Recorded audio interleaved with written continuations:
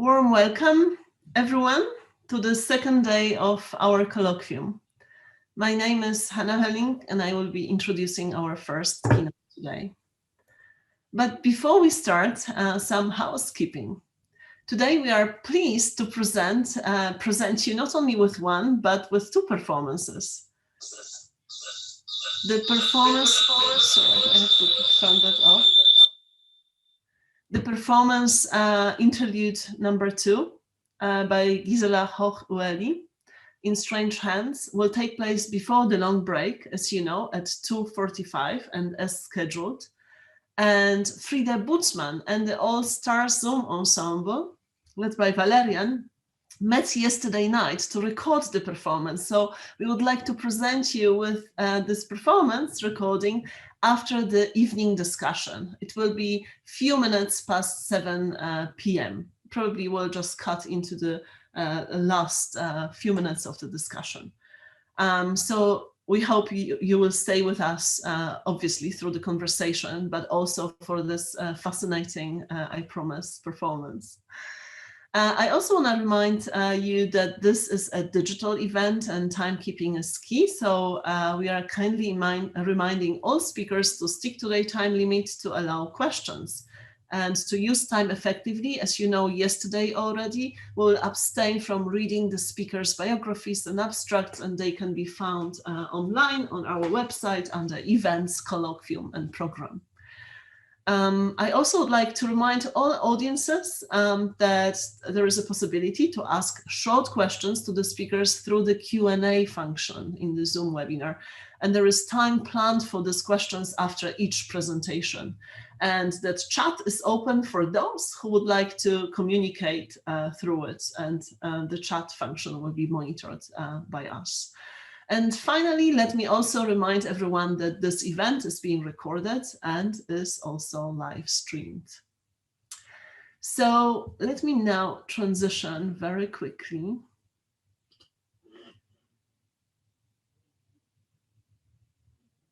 Exactly, let me now transition very quickly to this slide. We are opening this second day of our colloquium with the keynote lecture by Professor Barbara Büscher. Barbara, it is my great pleasure to invite you to present. Your talk is titled let me just pull this out a little, From the Work to the Performance and Its Traces, Documents, Performance Art and the Intersection of Art History and Theater Performance Studies. Barbara, the screen is all yours. Thank you. Hello, everybody, and good afternoon or good morning, wherever you are. First of all, many thanks to Hanna and the whole team in Bern for organizing this absolutely interesting conference.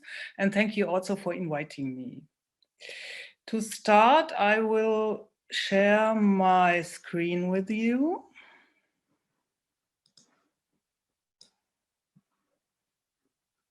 So, you see, the title of my presentation has changed a little bit, as you see, from the work to the performance and its documentation, performance-based arts at the intersection of visual arts and theater performing arts.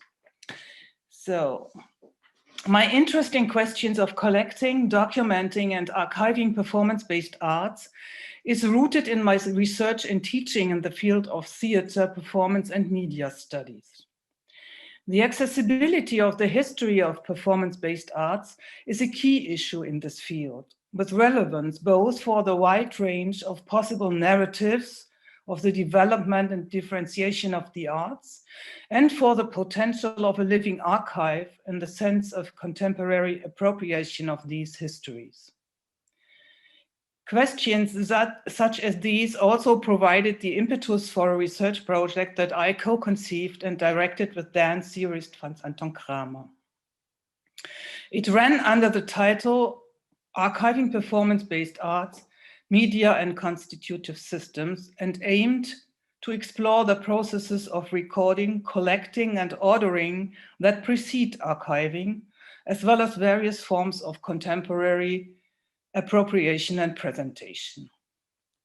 We set the scope of our inquiry to include intersecting areas between the classifications of performance art as part of the visual arts and of the performing arts as theater and dance.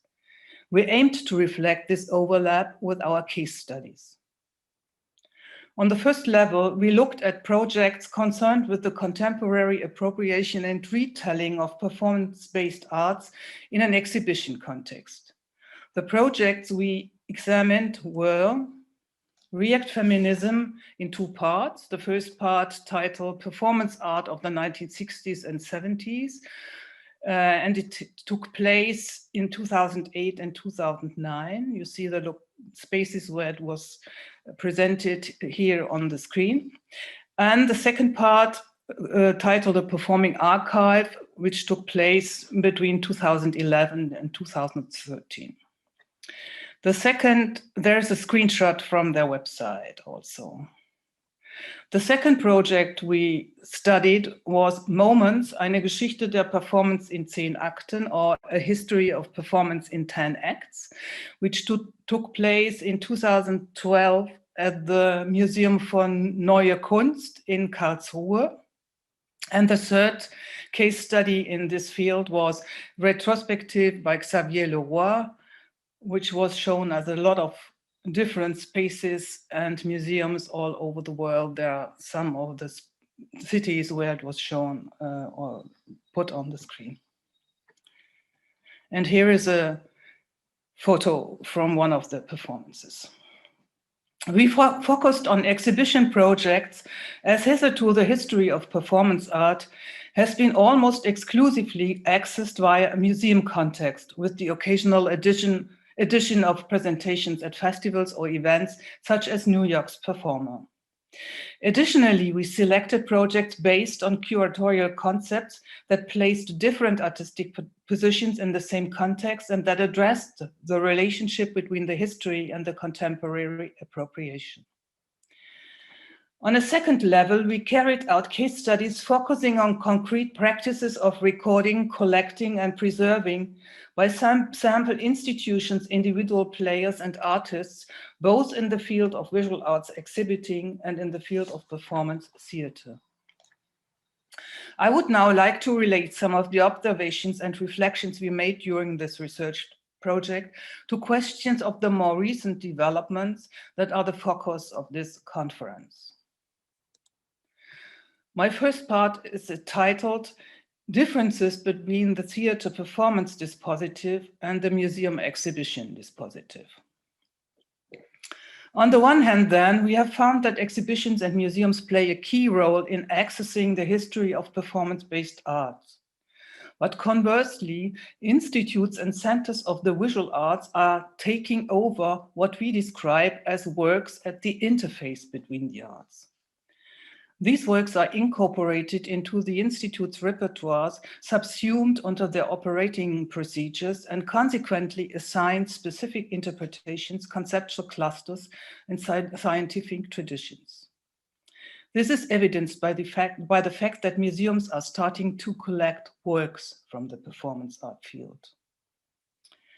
While this process of integration, as discussed here and in numerous texts of recent years, is fostering changes in institutional procedures and methods, and even in the concept of the museum, it is still a takeover of one side by the other. To consider what this development could mean and in which context for historiography, canon formation, and archival processes, I would like to take a brief look at the differences in dispositive between the theater and the museum or exhibition space. By way of introduction, allow me to call to mind the succinct and probably best known description of the dispositive concept formulated by Michel Foucault, which has been translated in the following quotation as apparatus. I quote, "Dispositive is a thoroughly heterogeneous ensemble consisting of discourses, institutions, architectural forms, regulatory decisions, laws, administrative measures, scientific statements, philosophical, moral, and philanthropic propositions. In short, the said as much as the unsaid. Such are the elements of the apparatus. The apparatus itself is the system of relations that can be established between these elements. Quote end. Following Foucault's general description, I would define the main differences between the field of theater performance and that of museum exhibition as lying in their forms of institutionalization and their social and historical contextualization, in their methods of production, modes of financing, and forms of administration and management, in their presentation methods and the implied spatial context or arrangements and time regimes, in their approaches to addressing or including spectators as players or not, in their modes of circulating works and artists, and the related methods of documenting and preserving collecting, and not least, in the understandings of the concept of the work in each field. Adhering to Foucault's definition, it essentially comes down to examining how these elements relate to each other, how they interact and cause shifts, as shifts certainly be observed. These dispositive constellations can be regarded as historical and as being based on specific socio-cultural and knowledge-producing circumstances. Hence, any changes that can be observed toward the performance of institutions or the performance of the museum, as Jonah Westerman and Catherine Wood wrote in 2020, and the integration of performance art in museums and their collections are all rather recent, and still confined to the efforts of a small circle of international players. Hence, Cosmin Kostinas and Anna Janeski stress in the introduction to the anthology of 2017, "Is the living body the last thing left alive?" That, I quote, "the institutional and historical realities that allowed the new turn to happen are yet to be examined, and that partly due to the resources they require, these shifts in the museum dispositive," I quote, "are primarily visible in the few centers of cultural power dotting the world," quote end. Numerous authors have written about the differences in dispositive between theater performance and museum exhibition regarding their spatial arrangement, temporality, and modes of addressing the spectator. Claire Bishop and Dorothea von Hantelmann are two examples. Bishop encapsulates these differences as the white cube contrasted against the black box. I quote, "The proscenium is a discourse, immersion, an architecture, the black box, and a structure of spectatorship ticketed with a beginning to end experience. The white cube, in turn, is also a discourse of mythic transparency assisted by the glare of full lighting, and a structure of experience, autonomy of the viewer, giving rise to different modalities of performance, ongoing presence, like a sculpture, or the loop, as in video," quote end. Dorothea von Hantelmann, meanwhile, counts the differences between the two dispositives in a broader context, going beyond the sphere of art, namely in various forms of assembly. She writes of, I quote, "two primary modalities of ritual gathering that have found their forms of cultivation and institutionalization in so-called modern Western societies: collective gatherings and individual gatherings. Collective gatherings occur in a variety of places, such as the church, the theater, and the lecture or concert hall, as well as at town hall meetings, conferences, etc. These collective forms of gathering are based on the modality of the appointment. There's a group of people, a collective, that gathers at the same place and time in order to attend to the shared experience of listening and or seeing. Individualized gatherings are more flexible. People gather at certain locations to pursue activities that are accessible to everyone, but that don't necessarily need to be carried out or experienced in a group. These individualized gatherings are based on the modality of opening hours. Participants move freely through the space in question. Their actions are neither coordinated nor synchronized," quote end. Both authors take their observations as a starting point for reflecting on the shifts resulting from performances being integrated in the museum and exhibition context. Shifts have also started to occur in the performing arts since the 1990s, due both to an extension of artistic practices and new production and presentation formats. The performing arts infrastructure has become extended by additional venues and sites that self-identify as international producing houses, art houses, or cultural centers. Their repertoires strive toward the transdisciplinary, featuring performances of all kinds, concerts, readings, exhibitions, and film and video screenings, and they engage in debate on contemporary issues. They work in a project-oriented manner and in conjunction with groups of artists whose work can be regarded as post-dramatic theater. Some examples are the Kampnagelfabrik in Hamburg, you see here an image, the Hebel am Ufer in Berlin, the Kaserne in Basel, and the Kai Theater in Brussels, to name a few. This is a screenshot of the website of Kampnagel. Another key aspect of the divergence in dispositive between theater performance and museum exhibition is the different, to some extent historically determined notion of the artwork in each field. In the visual arts and for art history, a stable and permanent original object has traditionally been thought to best represent the work. This has made the question of what to collect quite straightforward. In theater and in the theater performance studies perspective, every instance of performance is a work. Certainly, this has been the prevailing view since the turn of the new millennium. In the 1990s then, theater scholar Hans-Thies Lehmann coined the term post-dramatic theater to describe the contemporary practices, marking an innovative shift in the field.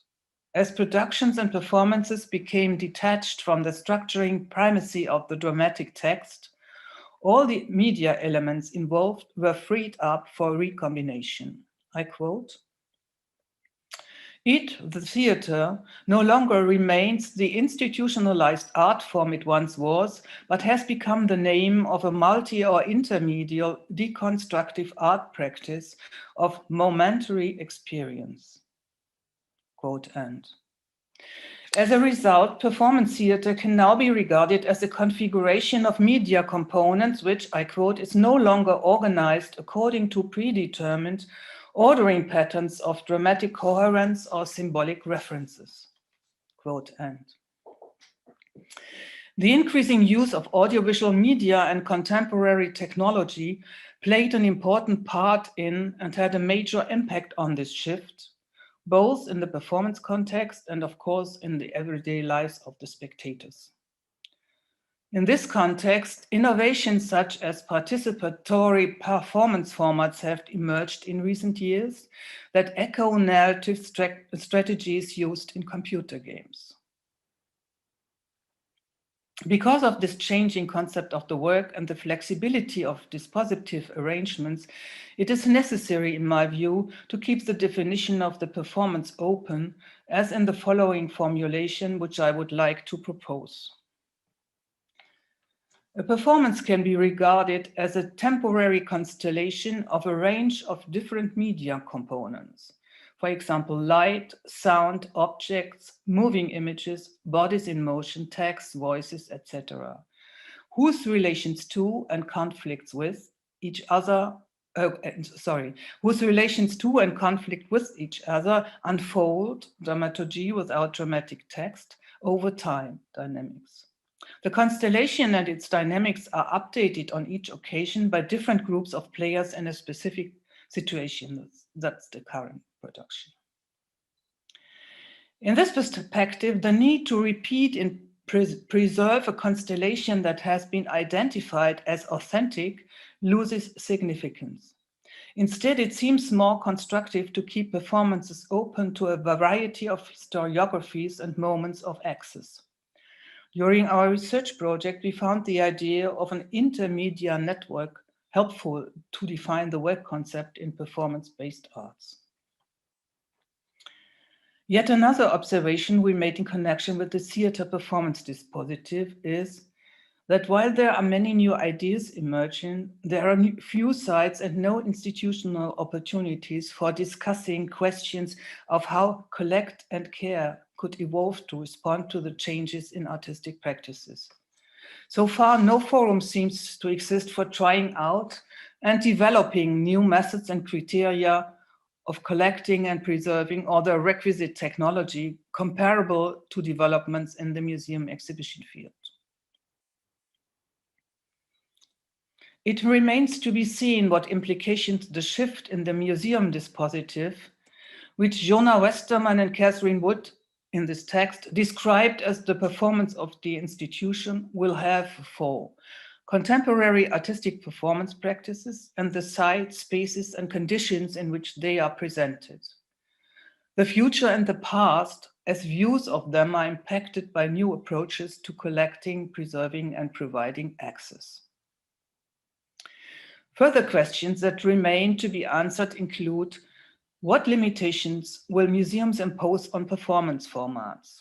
Which canon of the history of performance art will they take as a reference for their curatorial work? How will they extend and change it? And to what extent will developments occurring outside the field of visual arts be included? What significance does the size or dimensions of an institution, the extent of its resources and scope for increasing personnel, have for the museum's shift and opening toward performance-based arts? Are any ideas being considered that might facilitate the prospect that Boris Chamas imagines when he says, I quote, "I believe that large institutions, big museums such as MoMA, Tate Modern, or the Louvre, are in the process of shifting their center of gravity by way of a whole series of operations and micro-displacements. These museums are in the process of becoming and re-becoming work sites where artists create and are invited for residencies." Or is the shift in the museum dispositive allowing the quasi-mono-artistic orientation of existing art institutions and architectures to be then transcribed and transcended? And is the same true of the shift in the theater dispositive? Do we need new spaces and venues conceived of as places that don't follow a mono-artistic orientation to accommodate these changes?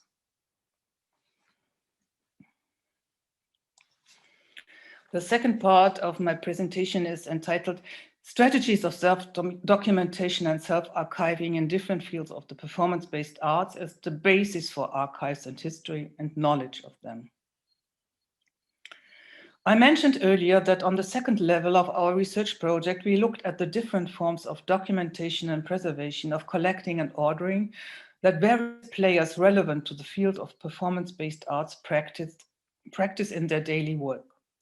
To reflect the diversity in the field of performance-based arts, we also included institutional players and private individuals involved in distribution and production. We were not only interested in the individual works or bodies of work by specific artists, but also in the documentation and transparency of curatorial and institutional decisions, as well as artistic processes and modes of production and work forms. To illustrate the range covered by the selected projects, I would like to briefly describe 4 examples which also serve to highlight the variety. We considered, for one, the Hau Hebel am Ufer, Berlin, one of the producing houses mentioned earlier, whose over 30-year history bears witness to curatorial and artistic developments in the field of post-dramatic theater and dance, and the emergence of an international network. The Hau was created in its current form in 2003 by the amalgamation of 3 different venues, each of which had its own history. Producing houses like this don't have a permanent ensemble, but continuously cooperate on projects with groups and within a European and international network of collaborators. For our research, we were interested to know how the house's artistic and curatorial development was manifested in its holdings. That means in which forms and artifacts. it emerged that it has not officially committed to carrying out any documentation for the artistic curatorial side of its work.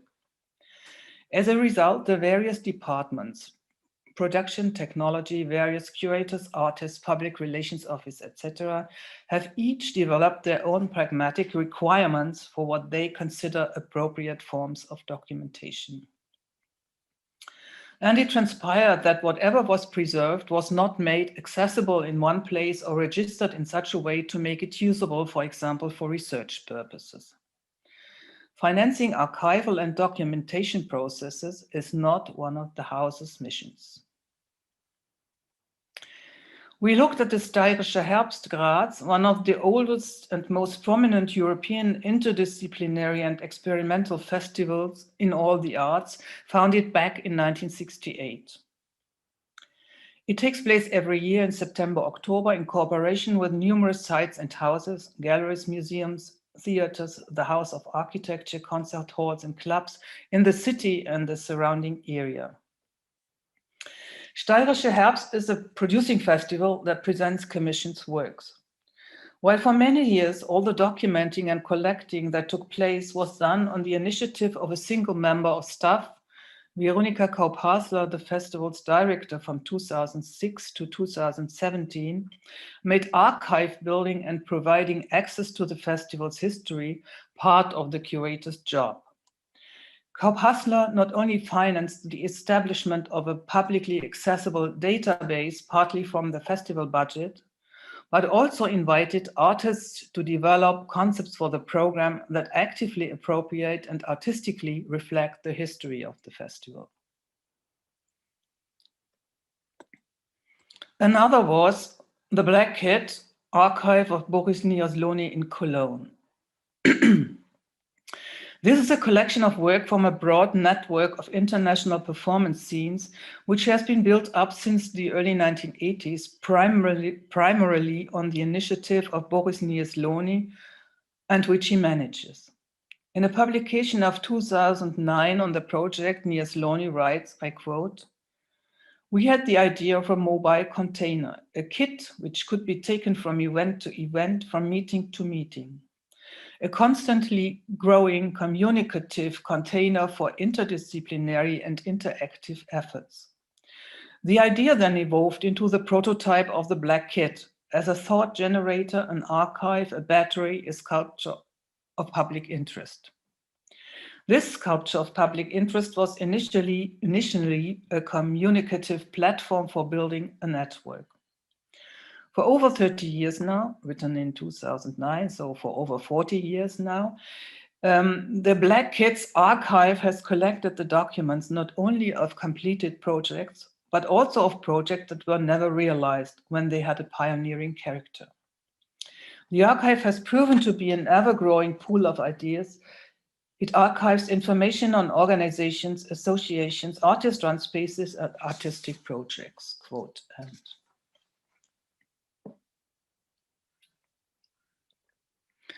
In the case of Rimini Protocol, we examined the documentation practices of an internationally operating team of author directors that has worked together since 2000.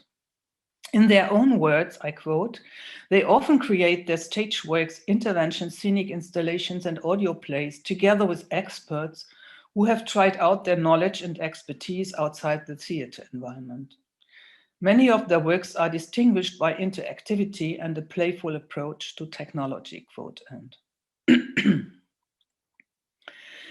They hold audiovisual recordings of their productions, focusing on the stage space, as well as others that document the playing situations of various groups of players. The artifacts they collect include notes taken during the work process, scores, diagrams, sketches of performance areas, and architectural models. By presenting selected documentations of their work on the website, they make the works, or at least excerpts of them, easily accessible. The team also holds numerous print publications. It is important to them that they also document their working methods, creative processes, and materials used, and so make them transparent. Rimini Protocol laid down the documentation requirements for their productions, both legally and financially, in each of their contracts with cooperating institutions. In this way, the group ensures, for example, that they have the rights to their publications and that contracts include a professional audiovisual documentation of their work. To summarize, we found that on the one hand, even the larger theaters and institutions we considered have neither the human nor the financial resources to systematically document all artistic and curatorial processes.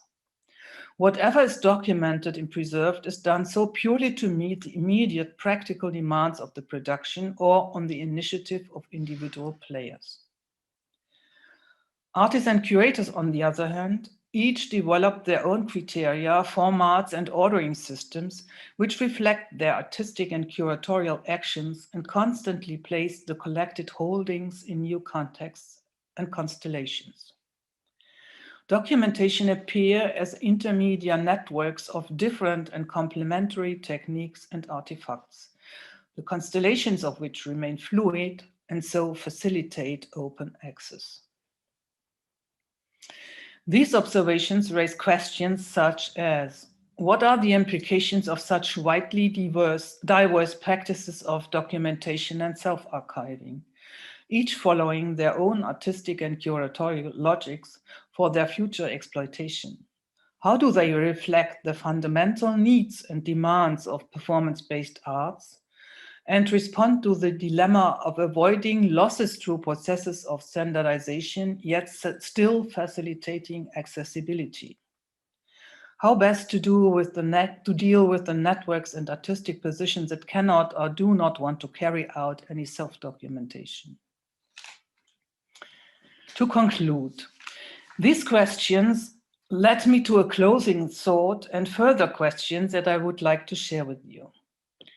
I quote, "Performance and documentation are not exclusive of one another, but form part of the same matrix of network or science. Documents are nowadays primarily produced and shared through technology. This means that technology is increasingly acting as an instrument not only for looking at and sharing our encounters with or experience of art, but also for defining performance's permanence," quote end. These lines are from a text that Gabriella, Giannachi, Peter Tomey, and Acacia Finbow wrote on the documentation for If Tate Modern was Musée de la Danse. I agree with the view they express, as I do with the efforts toward conceiving of spectators as agents and co-authors of documentation, rather than toward documenting performance as a presentation to passive spectators. And I'm impressed by, and as theater and media studies scholar, somewhat envious of the comprehensive, elaborate, and meticulous documentation the text describes. It is both exemplary and, I presume, intended to serve as an example, while also suggestive of such high costs and intensive staffing that it could only occasionally be viable. But documentation is essential for enabling us to know about the histories of performance-based arts, not only regarding individual performances and presentations, but also regarding the processes that went into making them. To ensure open access to the diversity, fluidity, and mutability of the performance-based arts, efforts should be made to build as large a body of artistic positions as possible. To close then, I would like to ask, is the way forward now to develop state-of-the-art instruments of self-documentation together with artists and hand these instruments to them to use and modify according to their own requirements? Thank you for your attention. Thank you so much, Barbara. Hello. Hi, thank you so much. This was really super insightful and very, very interesting. I think, you know, what I really loved about your presentation is how spans, I think, the fields of theater, and visual arts performance, crossing the different sides of their creation and life and afterlife, that evoke perhaps different degrees of precarity, if you wish. On the one hand, the museum and the exhibition, and on the other, theatrical stage or other sides of performing arts. And perhaps we are obviously open to questions, and we welcome all questions from audiences and from our panelists. But perhaps just to open up the discussion now, I would like to kind of tease out a little bit from what you said, certain aspects, and discuss them further.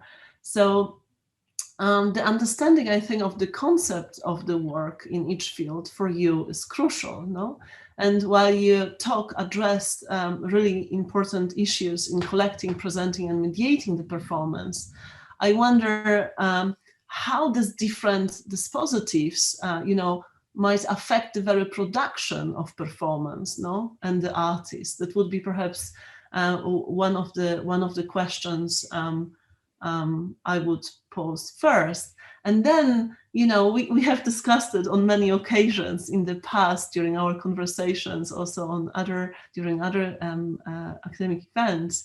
But I wonder, and I have always wondered about this division you draw between the work, the performance, and the documentation, and whether you might envision a situation in which all those three, perhaps are one.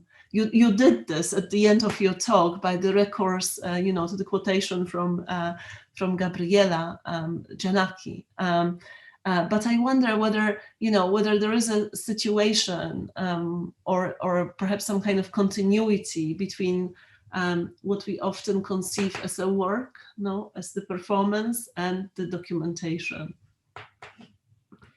What was your first question? I already forgot. Two long questions. I'm sorry. Yes, I was wondering how these different dispositives that you presented affect the very production of performance and the artist. That was my first question. But start wherever you want. Yes, where should I start?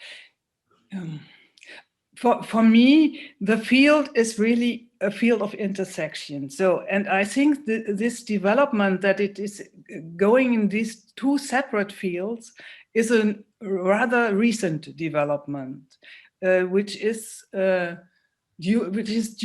also due to this practice to collect performance in a certain institution. So, and I think this is one of the big differences between both dispositives, that there is no collecting practice in the theater field.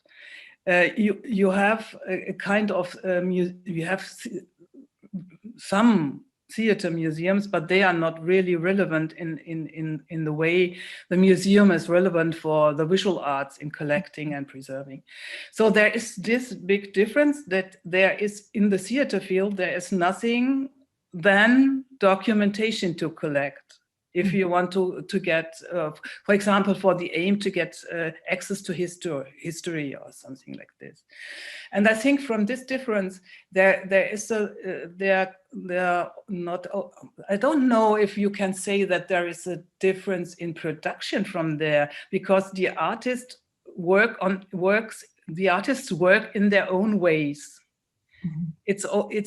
I think the biggest difference is this difference in how the work is distributed, how it is presented, how it is acquired and financed, and so on. I don't see it on the production side, at least. Mm-hmm. Yeah, very. Is this an answer to your question? I don't know. Yes, absolutely. And could you say a few more words about this distinction? So, differentiation you draw between the work, the performance, and the documentation. I think even the the current title of your presentation, From the Work to the Performance, no, and its documentation kind of underlines this. And I have been always curious about this. You know my interest in the kind of ontological epistemic dimensions of objects and what the object of performance actually is, or also by extension of potential of conservation as well. But yeah, is there perhaps just let us start with a little comment on the differentiation between the work, the performance, and the documentation. Yeah, I think this idea of the work is there is a difference in this idea of the work between the theater studies or the theater field and the visual arts field, because of its history and of the history of the objects which are shown in the museum and of the non-objects which are shown in the theater. And this was the idea that from the work to the performance, there's the way from the visual arts to the theater. And the theater idea, the idea of the work in the theater field is the performance is when it is shown, and this is a kind of I don't know how to say what I try to do with this definition. This is a kind of media constellation which is oh, sorry, I don't know. We get a concrete idea and form if it is shown, if it is presented, and then it's gone, and there's nothing than traces and documentation. And insofar as the documentation, of course, also the work, because it's seen from the historiographic idea, it's the only way to get access to historical performances in so far you can get the documentation. And that, I think that is also my idea, or my last question, why I think that it can't only be the 25 works which are preserved at the museum, at the big museum, but you have to find a way to keep them in a way, to care for them in a way, for a broader body of works. That's fascinating. Thank you so much, Barbara. I saw Valerian raised his hand. Valerian, are you still here? Yes, super. Yes. So thank you. Questions actually also from the audience. So we'll perhaps get to one of them at least. Thank you. Yeah, thank you very much, Barbara. It was exactly in this space I'm sitting here that we discussed 2011, the tension field and the intersection between theater collections and visual art archives or collections. And it's really important to consider that the history itself of the theater studies is another than the art history. And that also has consequences in collecting performance art or archiving performance art, since I am trying to build up with my colleagues a Swiss performance art archive, and I'm landed in the theater archive or theater and dance archive. It is a complete understanding of how to collect and archive performance art than in the museum. So I'm very glad to have this intersection and this tension field named by these two different approaches. And I'm very happy that now in this symposium, this is discussed. That was more a statement than a question. Thank you. Okay. Thank you so much, Valerian. Let us perhaps present Barbara with two questions we have in the Q&A. One is more of a comment, whether support of sociology can be helpful to kind of think this, dynamics through. But let us get perhaps to this, keeping this question in mind, let us get to the other question. I wonder, writes Julia Reich, I wonder what happens if performances aren't shown and there is only traces. Could documentary practice influence the performative practice? And if so, could documentary artifacts be described as conceptual parts of the performance? Yes. So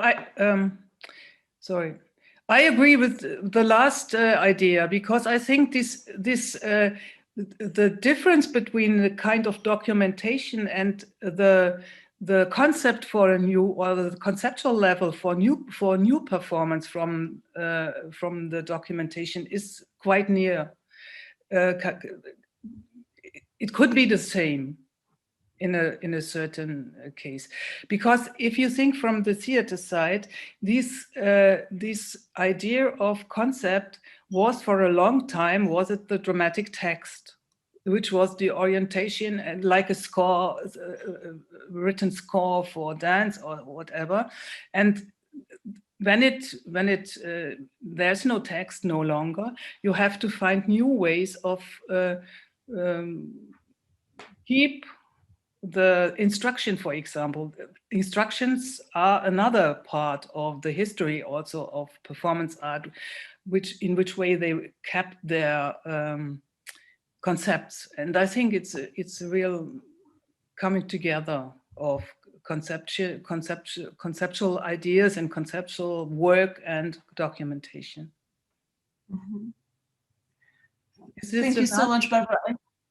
I think we unfortunately we have to finish now with our Q&A. Perhaps we could continue our conversation in the evening discussion as well, because I see there was another raised hand, and things are going on also in our other sections. But I want to thank you so much once again for this wonderful contribution.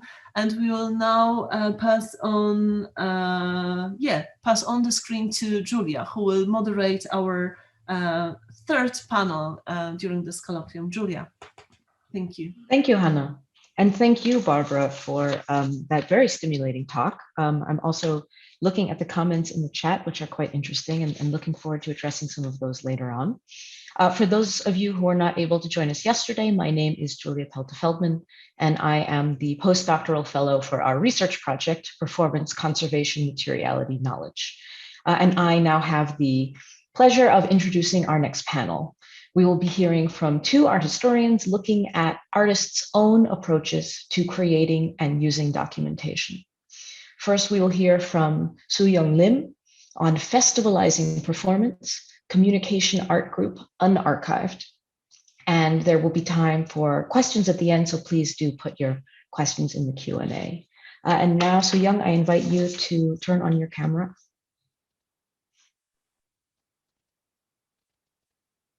Hello, can everyone hear me?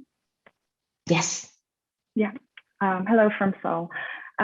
First, I'd like to thank the organizers for putting together this colloquium, and also to Barbara for your thought-provoking keynote presentation. It's a real privilege and pleasure to be joining all the speakers today. So my presentation, I'll put this up.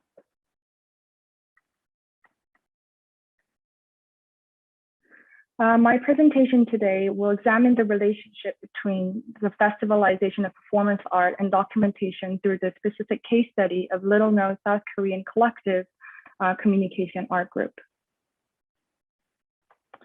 On the 5th of May, 1991, the second edition of Multidisciplinary Art Festival, organized by a South Korean artist collective communication art group, also known as Com Art Group, took place in the center of Suwon, a metropolitan city located only 34 kilometers south of Seoul. This one-day event opened with Earth Play, a participatory performance by the renowned avant-garde artist Lee Seung-taek. Measuring 5 meters in diameter, the inflatable globe vividly depicts a 360-degree satellite view of the Earth, the swirling movement of white clouds hovering over blue oceans and continents. Meticulously painted by the artist with striking realism, this hand-painted inflatable was let loose on the ground of Chang'an Park, the festival's main venue, to be carried around by a crowd of visitors, and especially children.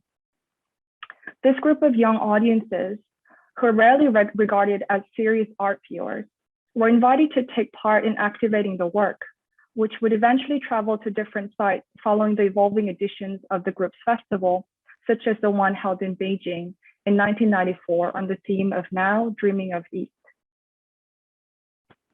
As one of the 10 artists from Korea who traveled to China, soon after the diplomatic relationship between the two countries normalized, Lee would stage a guerrilla performance cycling around the busy streets of Beijing with this blown up earth tied to the back of his bicycle, turning the passerby on the street into witnesses of this unannounced performance.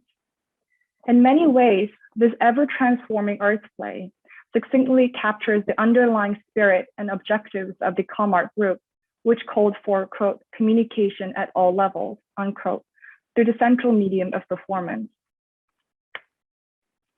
Founded on the 1st of January 1990 by a group of mid-career artists based in Suwon, including Lee Kyung-gun, Kim Seok-hwan, Hong Oh-bong, and poet Choi Byung-gi, the group defined communication art as the following in its manifesto, quote, at times art cannot speak for itself, obstructed by social and cultural circumstances.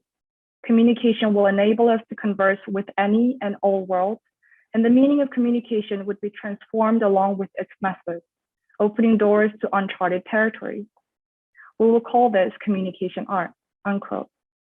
For the group, then, communication was an expensive term and its method an alternating one, which went beyond the processes of exchanging information.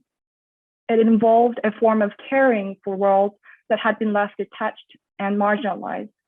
Therefore, what they saw as disconnected were not only the relationship between art and life, or the local and the global, but conventions that categorize and polarize generations, genders, cultures, among others. According to critic and curator Yoon Jin-seop, a proponent and an important collaborator of the collective, ComArt Group's decision to stage their activities outdoors in the form of free open-air festival alongside gallery-based exhibitions was a strategic move.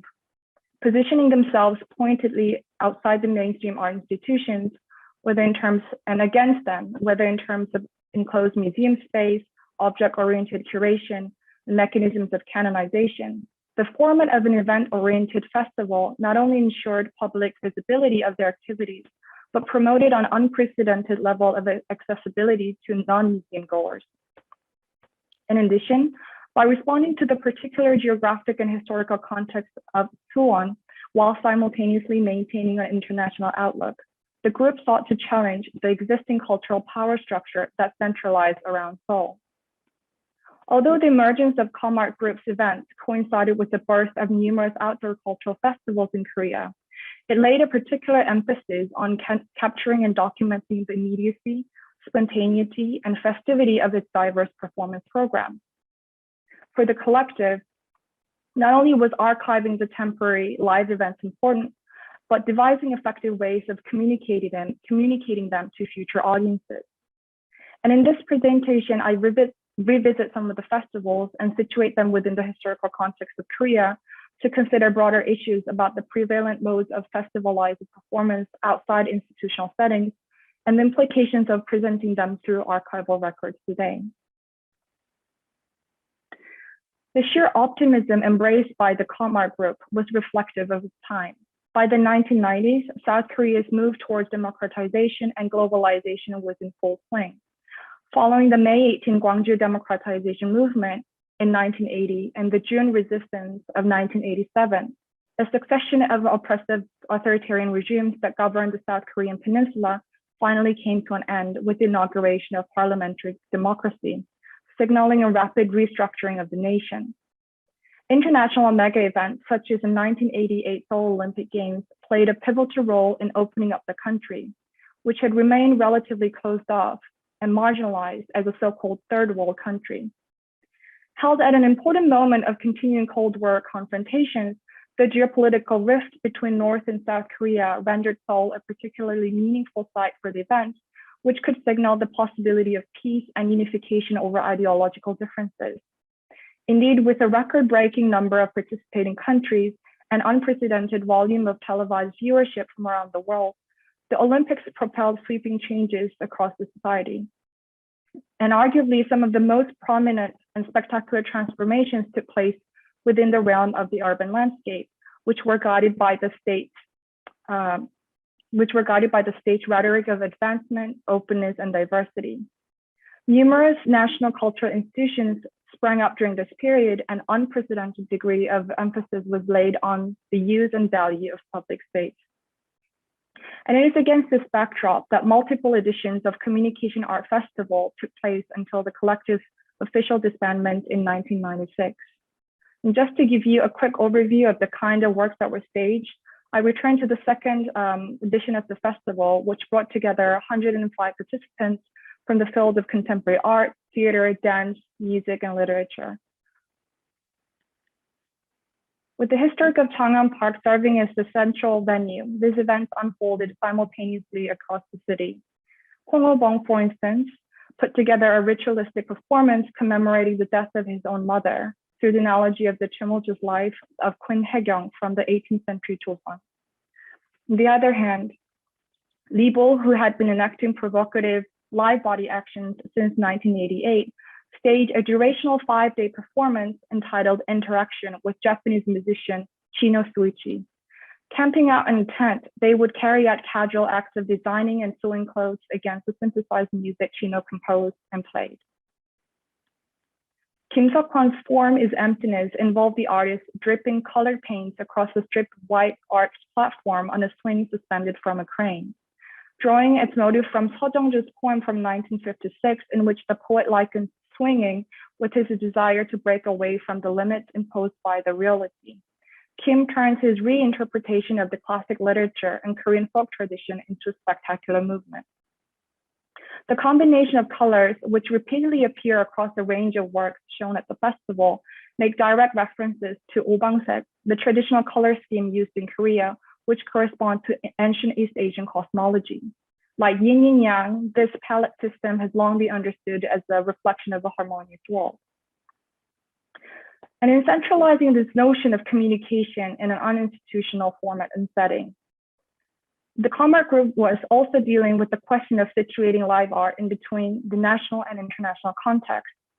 Traditional Korean theater actor and historian Shim Woo-sung, who also acted as one of the advisors to the collective, for instance, saw performance as a practice which was simultaneously imported from the West and also deeply rooted in traditional folk culture, and especially that of shamanist rituals. Rather than differentiating each work according to genre, Shim instead proposes to interpret them as unmediated acts and movements, even desperate cries of expression. He also notes how outdoor theater and festival have always been an integral part of traditional Korean culture, village yards serving as a multi-purpose platform for different kinds of rituals and plays, surrounded by a crowd of onlookers. It should be noted that such ideas of marrying experimental vanguard performance with folk rituals were already being tested through figures like Nam Jun-taek, who in 1990 staged a contemporary interpretation of Kut, or rites performed by shamans to guide dead spirits to heaven, in front of Seoul's Gallery Hyundai in commemoration of Joseph Beuys. And I'm sorry I can't show you this image due to copyright reasons. But what I'd like to draw attention to is the way in which the Comart Group documented their diverse range of activities and subsequently deployed them. From the very beginning, the members of the collective worked closely with the critic and videographer Kim Young-jae, who had just opened an independent video production studio known as Kim Cine, specializing in art and culture. Together with his assistants and colleagues, Kim was in charge of recording and subsequently editing all of the events staged as part of the festival. By the early 1990s, spectacular performances, temporary interventions, and art festivals of varying scales swiftly became the subject of documentation, as well as real-time journalistic media content. According to Kim, quote, a sense of freedom and excitement existed in these years as national broadcasting companies remained open to divergent forms of art and appropriated them as valuable content for popular TV audiences, unquote. Public broadcasting companies such as KBS produce specialized segments focusing exclusively on visual art, including TV Museum, which introduced both historical and contemporary art from Korea and abroad.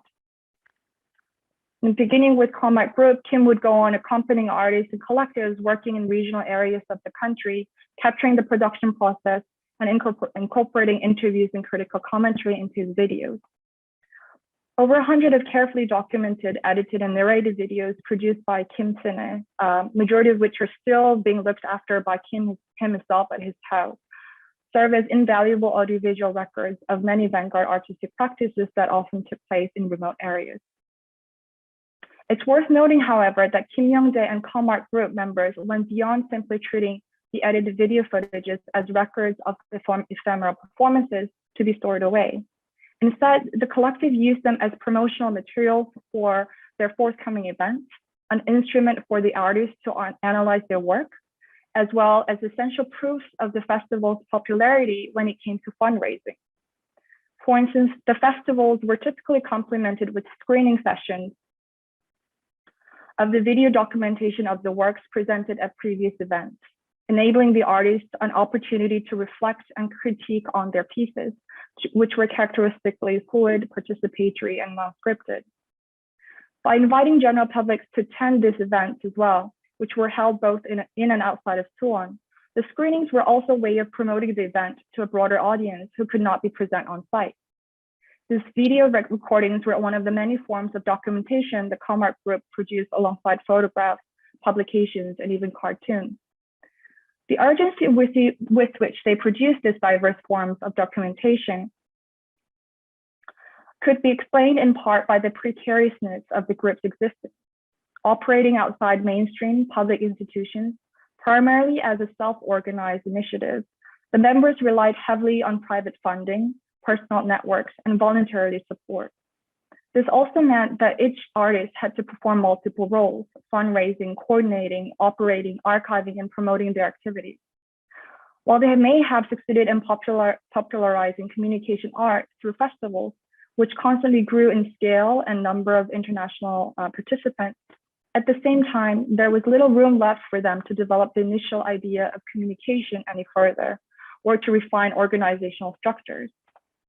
The case of Comart Festival therefore demonstrates both the potentials and limits of sustaining the longevity of self-organized events.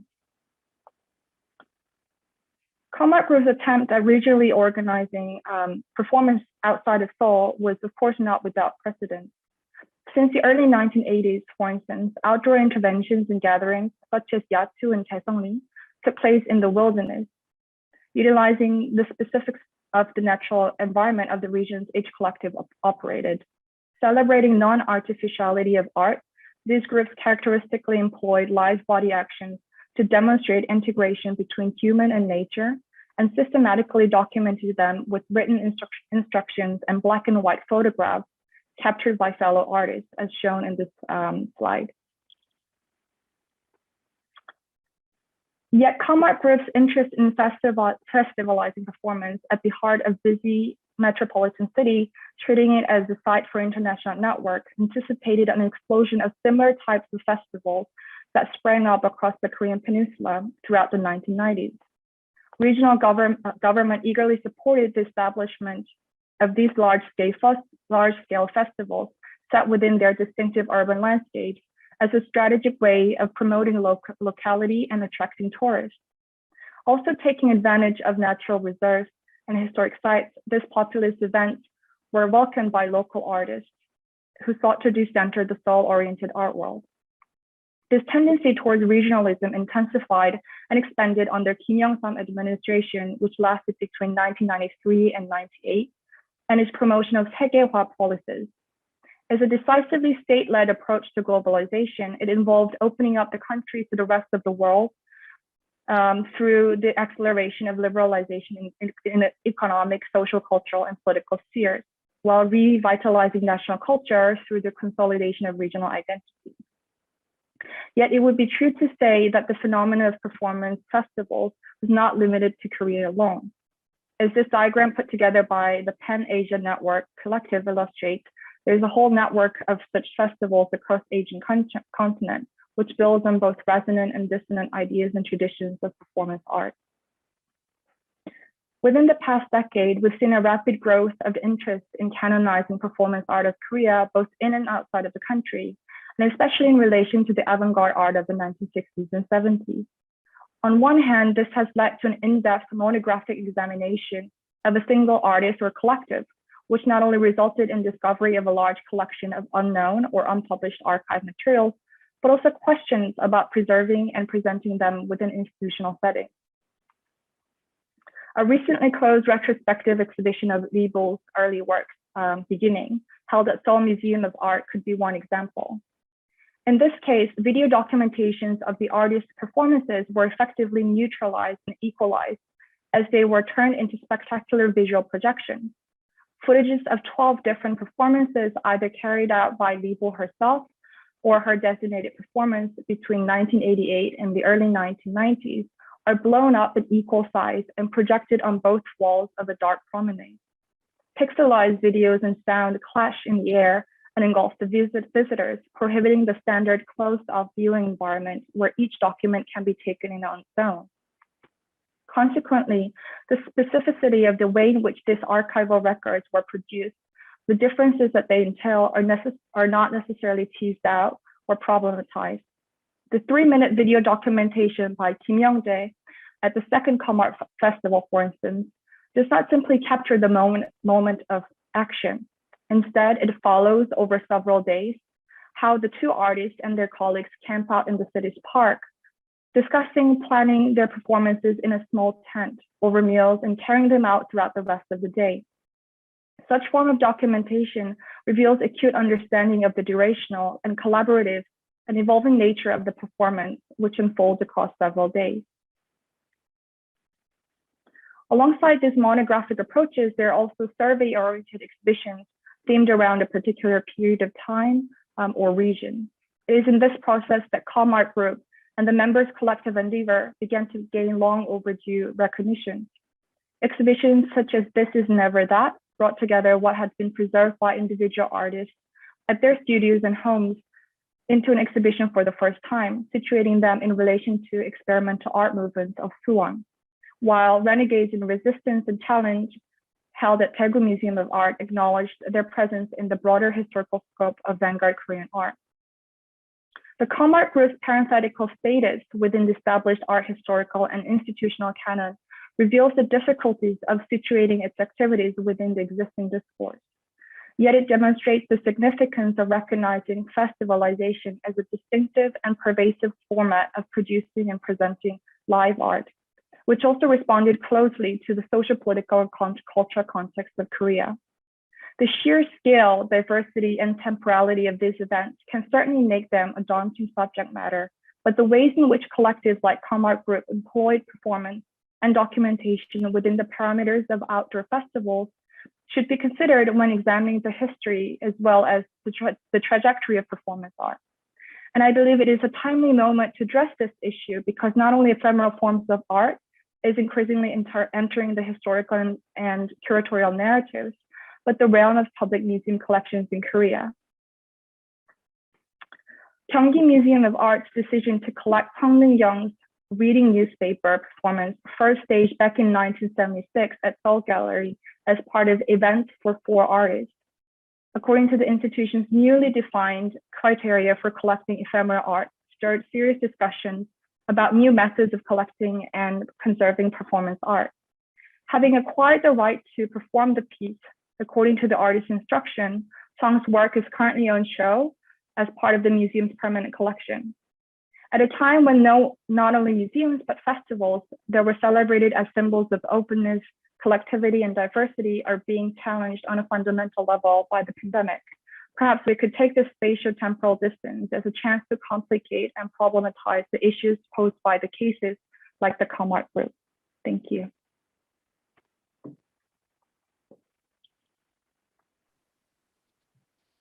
Thank you so much, Sooyoung. Really interesting. Now I'll remind everyone that our chat is open, and for our panelists, if you'd like to ask a question, Sooyoung, feel free to jump in or to raise your hand so that I notice you.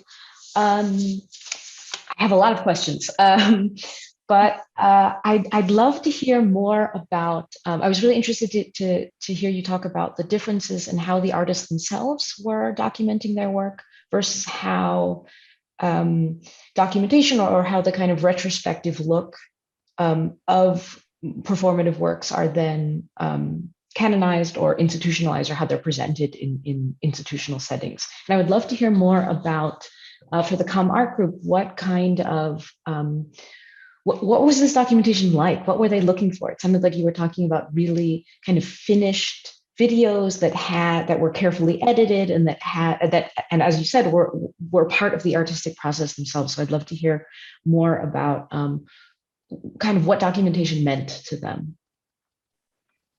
Well, thanks for your question. I think for me, what was really interesting was to first not only examine what kind of documentations were produced by the Comart group, but in what context they were created. So I wanted to kind of sort of contextualize the reason why they sort of emphasized the importance of sort of live video documentation was very much in relation to the popularization of sort of TV, sort of just this journalist media after the 1988 Seoul Olympic Games, and also sort of this liberalization of the country.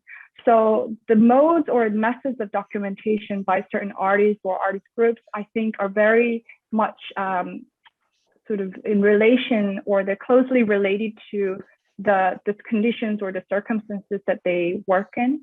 And for the Comart group, they really sort of tried various different ways of documenting their performances, just because it was happening simultaneously across different parts of the city.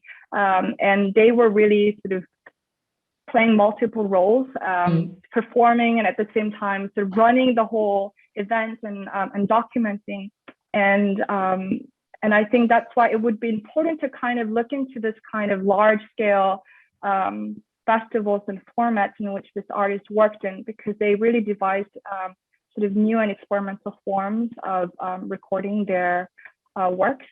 And I think this is where Kim Young-jae, the videographer, comes in, because he was really the central figure who kind of used his relationship with Comart Group to kind of test out sort of this first sort of set of documentation, and using the screening sessions to really not only keep the archives for themselves, documentation for artists themselves, but to really distribute them through like different channels. Yeah, Kim is such a fascinating figure, and I'm interested in how, if you could speak to how his work has subsequently entered art history or curatorial spaces, or whether is this work that's seen as art? Is it work that's seen more as documentation? Is he still active in playing a role in how that work is being received today? Right. So one of the reasons why I also wanted to highlight his sort of significance in this presentation was also because he's completely sort of marginalized and forgotten from any curatorial or art historical study. So a lot of curators and archivists would go and visit him to sort of retrieve the material, documents. And yet the importance of like how he set up the sort of independent production company and really sort of collaborated with certain collectives on a long-term basis are never really sort of examined as sort of a serious topic. And I think that's why it would be important to not only sort of use these documents as sort of resources for, creating certain canons or studies and narratives, but to kind of also acknowledge sort of their significance on their own. Yeah, absolutely. And I think we may be making certain curators in the audience feel a little bit guilty, because I think that's something that many of us have been guilty of at one time or another. And yesterday we had one of the topics that came up was exactly this question of what we do with artists whose work is so important as documentation, and how to kind of balance the status of these works as documents, but also works in their own right, and how something can, which is so often the case, can serve a kind of conservation purpose and also need to be conserved, both materially, but also conceptually, intellectually in its own right. And this is a really, really powerful example for that. Are there any? Oh, I see we have a question in the Q&A from Johanna Hausholder. Sooyoung, could you speak more about the deconstruction for creation screenings? Was it an opportunity for an artist to reflect publicly on their previous work? Yes, so thanks for your question. That was held in 1996, and that was the last sort of festival that the ComArt group organized. And this was held at an abandoned primary school, which was going to be destroyed. And that's why they sort of termed the whole sort of theme as sort of creation through destruction. And at this screening, it was open for like to larger audiences and general public, but because the school was in such a remote part of Suwon, only as far as I know from the records and from the interviews I had with the artists, that sort of the core members of the group and sort of their friends came to see this screening.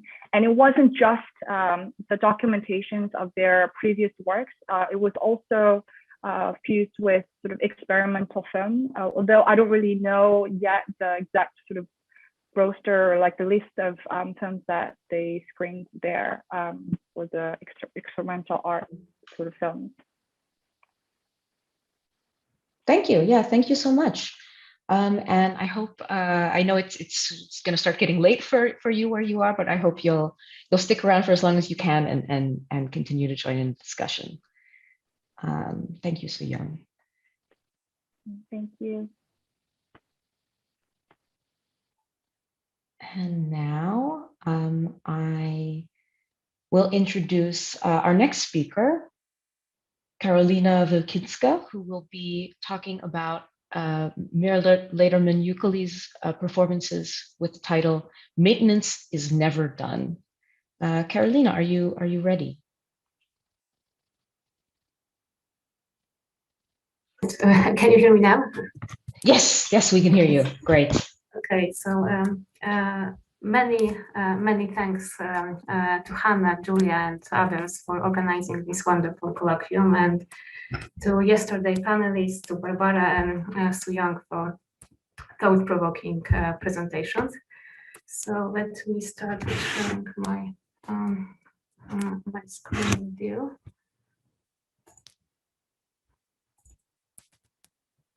Okay, can you see the presentation? Yes, we Okay. can see it. So in my presentation, I will examine the nature of documents and documentation in socially engaged performances of maintenance artist Lederman-Uckelli's. For the starting point of my research, I focused on the difference between a personal archive of the artist and official ones, that is art institutions' archives and museums and Ronald Feldman Gallery that represents the artist since the 70s. After digging into material, however, it struck me that the biggest gap between approaches to artists' works documentation is set not by official and unofficial division, which is rather blurred as everything the artist has done is represented by the gallery from the beginning, but by art historical narrative, with its focus on photographic documents of social performance and documental nature of the artist's work itself. A bureaucratic aesthetic that generates records as correspondences, maps, telexes, and rubber stamps, presented on exhibition and kept in archives. Therefore, by using Maurizio Ferrari's concept of documentality, that is the idea that the social reality cannot exist without documents, that its origin depends on the fixing of actions and intentions onto recordings, I will discuss two ways in which documentation of Uckelli's maintenance art is related to the social order and what consequences they have for preserving and exhibiting her performances. So the first relation is intentional one and is established by art historical narrative, which selectively uses documentation of Uckelli's art as as manifest image. Her documents, mainly in the forms of photographs, documents mainly in the form of photographs are analyzed rather as a result of performance and of the collective intentionality. So as such, their materiality has no meaning, as they are merely the evident byproduct that represents some political events. This approach to documentation is usually present in publication about social art, and it serves particular production of social performance history. The second relation is documental one, which focuses on documents as recordings that not merely represent, but constitute the social practice and political events. Here, the material document reclaims its capacity to generate social order.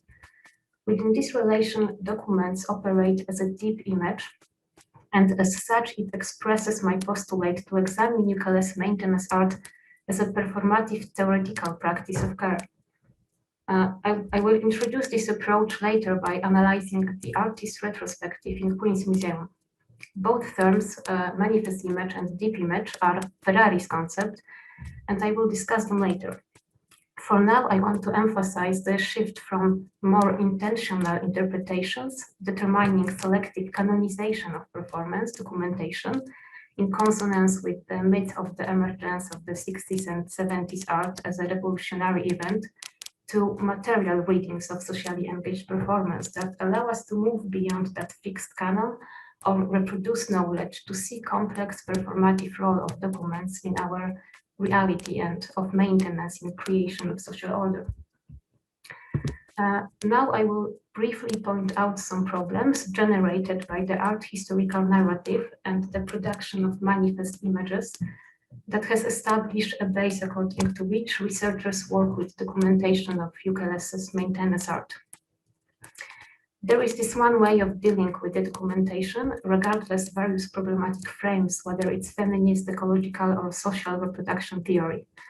In each and every case, the critical and emancipatory potential of Ukeles maintenance practice is taken for granted as a self-fulfilling promise, as an already done single intervention from the outside of criticized status quo that has immediate impact on social realm, revealing its hidden structures. The action of collective intentionality is then manifested by the image.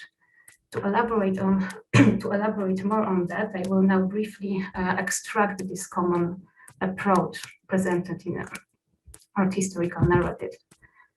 Ukeles became a maintenance artist when she decided to name her daily course as mother, a care worker, art.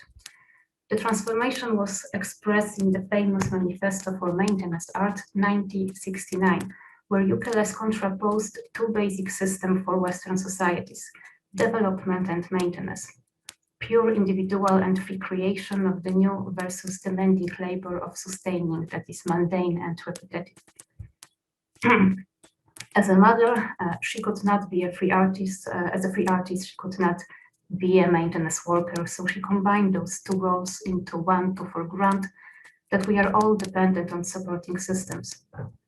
The content of the manifesto, not its form or performative capacity, is therefore the only aspect that is interpreted here. Then her maintenance practice evolved over time through the private sphere to the public one. From the level of the institutional critique, she washed the floor in the museum to make invisible labor that supports art build visible. Ukeles shifted to the level of infrastructural one. She stepped into the to the real social system of public care, to the New York City Department of Sanitation.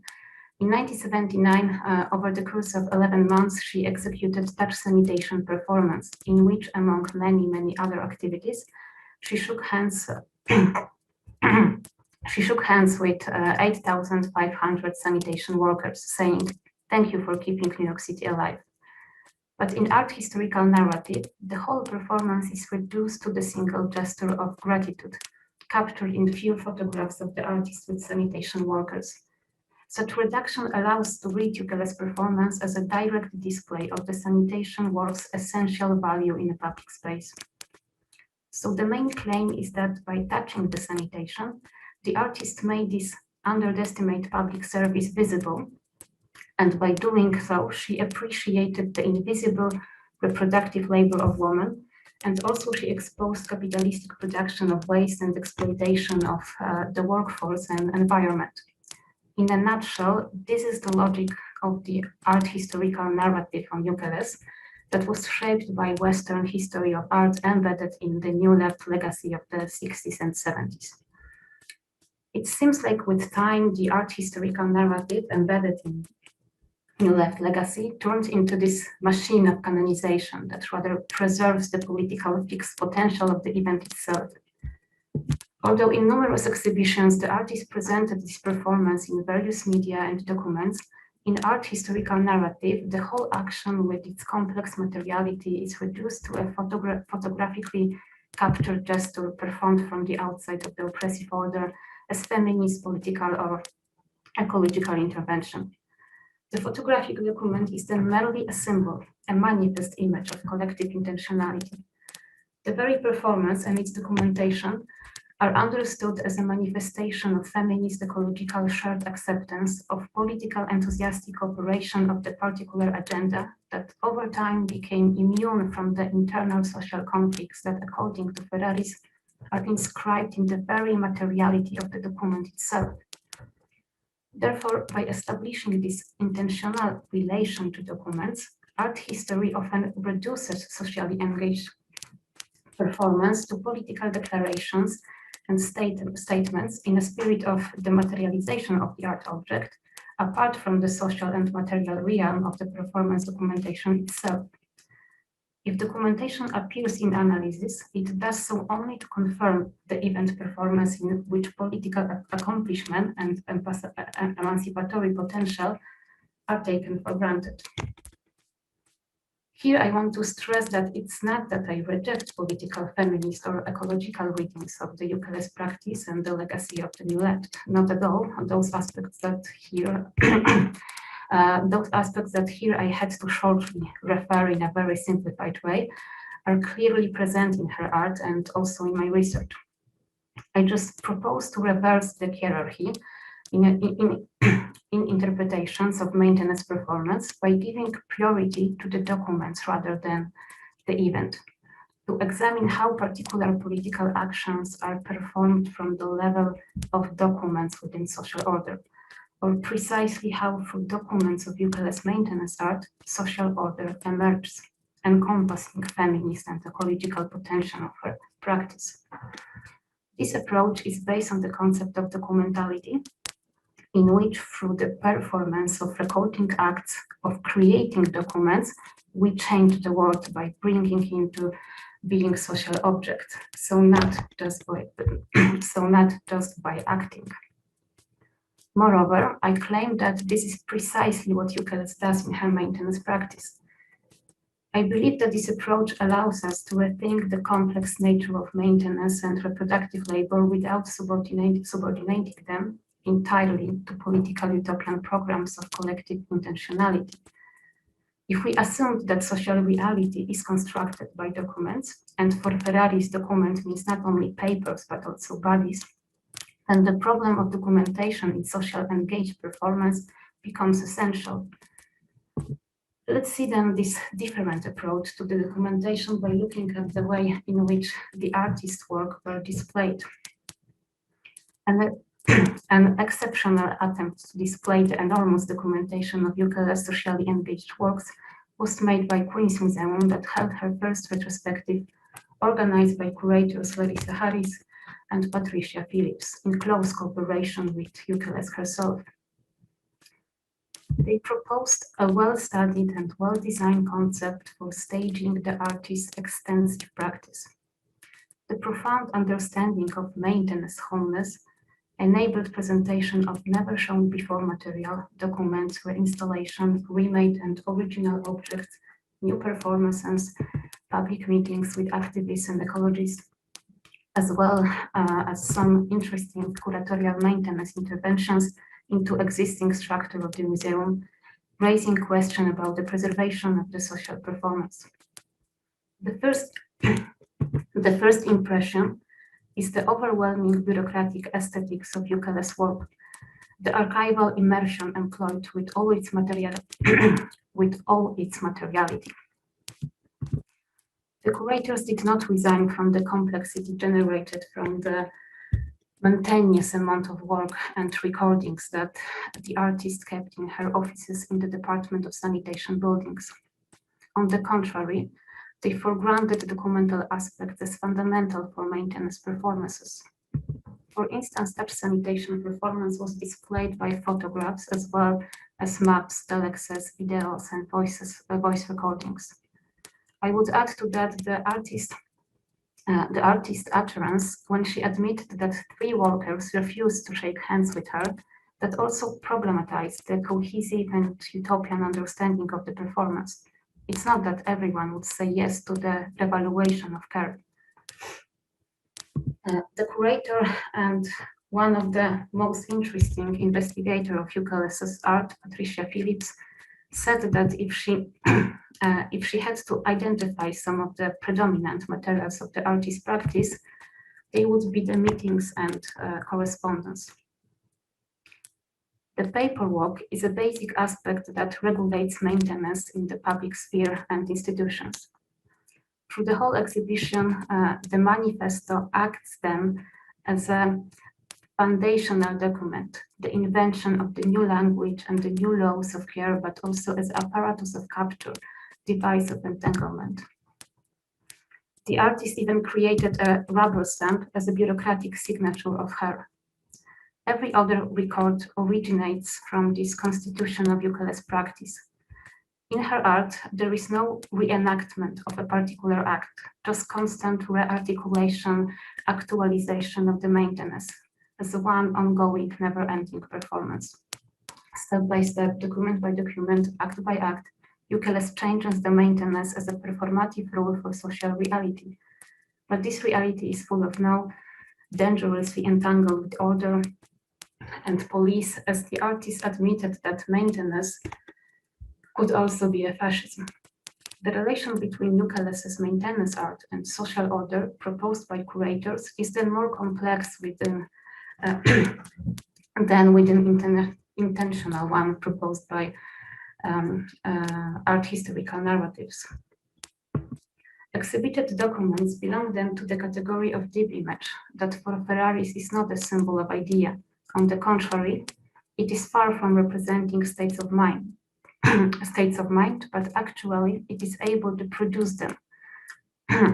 Quote, despite appearances, it is the document that creates the value, not the value that produces the document, end of quote. Paraphrasing Derrida, Ferrari states that there is nothing social outside the text. Papers, archives, and documents constitute the fundamental elements of the social world. Society then is not based on communication, but on registration. That is why Eucalip created this bureaucratic archive, the Janus-based system, the proper context for maintenance to act upon and change our way of thinking and document and the way we document social art. Maintenance becomes not only a visible and valuable work of care, but also a document-producing institution. Therefore, it is not passive and descriptive in relation to neoliberal development, but performative. It creates social reality. In Eucalip's practice, maintenance is still repetitive and mundane, but at the same time, it produces a different hierarchy that with over the course of 50 years of the artist's activity, places care closer and closer to the center of the social order and to the common. It is not a picture of the utopian future, though. The artist is aware of the never-ending nature of the maintenance that needs to be constantly rethought, recorded, and inscribed. It is always entangled with institutions, bureaucracy, text, and social writing that conditioned our caring bodies, our everyday performance. The exhibition was then created around the very idea of maintenance as a social, rational, and cooperative practice rather than around imposed political agenda. The practice that astonishingly changed the very institution of the New York Department of Sanitation itself. When Eucalip entered the SNY in the 70s, It was in the middle of a fiscal crisis during massive layoff and the lowest morale ever. Today, there is this growing proud and self-awareness of the institution that just recently has established their own archive and that is taking care of one of UKLS's work, Social Mirror. There is also the Sanitation Foundation that plans the development of the Sanitation Museum in New York, and UKLS is still unsalaried official artist in residence in DSNY, working on her installation for a gigantic project of the restoration of the Freshkill, once the biggest landfill in the world, again to Staten Island residents as a public park. To break this full subordination of the labor of care to capitalism, to neoliberal logic, ongoing cooperation of many is required. In conclusion, I want to show you the latest project of UKLS created last year during the pandemic. It consists of animated hand-like written words of thanks for service workers who were sustaining the city through the COVID-19 pandemic. The work was on display through the subway and rail digital network, the very locations where service workers pass through each day, and you can still see it on the large-scale digital billboard at Times Square.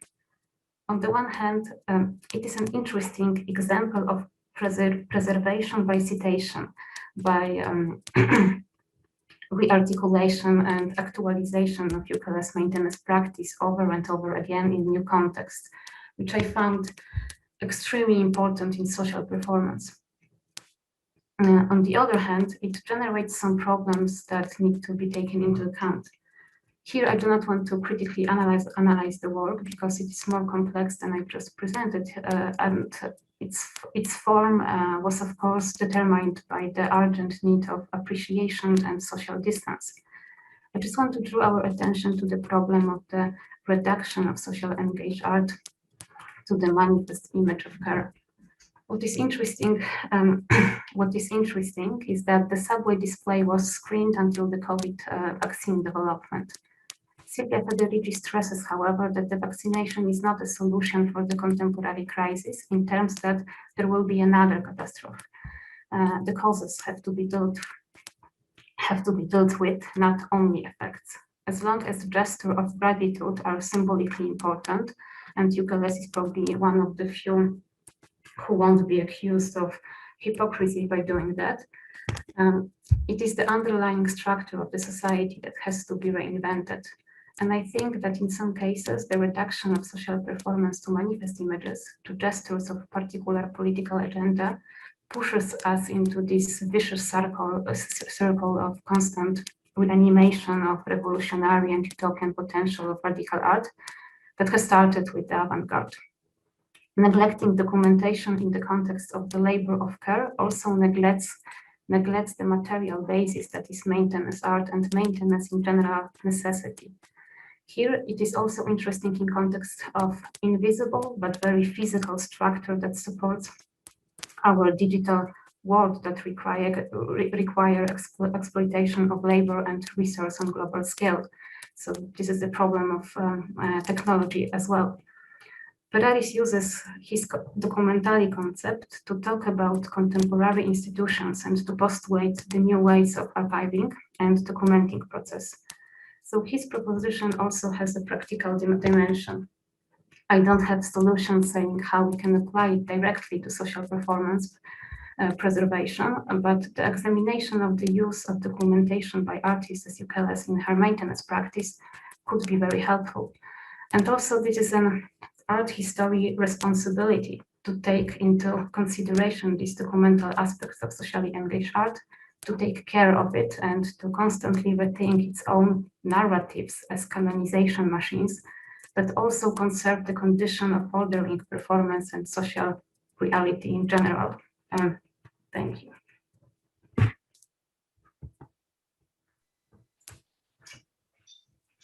Thank you, Karolina. And thank you in your talk for bringing up so many questions and issues that are at the heart of what we're discussing this weekend. just thinking about the way, sort of two related issues about Euclid's work, the way that documentation is not something that is merely made of her work, but rather, and correct me if I'm wrong, but it seemed to me that you were suggesting that documentation is an outcome of this work, that it is part of it is a result of the process of her work, of her performance, that documentation is produced. And then today, of course, these documents are I want to say these documents are the main way that, no worries. I want to say that these documents are the main way that we know this work today, but I can already hear in my head Rebecca Schneider objecting to that characterization. But in any case, we have the documents and they play such an important role in our understanding of what she did.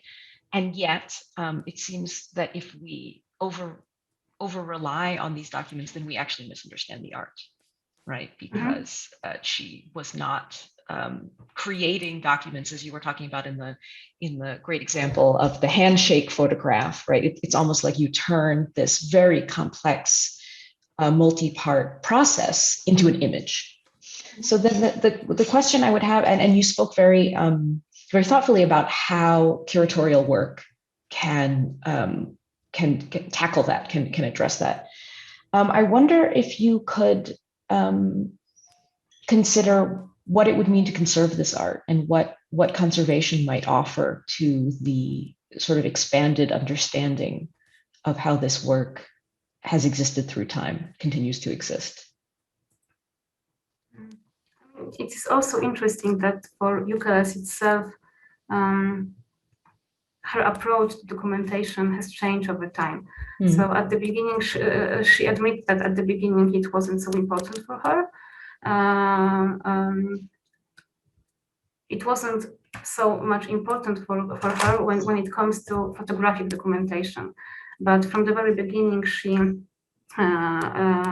produced those papers, those documents. And with time, it became more essential for her work, I think.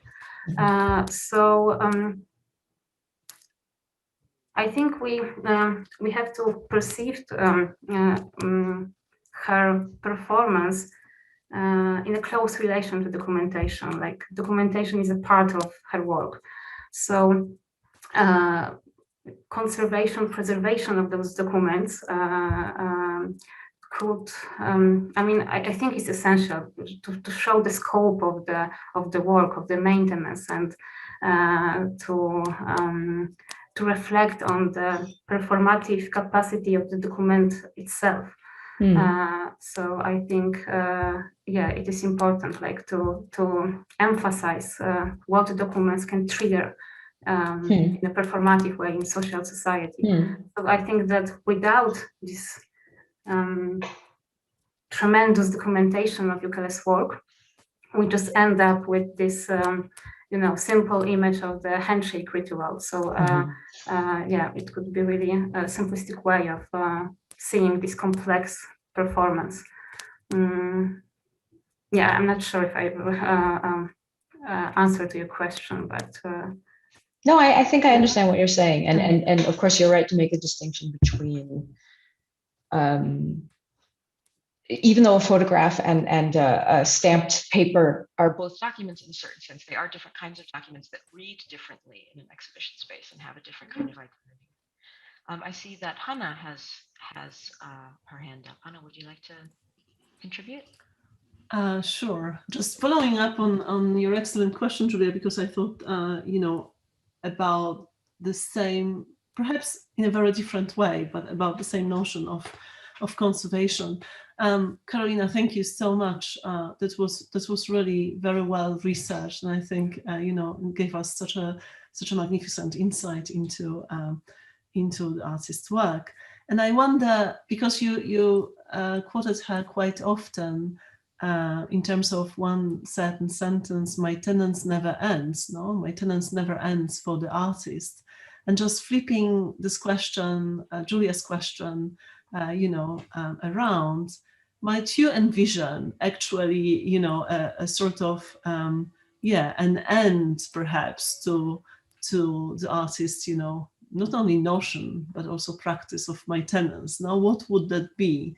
I was really introduced to her, by your proposal, and obviously found out that, she's already in her 80s, perhaps also bringing this to the aspect of her age and how actually an artist like herself, being still amongst us, exerts or exercises a certain agency, have huge impact on the way how this art in a way remains, or how this art is being presented, collected, and so on. So I wonder, whether there is a way, whether we can imaginatively approach this end, of the maintenance in a way. Mm-hmm. I think that's for maintenance, it's essential to not end. I mean, that's the case. It's a never-ending work. So I think it is. In case of socially engaged art and maintenance art of Bucharest, I think it is important to put it into new context. It is interesting with her work that like every performance leads to other performance. She never creates her act. Like from the, for instance, touch sanitation consists of 3 other performances basically. Handshake ritual was one of them, but also follow in your footstep, roll call. So it's really organic structure. Like from one performance, there would be 3 another. So I think when if we want to preserve this work, it is important to employ it in this never-ending work to find new context for reactualization of problem of maintenance today. Thank you, Karolina. I was actually interested in the flip side, but perhaps we can, continue chatting about this later on, because I see Julia is cautious of time and we have to move on to the performance. Thank you, Karolina. Yes, but I hope we will continue addressing these questions. Is actually this question of how we understand the relationship between documentation and conservation, and the role of documents in curatorial practice is something that is particularly close to my heart. And Emily reminds us in the chat that conservation is never done. So thank you to Karolina and to Sooyoung for those very thought-provoking contributions. And now I have the distinct privilege of introducing our own colloquium curator, Valerian Mali, who will be introducing our first performance of the day. Valerian? Hello. Do you see me? Do you hear me? Yes? Yes. Okay.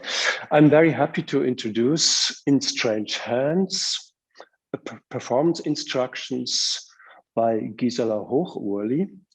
For the colloquium, the Swiss performance artist Gisela Hochuli was commissioned to develop a performance in the Zoom format based on her interest of instructions. Gisela Hochuli likes to work with what is at hand, with the obvious. This can include her own body, the space, the audience, as well as site-specific materials and contexts. She's interested in the investigation of an object, in the focus on something, in objects as partners, in simplicity and its diversity, in the culture of everyday life, in when the unusual becomes visible, in transformations and in the subversive view behind things. Just have to change something in the view, just a moment.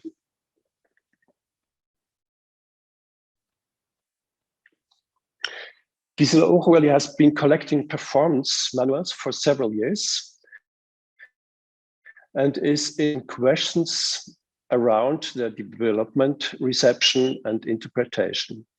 How can a performance instruction be written in a few or many words? How is it understood by the person hearing it? What kind of images does it create in the imagination? And how does it manifest itself when it is performed? In Strange Hands by Gisela Hochuli.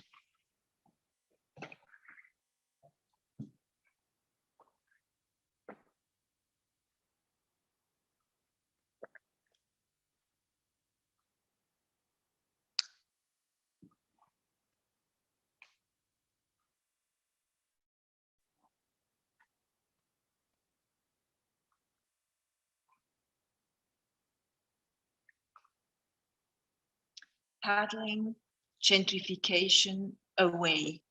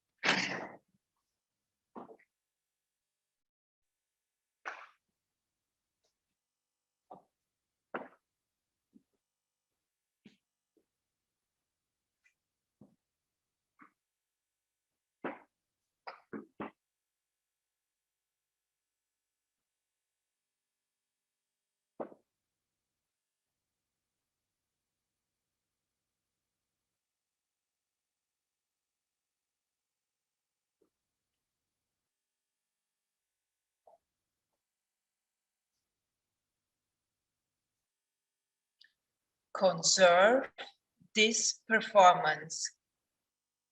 Rain.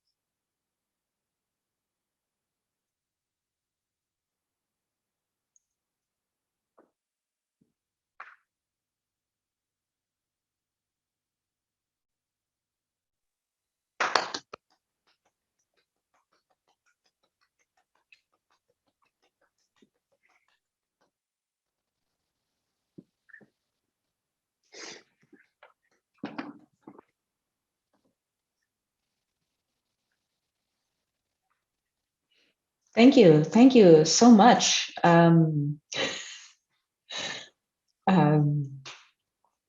wish I could track the further performance of those slips of paper as they continue performing on the street. But for now, we will have a break.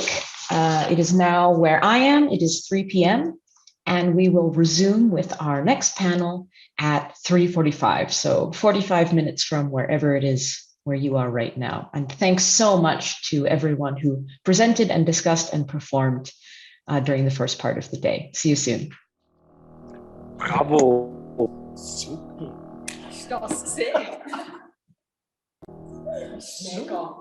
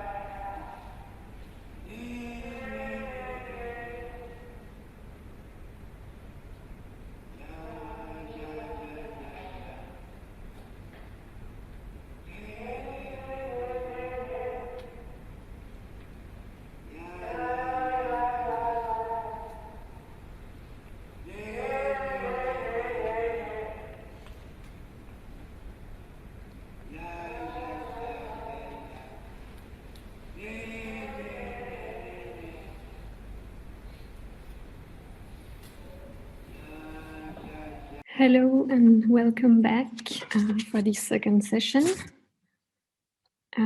I hope you can see me because I have some issues with my display.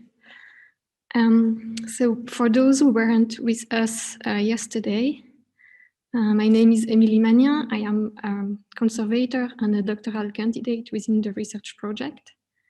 And it is my pleasure to be moderating this last panel of our webinar. It's called Experimental Acquisitions and the Politics of Stewardship. Before we start, just a quick reminder that this session is live streamed and recorded. And also I will kindly ask our presenters to keep within the time limits so that we have some time for questions at the end. I will now give the word to our first speaker, Iona Goldie-Scot, who will discuss the acquisition of a work by Ralph Lemon at the Walker Art Center in Minneapolis. Welcome, Iona, and you can switch on your camera and share your screen now. Hi, thank you very much, and thank you to all the panelists who've spoken already. It's been really fascinating so far. I will share my screen now. Oh.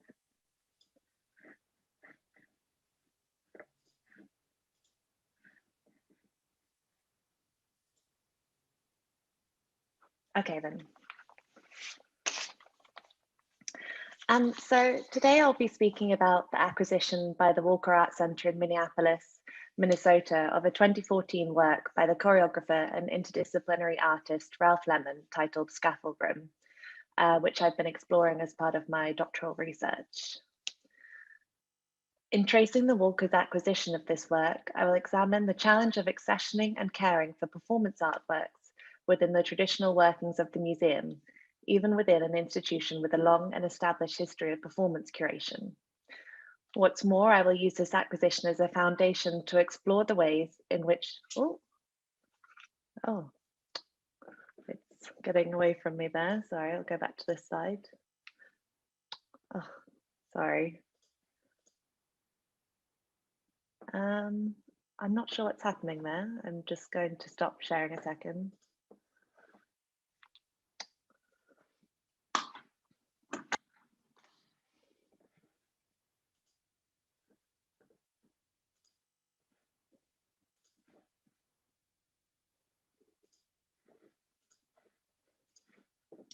Very sorry, having some technical difficulties. Okay, hopefully that's working better. So I'll use this acquisition as a foundation to explore the ways in which performance-based works are asking for institutional change and the institutional change that is necessary for museums to effectively care for performance works in their collections. In particular, I employ theories of infrastructure from science, technology, and society studies to investigate organizational conditions in museums, or in this case, an art center, and the shifts necessary to incorporate performance-based artworks into the traditional structures, narratives, and roles of the art institution. But first, I will describe the work for those who aren't familiar with it, as well as give an overview of the Walker itself and my theoretical framing. So Scaffold Room is a hybrid multimedia artwork described as part theatre and part gallery installation, enacted in and around the confined constructed environment of the Scaffold Room itself, a standalone cage-like structure with an upper deck holding a mattress reachable by a ladder. At the Walker, the work was shown in a classic white cube setting and was described in the Pest materials as a lecture come performance come musical, as well as an exhibition. It engaged with audiences in multiple ways over a 5-day run. Audience members could either attend evening-length ticketed performances, chance upon spontaneous daily snippets of performance, or else could experience it by encountering the vacant scaffold structure as a standalone sculptural installation. To the left of the scaffold structure was a movable projection screen, and on the floor was a record player, a microphone on a stand, and to the right-hand side, a lectern. So as I said, the work merges live and video performance, combining styles and characteristics of a lecture, performance, and musical concurrently.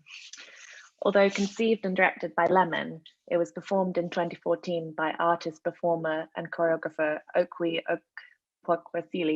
with whom Lemon had collaborated with many times previously, and April Mathis, an actress and writer. Their performances then drew upon language and source materials, sometimes quoting directly and sometimes more interpretations from iconic figures from popular entertainment, science fiction, and history, such as, say, Mons Mabley, Amy Winehouse, Kathy Acker, Adele, Ben Webster, and Samuel R. Delaney, all with a focus on and around assumptions about prescribed cultural body politics. Their live performances were interspersed with video footage, stills of which you can see on the slide here, featuring Lemon, Okpok-Wasili, and Mathis, but also with images of a rural Mississippi Delta community featuring then 86-year-old Edna Carter and her extended family, with whom the artist shares a long history.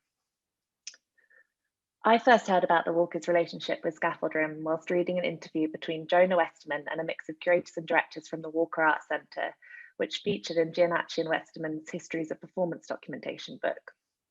The full interview ranged from topics including the Walkers' curatorial operations, various ventures into the collecting of performance, interdepartmental dynamics, and the status of the archive.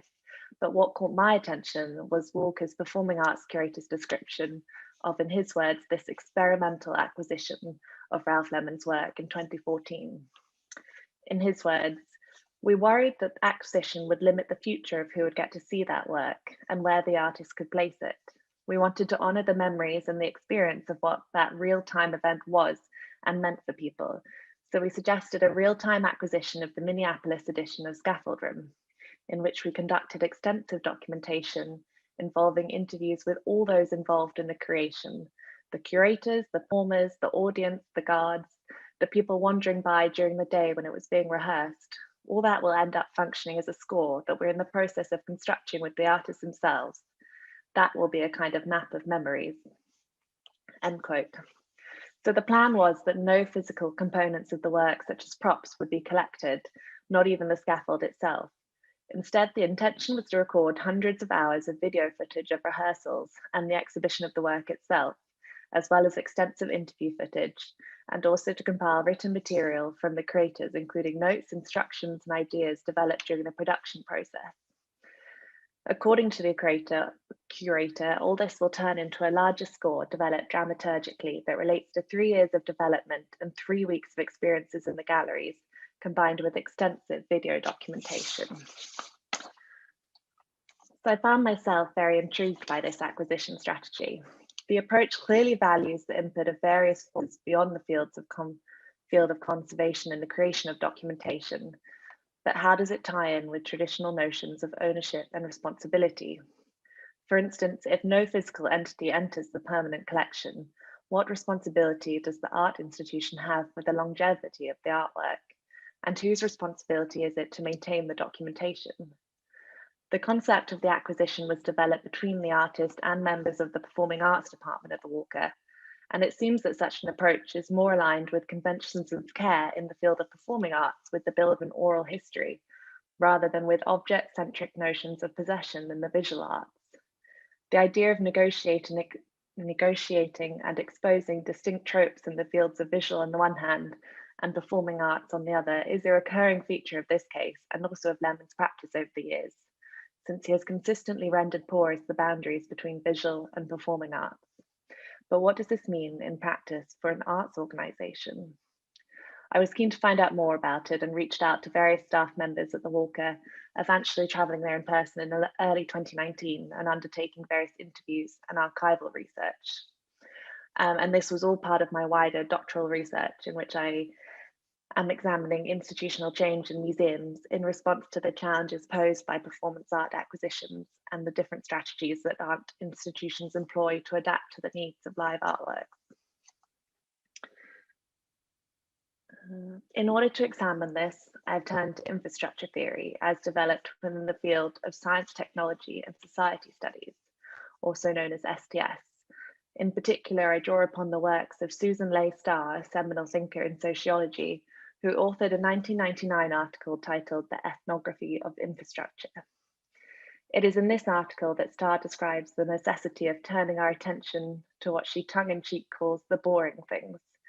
As she argues, the ecology of, say, a workplace, a home, or school is profoundly impacted by the relatively unstudied infrastructure that permeates all its functions. Just as with any other workplace, the museum is home to oft overlooked systems and structures that are, in Starr's words, by definition invisible, part of the background for other kinds of work. It is important to foreground these backstage elements of work practice by looking at the technologies and arrangements of the museum, which are often so standardized or customary as to go unnoticed. In a later article with Balker, Starr and Balker describe infrastructure as that which runs underneath actual structures, as that upon which something else rides or works, a platform of sorts. In the context of a museum, this would include, for example, the workflows or time cycles of the organization, the fixed staff and departmental roles, the architecture, as well as the technological infrastructure that invisibly supports the many tasks involved in the daily practices of a museum, such as operating systems and databases. The reason why a consideration of infrastructure is helpful in relation to the conservation of performance-based works is that it allows us to understand the systems and structures currently in place for the collection, registration, and stewardship of artworks in the museum, and how in many ways these traditional structures are called into question by the arrival of more variable or ephemeral pieces. It is particularly beneficial for its ability to highlight the situations in which certain people or things, or artworks in this case, are not served by a particular infrastructure. As Starr describes, for a railroad engineer, the rails are not infrastructure but topic. For the person in a wheelchair, the stairs and door jamb in front of a building are not seamless subtenders of use, but barriers. One person's infrastructure is another's topic or difficulty. The same is arguably true for many performance artworks. Much of the infrastructure and conventions of practice that have been established for and work so well for the acquisition of object-based artworks can act as a barrier in the context of performance works. Now, I found the Walker Art Centre to be a particularly interesting site for infrastructural inquiry, since it has evolved along a different paradigm than the typical contemporary art museum. It is a multidisciplinary art centre that has a long history of engaging with a wide range of artistic disciplines, including live performing art forms. It became a multidisciplinary art centre in the 1940s and was one of the first institutions in the world to establish a separate curatorial department dedicated to contemporary performing arts back in 1970. This predates the decisions by leading art world players such as Tate, who appointed their first curator of performing art in 2003, as far as I'm aware, the Whitney in 2012 or MoMA in 2013, not least the many instances in recent years of museums building new spaces with an eye towards live art. Considering the Walker's long history of engaging with performance-based artworks and the performing arts themselves, I suspected that the described approach to the scaffold room acquisition might not be so experimental after all for the institution. Based on the curator's description in Giannachi and Westerman's book, I travelled to the Walker to embark on empirical fieldwork with expectations of discovering extensive documentation and archival materials. However, on arrival in Minneapolis, I realised this wasn't quite the case. By this point, I'd seen the inclusion of the audience mentioned a number of times, both in interviews and recorded gallery talks. And yet on visiting the Walker archives, I was surprised to find only a small, relatively thin file. Where was this large score involving hundreds of hours of photo and video footage, the range of written materials, the source material, and extensive interviews with all those who experienced the work? Whilst I was able to watch a full video recording of the live work and see numerous photographs and digital press clippings, the head of archives expressed surprise when I inquired about the whereabouts of the interviews I had seen mentioned, replying that she had never heard of any interviews with onlookers or staff members during the showing of Scaffold Room, but that she would attempt to find out more. It seemed that there was a huge amount of more conventional photo and video footage, but perhaps not so much a map of memories as envisioned, or a comprehensive score. Some weeks later, when I was back in the UK, I did hear from the archivist again, announcing that she had successfully managed to track down some raw footage taken by the Walker's videographer, with the caveat that the footage was very casual and not so much about Ralph Lemon or Scaffold Room, but more focused on asking the participants of their opinion on installation projects like Scaffold Room. The provided videos consisted of about 8 hours of conversations between the former visual arts curator at the Walker and a selection of external curators, authors, art critics, and performers, but no general audience members, guards, or technicians, for example.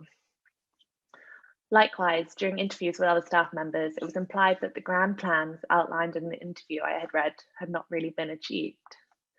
This was not the first time in my research that I had encountered an acquisition plan or documentation strategy relating to the inclusion of audience members that hadn't come quite to fruition. So what went wrong? What prevented the plans for Scaffold Room from being achieved? It seemed to me that the issue stemmed from a disconnect between the convention of different departments within the centre that derived from the embeddedness of differing infrastructures. Whilst the decision to acquire Scaffold Room had evolved from what was initially a written correspondence between Lemon and the director and senior curator of performing arts at the Walker, the visual arts department were later brought in as collaborators. And yet there appeared to be not only conflicting motivations and priorities between departments, but also a fear of what might be lost in blurring the boundaries between these two disciplines.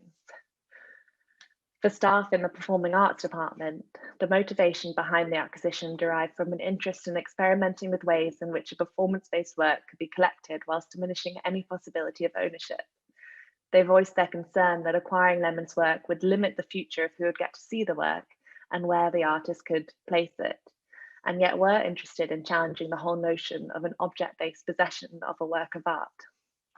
One performing arts curator described to me how it's intended as a provocation to the more ownership frame of the way museums think about and get approvals for acquiring new works for their collection.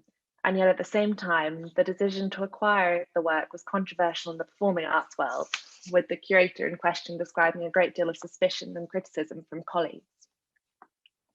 The visual arts department, on the other hand, seemed far more engaged with considering the work in its future form and the role of documentation, and were concerned that the performing arts department might not undertake the necessary processes required to complete an acquisition and ensure proper stewardship. In the ethnography of infrastructure, the article I mentioned earlier, Starr discusses the significance of identifying the master narrative encoded in the infrastructure of a place. The master narrative is a single voice that does not problematize diversity and which speaks unconsciously from the presumed center of things. Within a more traditional museum, the master narrative tends to be centered on the exhibition and care of object-based artworks, and thus the infrastructure of the museum, as opposed to, say, a performing arts or dance organization, has a tendency to neglect the needs of others, such as in this case, live artworks. As Starr points out, infrastructure is highly embedded, so it is sunk into and inside of other structures, social arrangements, and technologies. It is far-reaching and is learned as part of membership by those working in the museum. Thus, conventions of practice within the museum, in this case relating to the care and treatment of artworks, are inextricably linked with the master narrative that dictates the infrastructure. So in a more traditional museum, one could view this through the lens of the general understanding of how to care for an artwork, store them and hope that they can stay intact. But this can't be done with live works. A different approach is needed, and yet a different approach often does not fit in with the embodied standards, the learned behaviors, and the conventions of practice that are tied up with the infrastructure of the museum. But what is it like at the Walker? Whilst the Walker is home to countless performance-related ephemera, and they have a long history of commissioning performance as a form of care, this was the first real attempt to instigate a new strategy of acquisition for performance, and in the words of one curator, transgress the lines between visual art and dance and performance in new, deeper ways. And despite this long history of interdisciplinarity, it appeared that this artwork and the plans for its longevity somehow fell in the space between two master narratives, and as a result was neglected by both. The values and standards embedded in the infrastructure of the visual arts department were premised on the notion of the art object and the idea of collecting, displaying, and caring for something tangible. For the performing arts department, on the other hand, their practices, priorities, and expertise were developed and structured around the pressures of commissioning and production, with little thought given to what an acquisition process might conventionally entail. And while this is to be expected, it appears that in completing this acquisition, there was a real disconnect between the departments, lack of clear communication. Almost all the staff members I spoke to had a different conception of what the acquisition experiment was and to what extent it was successful. Many seemed to be under the impression that a great deal more interviews had been completed and with a wider variety of people. And yet my efforts to track down further interviews were fruitless. A recurring theme in the case of Scaffold Room was that, in the words of one curator, the reality of the constant pressures of an institution meant that the bigger picture dream was just not feasible. The then workflows and institutional priorities of the Walker meant that there wasn't the time or resources to truly establish a map of memories, let alone one that could be returned to every few months or years and added to as had originally been planned. Now, obviously, this is not unusual, but it is a particular issue when it comes to performance art in institutions because of the mismatch between these workflows and the needs of live artworks. As we know, a performance cannot just be placed in storage and returned to at a later point. Just as significant, however, with Scaffold Room was the departmental setup and organisation. The division of disciplines resulted in a lack of expertise sharing, which ultimately impacted the stewardship plans for Scaffold Room. The work involved in putting the plan in place did not neatly fall under one staff member or department's responsibilities, and thus did not tend to be factored into the already packed schedules and workload of any staff members. Likewise, it was only some years later that there seemed to be a real appreciation of the value of encouraging dialogue between the departments and sharing expertise. For example, the performing arts curator stated that it wasn't until a few months prior to my visit that he realised he should have sat down with the registrar in the process of acquiring Scaffold Room. In his words, I didn't know enough, and I think we didn't have the time to really usher it through the formal channels of the registration and the archives, and the way that there is a very systematic way for when a work is acquired. You know all this, I'm sure, but I just didn't. Therefore, both the workflows of the museum and the lack of interdepartmental collaboration acted as infrastructural barriers to the strategy for the acquisition of Scaffold Room reaching its full potential. So while I was initially excited and intrigued by the plan to document the experiences of the audience members for Scaffold Room, the case of this experimental acquisition was eye-opening in an alternative way. Despite having a strong performance department and an esteemed history of commissioning and showing performance art and collecting ephemera, not all the problems of collecting performance art were solved. Ultimately, it still comes down to the importance of expertise sharing and interdepartmental collaboration. And as it is, prompted by the needs of works like Ralph Lemon's Scaffold Room, there's actually been a big push towards collection at the Walker Art Centre, with efforts being made to collaborate across departments and forms, and importantly, in a more formalised way. And actually, this can be really seen with the strategy of collecting Maria Hasabi's work that was mentioned yesterday, I think. And what's more, shortly before my trip to the Walker, they had been awarded a Mellon grant, which seemed to be going a long way in allowing for these resources and time to be accounted for, and thus enabling the establishment of a more formal structure in which collaboration could take place on a recurring basis. In that case, the awarding of such a grant can go some way to overcoming infrastructural barriers, as it acts as a catalyst, disrupting the workflow and allowing for space to be given to a consideration of the needs of artworks like scaffolding. And so it'll be really interesting to see how their practices continue to evolve. Thank you very much for listening, and thank you to my supervisors at Maastricht University and also all those at the Walker who contributed to my research. Thank you so much, Iona, for this really inspiring talk. And I think it's so fascinating to see the very mechanism of what's going on behind the scenes of acquisition, and particularly the way you illustrated the gap between the ideal strategies and their realization in real life. Also the way that the infrastructure of the museum is serving completely different means in different departments. I think it's something that you only understand when you experience it firsthand. We have a few minutes for questions, but maybe could you first elaborate a little bit? You talked about the ideal acquisition process. Do you know what was the plan for the reactivation? I mean, if you collect memories, how do you reactivate them or engage with them, and especially in regard with that master narrative notion that you put forward? Thank you. Yeah. And sorry for the issues with my PowerPoint as well.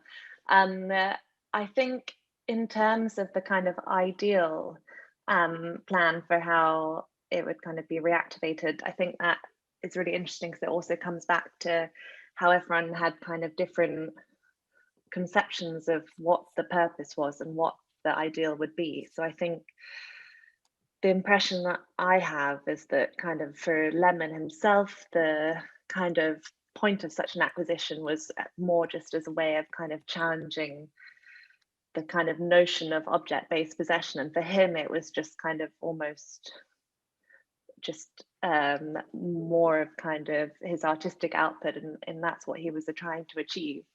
And then I think for the performing arts department, it was more that they kind of saw it as solidifying their relationship with Lemon and kind of a commitment to care. And while usually kind of commissioning would be that, they kind of wanted to take it a step further.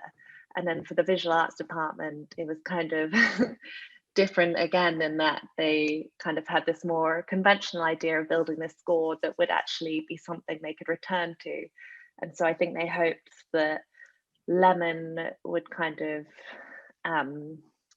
return to it in a few years, but it would also act as kind of documenting that point in time and the specific context of that time and the specific memories at the Walker rather than any other institution.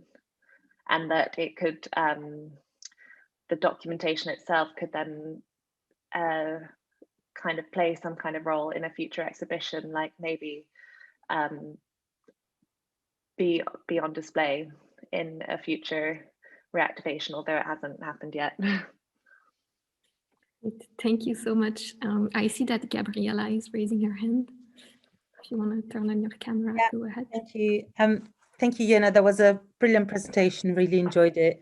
And I can imagine the frustration of not finding things, because that happened a lot of times to myself. What I was going to add to that, in a way, is that a lot of these documentations, especially the more complex ones involving audiences, for example, are run on the basis either of a curator's insight into something they want to explore, or as part of a research collaboration. So if, for example, you went to the Tate and tried to find the documentation I did with Peter Tolmie and Acacia of Musée de la Danse, you would not find it in the archive, and nobody in the archive would know it had ever been done. And that's because it probably still sits in Catherine Wood's room, or maybe it doesn't even sit there anymore. And I think the same probably happened with the episode that you mentioned earlier. And that's, I think, one of the issues we were also talking about yesterday, which is the visibility of documentations in museums is not very public oriented, let me put it like that. It's more of an internal exercise that the museum does in terms of the acquisition in order to be able to activate the work. Whereas when artists make deposits in archives, in general university archives, they are actually made available to the public. And so that's something maybe for museums to think about in the long run is how could some of these documentations, which are so valuable and often so work intensive, actually be made available so that when a researcher arrives, they actually are there and made visible. But Yeah, I thought your presentation really highlighted that point. No, I think it's a really good point. And the curator who kind of a lot of people pointed to as undertaking the audience interviews had since left the institution. And I did also interview him. And I think, and kind of, he obviously did say that he had his own personal notes that kind of, he regretted actually that they weren't in the Walker archives. But I think even he assumed that, I think he had a lot of notes, but not so much the audience interviews themselves. And I think that came down again to thinking that someone else had been doing it, and that I think everyone really thought it did happen. And then actually that, I mean, interviews did happen, but it was very much with other curators and Lemon and the performers rather than audience members or guards or anyone like that. I think what you just said kind of touched upon a question that we have from the audience, but I don't know if you want to elaborate more. So Paul Gouillard is asking, the description of the ideal of mapping memories sounds like a curatorial vision. I wonder what role the artist played in suggesting this as a way of conserving the work. Yeah, so I would say it probably was more of a curatorial vision, the map of memories. I think Ralph Lemon really did, well, actually, I think from what I've seen, I think his thinking about it has evolved over time. So I think initially he did really want it to be kind of a provocation. And then I think as the process went on, it was kind of, again, less of something that could be useful for future activation, but more a way of actually capturing that moment in time and something that could be returned to and made sure that it kind of had this specific institutional history. But yeah, sorry, I've lost the question now. But yeah, I'm not sure for him it was so much a way of conserving it for kind of future reactivation. Okay, thank you so much. I think that we have to move on to the next presentation. Thank you so much, Iona. And let me now give the word to Brian Castriota and Claire Walsh, who will discuss performance acquisition at the Irish Museum of Modern Art in Dublin. Claire and Brian, if you are ready, you can start sharing. Yeah, I'm just going to share my screen now. Can everybody see that? Yeah. Yes. Great. So can you hear me and see me okay? Yeah? Yes. Great. So good afternoon. In our talk today, Claire Walsh and I will be considering the notions of collecting and care in relation to a body of performance artworks newly acquired by the Irish Museum of Modern Art, IMA, in Dublin. And our talk focuses on The Touching Contract, which is a collaborative work by artists Sarah Brown and Jesse Jones that confronts the reach of statehood from the perspective of the female body. So The Touching Contract is part of the wider project In the Shadow of the State by Brown and Jones, which unfolded throughout 2016 across Ireland and the UK.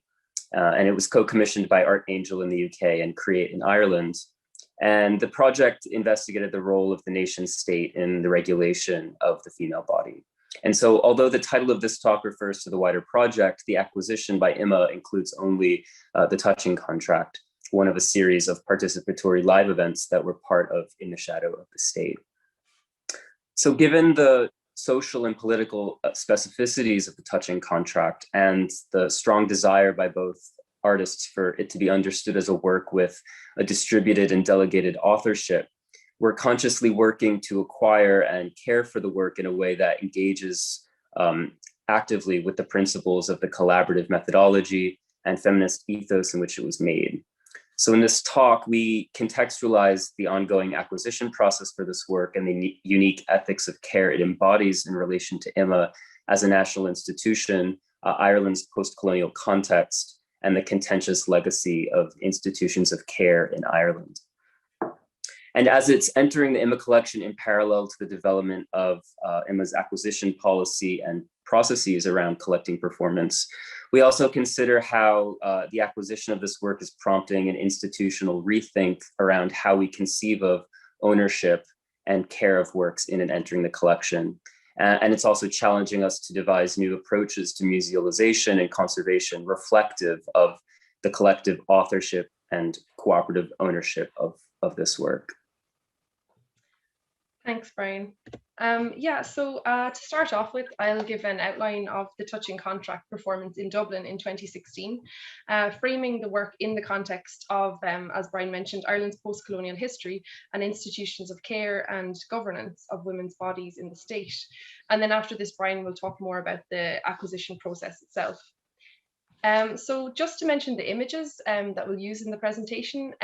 So the artists were very careful about how the project would be represented visually.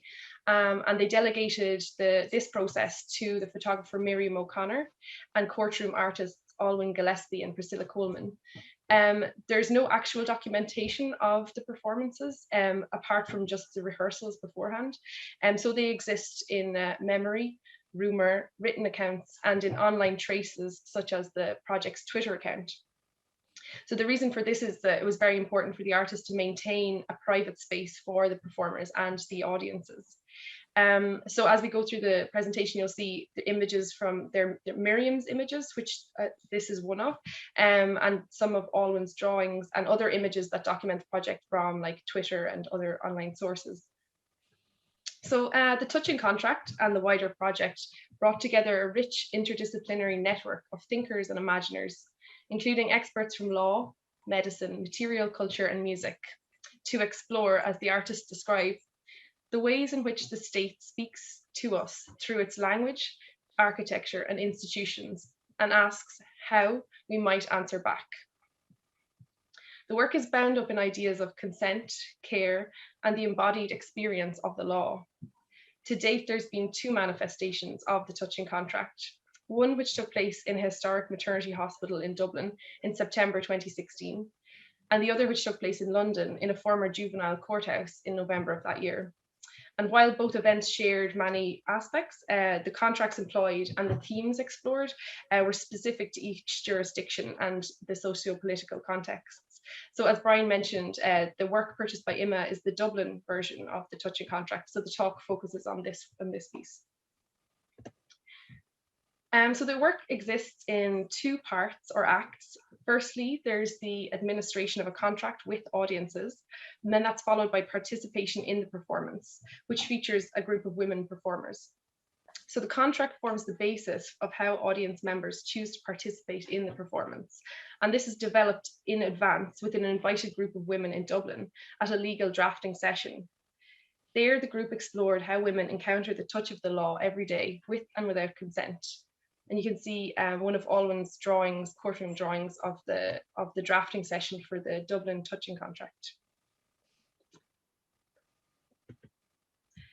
So during the performance, a selection of artifacts related to the legal drafting session are presented to audiences in a pre-performance space. In Dublin, these objects included a metal speculum, a silk scarf, a carton of milk, and a packet of rashers. An archive of relevant contract law compiled by legal scholar Mairead Enright, one of the collaborators on the project, is also available in this space. and a group of mediators are present as well to assist with the administration of the contract before entering the main presentation room, performance room. So you can see on the screen here, this is an image of the contract on the left, and I'll just read an extract from it here. The extract reads, "This is an artistic performance. The performance will begin with the sound of a triangle. You will be touched by one or more female performers nominated by the artists. That touch will be improvised, direct, and non-forceful. Performers will exercise their discretion in deciding how to touch you. However, the touches administered may be experienced as having one or more of the following qualities." You can see it's just a zoom in of the wheel that you see in the other previous one. So some of these you can see is maternal, healing, policing, playful, medicinal, paternal, sexual, contaminated, service-based, etc. So these are some images actually from the rehearsal from the London version of the touching contract. And there's a video online actually from the Art Angel website where you can see parts of this performance unfold. Once the participants have signed the contracts, they enter the performance space where a soundtrack by Alma Kelleher, another collaborator on the project, plays, and the touching performance unfolds. One of the participants, Anne Malee, gave an account of the experience in her article in the VAI news sheet, including descriptions of the choreography, which she writes started timidly, with the performers offering participants a listen from their MP3 players. I was given a blast of Baby It's Cold Outside, then slowly grew in intensity as they mimed washing and inspecting their hands, framed the cleft between their legs with forefingers and thumbs to make the shape of a triangle, then raised their hands over their faces, snapping their teeth and grimacing. Jamaican pop reggae band Inner Circle's 1992 hit Sweat a La La La La Long boomed throughout the room. She goes on to describe the dissipation of intensity, participants being embraced by the performers as they were led out and given overbrewed tea and soggy toast, familiar provisions of care after moments of shock in institutional settings. Another image from the London rehearsal as well. This one's by Miriam O'Connor too. So the project, I'm just going to give some background information to the context as well. So the project was supported by the Irish Arts Council's programme as part of the centenary of the 1916 Easter Rising, a short-lived rebellion against British rule in Ireland, which was a catalyst for the eventual emancipation of the Republic of Ireland from Britain in 1922. The touching contract engaged with the centenary by pointing to the tension between the progressive and inclusive ideas of the revolutionary leaders and the embodied injustices that women of Ireland faced in the 100-year period that followed, including the legacies and systematic violence of institutions of care for women, such as the infamous Magdalen Laundries for Fallen Women, in which more than 30,000 women were incarcerated from the 18th century up until 1996, when the last one closed. The mother and baby homes, founded in the 1920s, run mostly by Catholic nuns, where unwed women were sent to deliver their babies, and where in recent years mass graves, as well as evidence of widespread adoptions, forced adoptions, have been uncovered. The last of these closed in 1998. In the recent history of Irish law, marital rape was made illegal as late as 1990, while in 1983, the 8th Amendment was inserted into the Constitution, making Ireland one of the few countries with a constitutional ban on abortion. The touching contract focused on the embodied knowledge and embodied transmission of knowledge in relation to these histories, at a moment of heightened socio-political tension around women's rights in Ireland. The performance was staged at the Rotunda Maternity Hospital, the oldest continuously running maternity hospital in the world. It coincided with the weekend of the 5th annual March for Choice, part of a campaign demanding a referendum on the 8th Amendment. There was a heightened atmosphere in Dublin at this time as these demands were gaining traction and visibility, and the referendum, which finally took place in 2018, did result in the removal of the 8th and the legalisation of abortion in Ireland. So because of the time constraints today, this is a quick fire list of historical information, but the wider socio-political and legal context is really well articulated by academics Tina Kinsella and Mairead Enright in their paper, legal aesthetics in the touching contract, memory, exposure, and transformation. That's an image of the room in which the performance took place, the pillar room at the Rotunda. So throughout its composition, the work embraces an ethics of care and collaboration. The artist outlined that the performance is produced by femtech, i.e. self-identified women and femmes are involved at all levels of its technical production. Another aspect of care carried with the work is evident in the artist's specification for a decompression safe space for the participants who may feel a heightened sensation and require decompression time before they leave the institution. In this space, they are to be offered tea and buttered toast, as referenced earlier in Anne Millie's account of events. So, given the multi-layered nature of the work and its approach to care, many vital questions are raised about how IMA acts in bringing this work into the collection. An interesting thought to bear in mind ties back to one of the artifacts presented at the performance, the speculum, and a conversation we had with Sarah and Jessie this week about the work. Something that Jessie pointed out was the centrality of the speculum as an object within the project, in the way that it symbolizes the politics of the gaze and how the gaze penetrates. In the process of working on the acquisition, she outlined how the original focus of the project on the medical gaze and the legal gaze has now shifted to also include the gaze of the museum. So since 2018, the IMA collection team with Brian have been developing and implementing new infrastructures of care through revised practices and policies, prompted in part through a digitization fund, which was leveraged to holistically approach the conservation of time-based media works. This increased investment in both infrastructure and expertise around the care of contemporary art has meant that we're in a much stronger position to be able to acquire and care for a greater diversity of artworks and artistic practices. The touching contract is one of 11 performance artworks that were recently purchased by IMA through a special government fund supporting artists during the pandemic. And this marks the first time performance has been collected by the museum, which opened in 1991 and which houses a collection of approximately 3,500 objects. So we are currently in a unique situation where the works are being acquired in parallel to the development of our acquisition policy and processes around collecting performance. So we've recognized that an institutional care for this work does not start after the work has entered the collection, but crucially begins at the point of acquisition. And this caring involves a respect for the community of making and care that currently surrounds this work, and imagining with the artists how, as a consequence of the work's acquisition, IMA and its staff become a part of that community and may support the work's continuation in a way that is equitable and aligned with the principles and values that run through the work.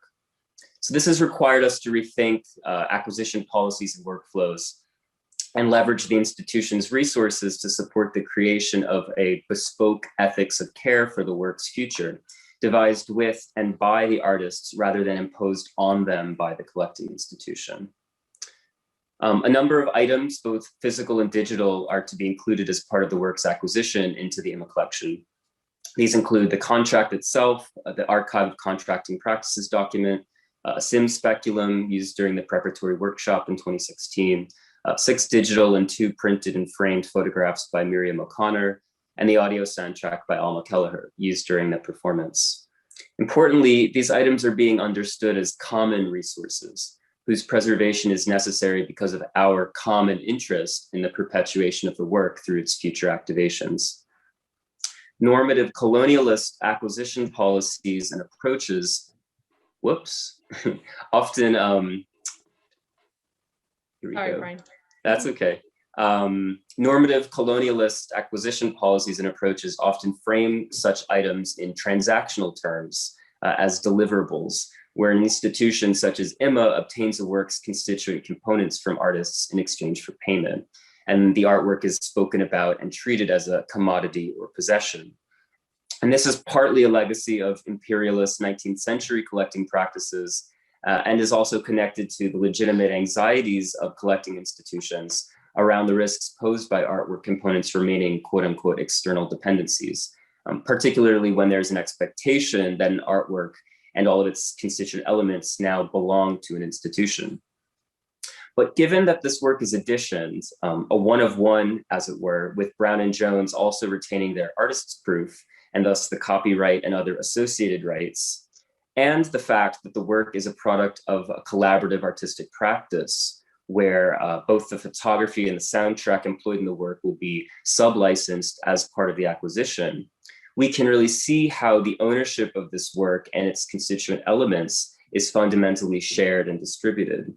Thus, the whom to which these items belong, both in a legal sense and in terms of the individuals that have invested them with significance and value, is plural. It includes the artists, artistic collaborators, as well as Imma.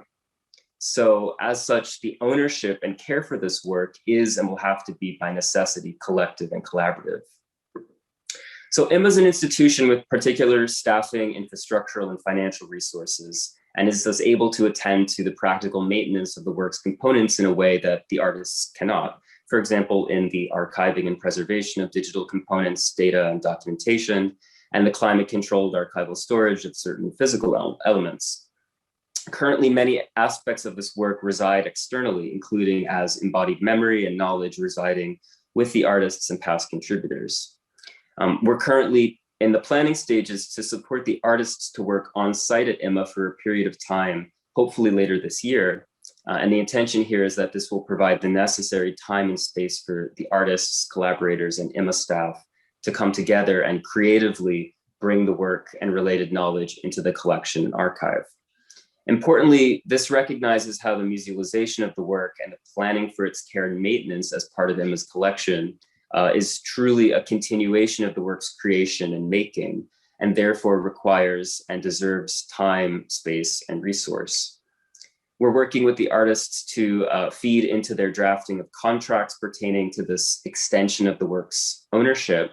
And our plan is that this time spent on site will involve the transfer of embodied knowledge to 2 appointed custodians, the artists developing what they call a production document, and indexed archive of supporting materials to guide future activations of the work, as well as a methodology document detailing the overarching principles and ethos of the work, and final production and packaging of digital and physical components. So as we can see, Imma has particular resources and expertise that can be mobilized in the service of our common interest in supporting the continuation of this work and its effective potentials.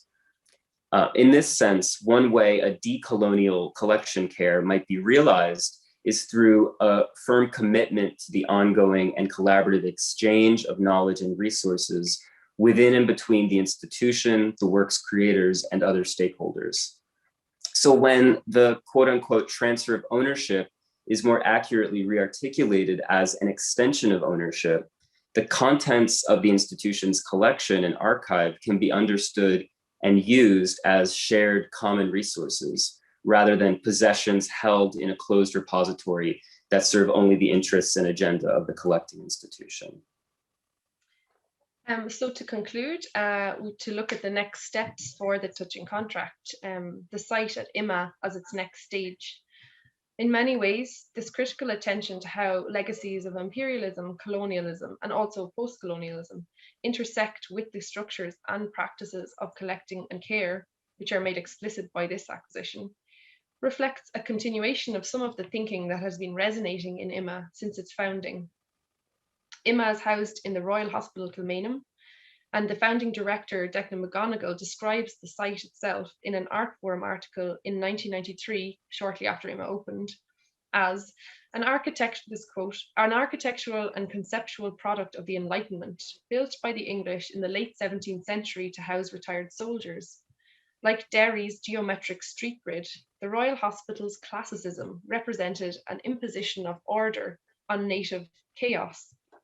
Later, that imposition became entirely literal when the British used the hospital as an army barracks during the Irish Rebellion of 1916. As it is, he goes on to say, impossible to pretend innocence or neutrality in this building. The context must be admitted as part of the museum's subject in the production and mediation of artworks, When its own site is contested in terms of its colonial history, the museum is forced to be an inclusive, porous institution rather than an art terminus. It is a function, not just a building, the end quote. So art making and collecting have coexisted as part of that function of IMA since its beginning, when it was established with a series of on-site artist studios hosting artistic residencies. While we're still in the very early stages, our aim is for a key part of the acquisition process for the touching contract to take place on site in this way, as an extended moment of creation. We hope too that this may become a test case for how IMA approaches acquisitions of other works with distributed authorships, dispersed physical, digital, and social dimensions, and a reliance on networks of embodied knowledge. By explicitly recognizing the ways in which these works are the situated, affective products of complex social entanglements, with the potential to spur ongoing collaborative social engagements, the quote, inherent vice, unquote, of their rhizomatic objecthood shifts to something creative and generative. Thank you.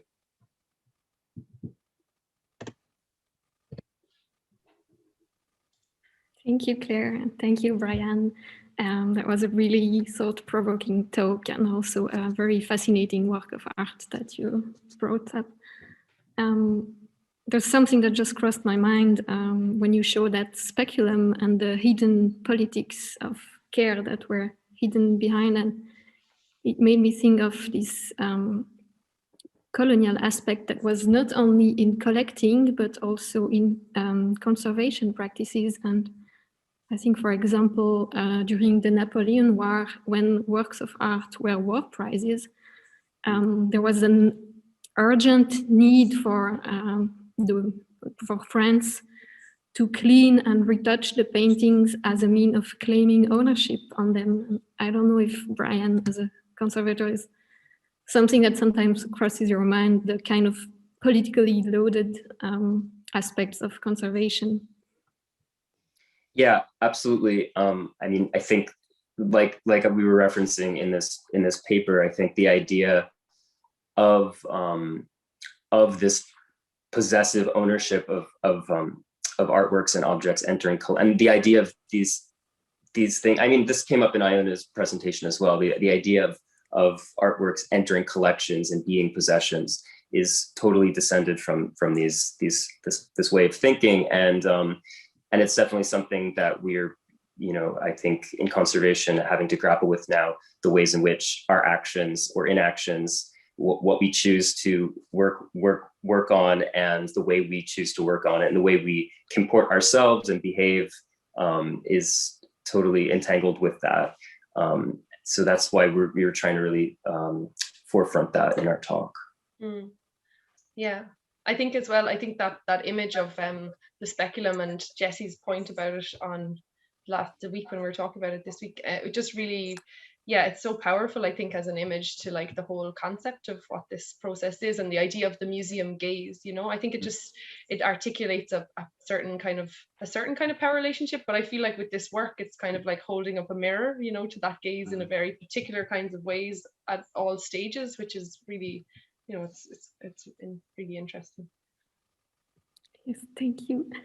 I see that we have a question in the Q&A, but I didn't have the time to read it. I'm sorry. We have seen many examples of powerful emotions attached to performance artwork. Yesterday, it was pointed Tanya Bruguera's terrible situation. Today, forced adoption practices in Ireland, to name some. I wonder, how do we manage as conservators the powerful and overwhelmed emotions related to and part of many performance artworks? Yeah, I mean, I don't really know how to answer that, but I think it's a really good point to this idea of ethics of care, because that, I would say, with the touching contract in particular, it's built into kind of this idea of the decompression space as well. There's this ideas of care, that are built into the actual performance itself, and are things that need to happen for the work to be the work as well. They're outlined very specifically by the artist at the outset, that this is a component of the work, is this moment, is creating the space for that care to happen with audiences. And And I think that is something that's very, you know, it pushes you to do things in a certain way, even from down to like the cups of tea and bread, you know, it's a very specific form of care. And I think we were just interested in thinking in this talk, kind of speculating in some ways about how it can tie to wider ideas of institutions of care, you know, and what care has meant in different contexts at different times, and how there's agency within those moments of care for the people who are having, you know, who are under the care of whatever it is. But yeah, I think it's a really good question. I don't know, Brian, if you have any... Sorry. I think it's also a topic that might come back in our final discussion, because many of us would probably want to react. I see that Julia still have a question for you. Thank you both so much. And I know we're running low on time, so I'll try to be quick. I was just I really enjoyed the presentation. Really always lovely to see an example of something positive rather than the ways we hoped not to do things in the future. And I wonder if this, what you're describing, is really an example of the slow collecting that that Pip has championed. And certainly it seems to me that to acquire a work in the way you describe means inevitably not doing the kind of acquisition that it's certainly not the only way that things happen, but often I think acquisitions are exhibition driven. They're driven by the program in a way that can be very short-sighted. And you're talking about something that is so opposed to that, and that really does kind of seem like this sort of slower approach that has a longer view of what will happen in the future to this work after the next exhibition cycle is completed. Definitely. Do you want to say something to that, Claire? Because I think that it actually came up when we were speaking this morning, how, you know, this work, it requires that approach. I mean, this work cannot be acquired and be represented in a museum collection unless there's a dedication to spending that time with it. Yeah, and I think we said, like, you know, actually as well, within the acquisition process, this was like almost like a fast purchasing, slow acquisition. We had this fund, a really short time frame to spend it. We were like, had really ambitious plans on what to buy, you know, and to do this, and really wanted to buy performance work, you know, for the first time, and really important works. But at the same time, you know, it didn't allow for at the beginning to have the extended process that we have decided to build into it. And actually that came from early conversations with the artists, where they said, actually, we need to produce a methodology document. We need to produce this kind of oral history and this production, and that needs to be budgeted for within the acquisition, but that we agreed at that point we would take place at a later point during the year. So we had a bit of luxury and leeway with that time as well. But like Brian said, it was totally prompted by the work and what the artists came to us with, you know, with their proposals. So thank you, Julia, for this really great insights, and thank you to you both. I will now introduce the last panelist of today. I am welcoming Anna Ribeiro and Louise Lawson, who will share their experience in collecting performance at Tate. I leave the screen to you.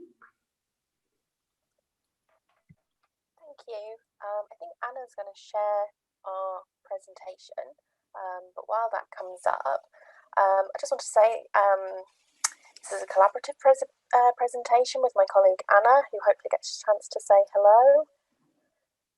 Hello. And our presentation is really focused on what it practically means to acquire and activate performance works that reside in Tate's permanent collection. And the work that we're sharing today is an overview of our current practice within time-based media conservation. But I did just want to say that we always feel that our work is in a state of development as we respond to and continue to encounter new performance and their artists. Next slide. And we've been incredibly fortunate at Tate, and I think we do have to recognise that, to have a series of projects that have focused on performance since 2012. and they've informed and developed our current thinking and where we are with our current practice. And the critical project for us that kick-started our work in time-based media was collecting the performative, and the output from this been the live list, which we then used as our start point for our next project, documentation and conservation of performance. And of course, reshaping the collectible, which is continuing to inform how we can respond to and understand complex performance works. And we put the links in at the end of our presentation for anybody who wants to explore these projects further. And our work in time-based media conservation really began in earnest when we needed to reflect on and develop our existing models of practice back in 2016. And our work has continued ever since. Next slide, Anna. And it was a pivotal moment back in 2016 for a number of reasons, and we started to witness at this point an increase of performance works in the collection. This was both in the number as well as the complexity, and this was driven by a bold acquisition policy. And this has continued with the introduction of an activation fund back in 2019, which supports performance works in their display and activation within the gallery. And also at this time, we were witnessing artworks kind of shifting from being instructional based to being much more complex propositions. And this started to really challenge our existing processes, and questions began to emerge around what conditions were needed to ensure such works could thrive in and at Tate. Next slide, Anna. And over the last several years, this has resulted in developing a strategy and various tools. And to get to this position has been a direct response from our interactions with the works in our collection, alongside the collaboration with different teams across the institution, and of course, all of those involved with these projects. And the strategy has been framed in such a way that allows us to consider and understand the material conditions needed to conserve each artwork, and to ensure that those conditions would support future materializations and ensure that this remained possible. Sorry, Anna, next slide. And we've learnt so much from the different performance works in our collection, and these have informed our practice, subsequent strategy, and overall approach. Whether this has been to consider multiple modes, the criticality of the first performance, the importance of variability in previous activations and therefore the potential with future activations, the multiplicity of voices and contributions and how to incorporate these into documentation, shifting the authorship of documentation, or reimagining the role of the conservator in the different moments of the performance across its artwork life cycle. Next slide. And just to touch a little further on this, the performance life cycle within Tate, it can be seen as very similar to many other time-based media artworks, and references three key conditions of activated, installed, and dormant, and the works really oscillate between these different states. And we're very fortunate at Tate that we are involved at the pre-acquisition stage, so before these works enter our collection. And our aim is really to support this life cycle, but we also recognise that for many performances there's also a life cycle outside of the institution, with networks that aid the materialisation sitting beyond the boundary of our institution, which can of course be challenging. Next slide, Anna. And this brings me to situate our other challenges, with the critical question being, how do we know we're acquiring all we need to be able to materialise the artworks? And how do we create space for the future possibilities of multiple manifestations of each of these works? And I'm going to hand over to Anna, who's going to talk through this in more detail. In the next slides, I will be talking about performance from the moment of acquisition to its activation at Tate. I will follow the steps shown in the diagram Louise has shown previously: pre-acquisition, acquisition, and activation. The first time we engage with any artwork in conservation is in the phase we call the pre-acquisition. At this point, it's normal that conservators have not experienced the artwork in its installed or activate state, but it is the moment we start defining the work, developing knowledge around it, and identify what is needed for the work to be materialized in the galleries. The table that we now see lists some of the areas that we aim to identify at this point, which helps us planning the acquisition phase and identify time and other resources that will need to be in place to bring these artworks onto the collection. We also delineate the first conservation questions at this point, but this phase is just the beginning of our conversations with artists and other departments at the museum. And some of these questions will be answered at this phase and others not. At the acquisition stage is the stage where we work towards accessioning an artwork onto the collection and when we receive materials from artists or galleries. As a continuation of the pre-acquisition phase, we look onto answering all the questions that we haven't been able to do at that point. So at this stage, we keep mapping a performance in terms of key aspects or elements that need to be identified in terms of minimizing risk and thinking in the long term. When materials part of an artwork arrive in the museum, it is good practice to condition check them and make sure we receive what was negotiated and what we need to be able to display an artwork in the gallery. For instance, in the case of a single channel video artwork, we would quality control the master materials and exhibition copies and would make sure we have enough information about equipment and how to install it in the gallery. But how can we condition check a performance artwork beyond the materiality of its different elements, such as audiovisual documentation or sculptural elements? Using here the example of Tim Etchell's Moving Words, we want to show you how we would approach the process of condition checking a performance at the point of acquisition. This is a performance developed around a score that is to be activated by a single performer in the gallery. We were supplied with the score and instruction documents written by the artist.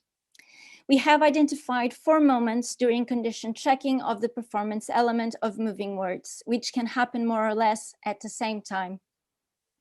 The analysis of documentation elements supplied that you can see here represented in the left column. Here we show a working document that we developed to visualize the many different aspects of the work identified in the instructions, such as behaviors, for example. Then investigation onto the artist's practice, production history, and activation history of the performance, here in the middle, which in this case we were very lucky to get from some great conversations online, like the conversation between the artist and curator Catherine Wood about this performance and its acquisition by Tate. And then also an interview with the artist, which naturally is informed by these 2 stages I've just described. But finally, we developed conservation documentation. Here are our conservation tools, such as the performance specification, help us as prompts as we use them to organize all the information gathered at this point. This new developed documentation give us a conservation perspective or a conservation contextualization of the work, which will sit along the instructions written by the artist as an added layer. The conservation documentation is not intended to be a static one, as it continues to evolve with the work activation by activation. It also becomes a conversation between between conservation and the work, but also a way to communicate between generations of conservators, for instance, that were part of the work in the past or that will become part of it in the future. Ideally, we would activate the work at the end or to coincide with the acquisition of an artwork. This is because we understand the activation as a preservation strategy in itself, but this is not always possible as this is led by a curatorial program. We may need to accept that this is a limitation and that there are things we will only be able to experience later on. The first activation of the artwork within the collection is crucial in understanding the artwork's liveness in the gallery, but also the overall experience of living through such events in all its social and technical dimensions. The documentation gathered and developed during the acquisition phase, together with working collaboratively with curatorial, the events team, the artist, and many more, will form the basis of the first activation of the artwork at Tate, or outside Tate if this is alone. From a conservation point of view, we see three distinct phases when activating a performance: preparation, the activation work, and post-activation work. Here we bring you the artwork Stellwerk by Franz Erhard Walther, which consists of a sculpture that can be activated in the gallery. The artist has supplied us with beautiful handwritten guidelines describing the possible actions or interactions with the sculptural piece that you can see here, but not actual documentation where we could visualize it or have a sense of how this could happen. Louise had the possibility of experience the activation of the work in December 2019. This was a possibility to understand these guidelines beyond the handwritten notes and develop more knowledge around the artwork, especially in the presence of the artist. Part of the work developed during the preparation to activate a performance is clearly the need to understand what are the areas we need to identify as key moments to document and observe during the performance, but also during auditions and rehearsals. Bearing this in mind, we feel that it's important to identify the schedules and coordinate with documentation needs, identify documentation methodologies and technology required to better document each aspect, such as who do we need to interview? What are the key transmission moments we need to document and when are they happening? How many times we need to want to record the performance? From which angles? How many cameras are we using? We consider also important to identify the equipment, the expertise needed, and archiving needs. And most importantly, not to work in isolation, as this is a collaborative effort between many individuals and teams to develop knowledge around the artwork. For Stellwerk, we have identified these key areas which needed to be developed and documented during activation of the work, like interviews, the installation period, the transmission sessions with future activators, the activation by the artist, and reflection time. During the activation itself or during the transmission knowledge sessions where the artist shows others the many possibilities that exist to activate and interact with the sculpture, the artwork was experienced in its most live sense. We have observed and documented what was experienced during those sessions. At the same time, we learned more about the artwork. We noticed how decisions were made. We removed initial assumptions made. This allows to reflect about what this specific activation adds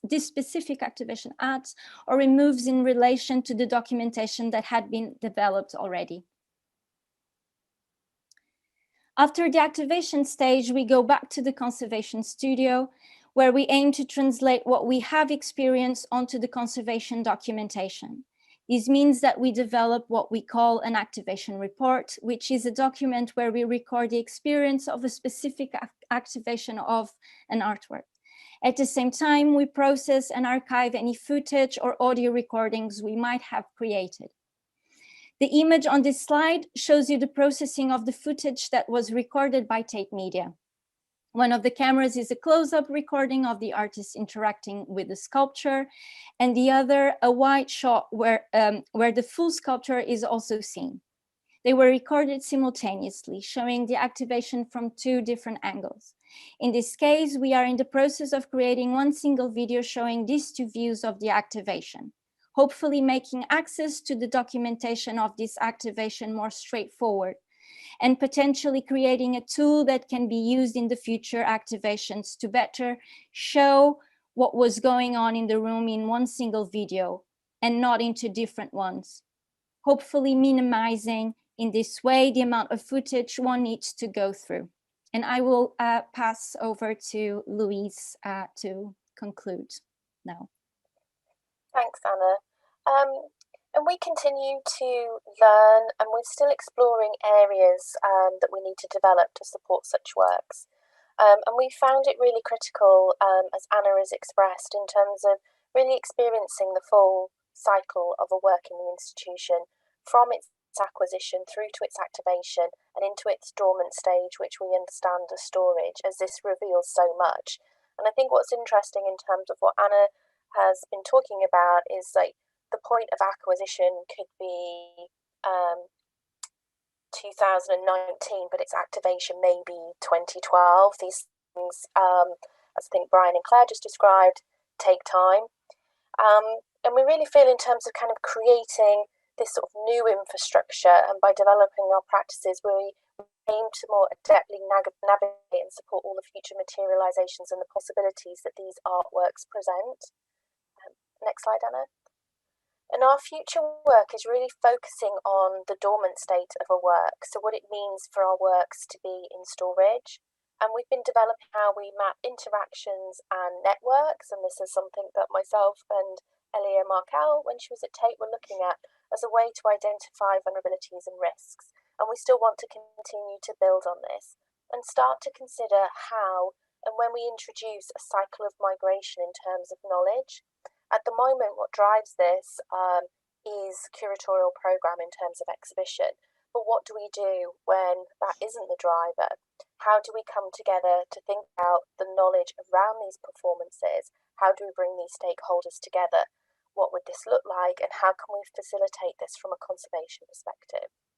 And I'm really excited by all of the conversations from the conference over the last couple of days, and how these discussions will inform how we continue to think and respond to performance within our collection. So I'd just like to extend a thank you to all the panelists and keynotes. And just before we conclude, I would like to extend my thanks to all of those we've worked with in developing our work across the various projects. And those are the projects that I mentioned at the outset of our presentation. It really is a collaborative effort. So just to briefly mention, Acacia Binbo, Elia Markel, Duncan Harvey, Leah Kramer, Kit Webb, Stephen Hutton, Pip Laurenson, and of course, the wonderful time-based media conservation team at Tate. Thank you.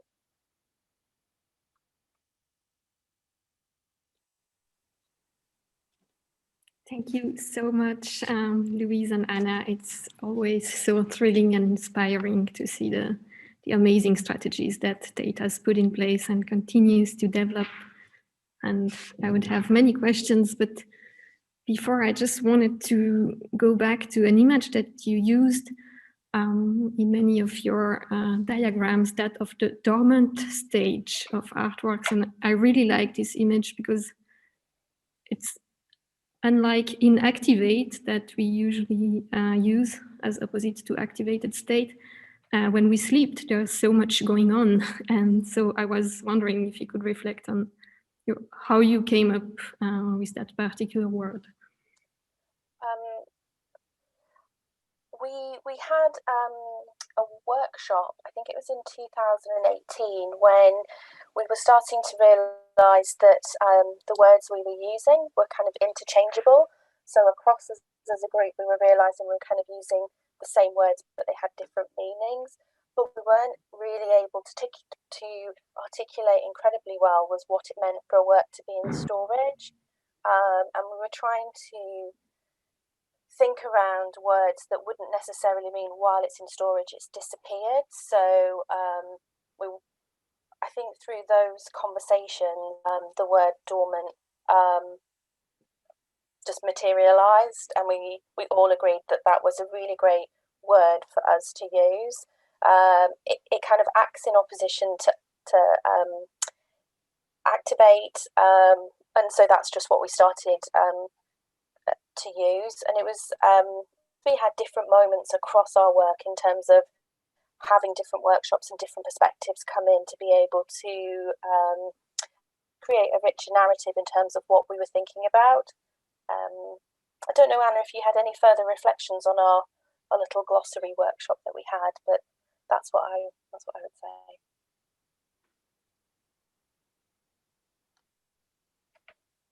No, I think you you articulated it very well in terms of coming together and realizing that we were using so many words that meant the same, but yeah, and coming together to come up with vocabulary that we could all use in the same way. That's definitely a word that I will adopt. So thank you so much. And maybe you could also talk a little bit about that emphasis that you put on activation as a preservation strategy. And in a way, it comes back to the more traditional way of conceiving performance as work that are produced. And so now conservation really comes as a co-producer of the work, because they're pushing for that activation to take place. Yes, Gabriella actually kind of spoke to this in terms of the plurality, in terms of multiple reenactments. So it's really sort of developing that thought process and just thinking more about how activations actually really do help in terms of keeping the knowledge alive.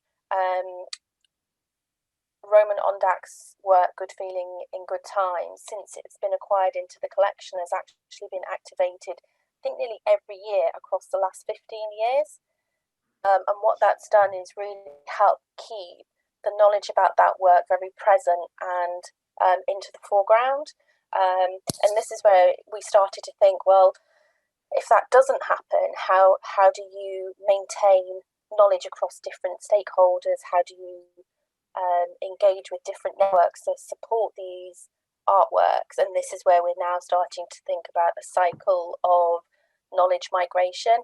It's very much, you know, because we're in time-based media, we're thinking, well, we migrate files, we migrate equipment, why can't we think about how we migrate knowledge and kind of work within that process to be able to do that. So I thank Gabrielle for her writing.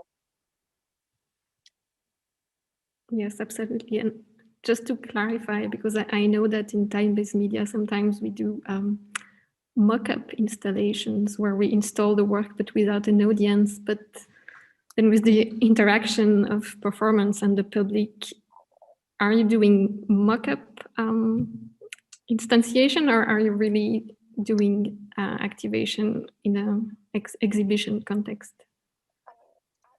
Moment it's within an exhibition context, but as our performance collection grows, it won't be sustained, the knowledge won't be sustained by that alone. So this is where we're starting to think that we need to do other processes, and Pip yesterday spoke about Tony Conrad, and we felt that might be the first work we need to do this with, but it's then subsequently been proposed for loan. So that information's all coming out, and we're rehaving sort of those conversations in terms of that knowledge. So yeah, I think our next step really is to kind of identify the different works when they were last activated and probably start from there. Great, thank you. Hanna is telling me that we have one more question from the audience. Okay, I'm going to read it. I would like to know panelists' perspective on both presentation and preservation in the context of iteration of performative works using tangible objects, props or objects that are works of art themselves. I'm asking about ethical and practical strategies helpful in assessing, especially in the context of the artist's death, whether the authenticity and the state of preservation of such objects is crucial for future iterations, helpful in deciding whether they could be replaced by copies. And if so, how would it influence the status of copies in the process of acquisition of the performance? You can read it in the Q&A. Sorry, it's a long question. I was going to say that's a very long question, but a really important one. And actually, I want to talk about just in the first instance, and then Anna, please feel free to jump in, that this is a question that has come up within Reshaping the Collectible on a case study around replication, and it was prompted by Anna's experience in Liverpool working with the artist Kevin Beasley, where he has incredibly unique sculptural masks that are activated as part of the performance.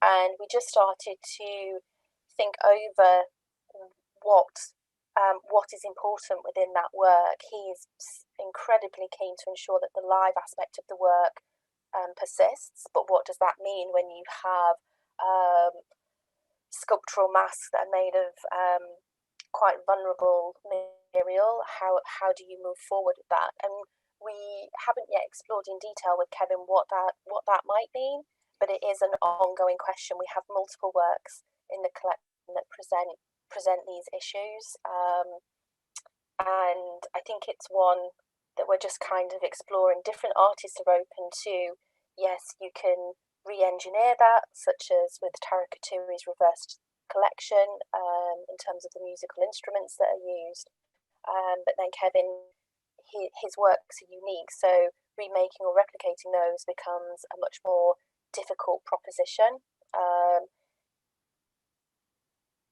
So I think those are my few examples. I don't know, Anna, if you want to talk more directly to Kevin's work. Yeah, I think it's also working together with the artists to try to find those solutions within their practice. And what's also important for them, it might be that we develop something like working together with the artists to develop copies but originals made by the artist as well, or it might be that we work towards ensuring that conservation is always there to condition check the objects and make sure that they are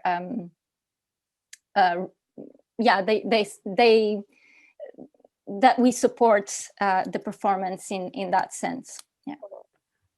Yeah, and I guess there's a question as well of ultimately, does it become something different, which is a question to be had with each artist, and particularly where the live situates itself against a material object, because the tendency will always be to try and conserve the material. And I think that's just a really interesting proposition when perhaps the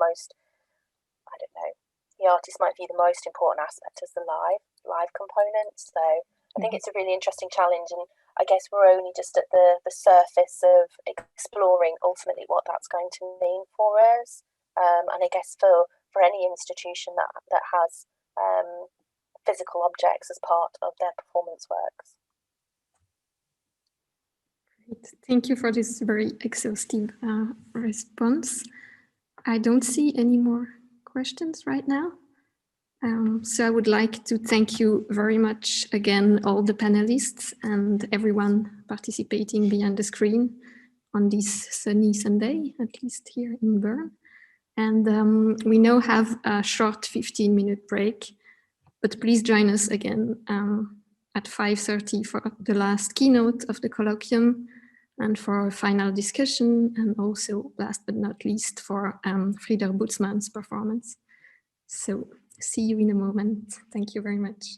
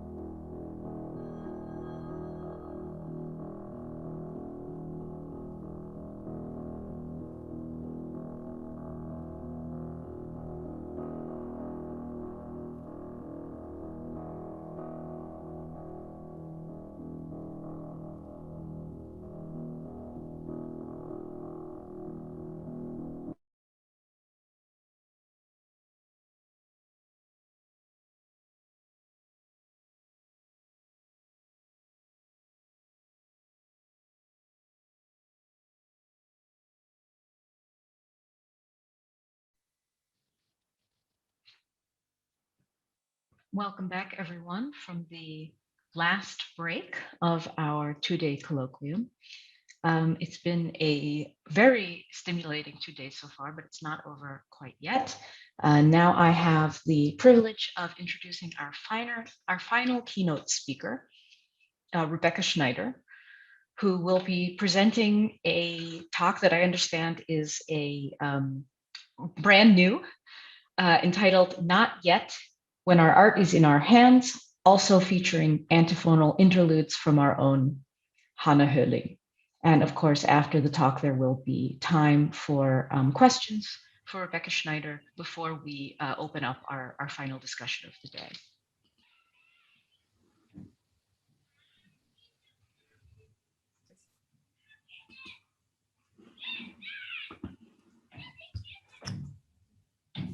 Thank you. Thank you so much.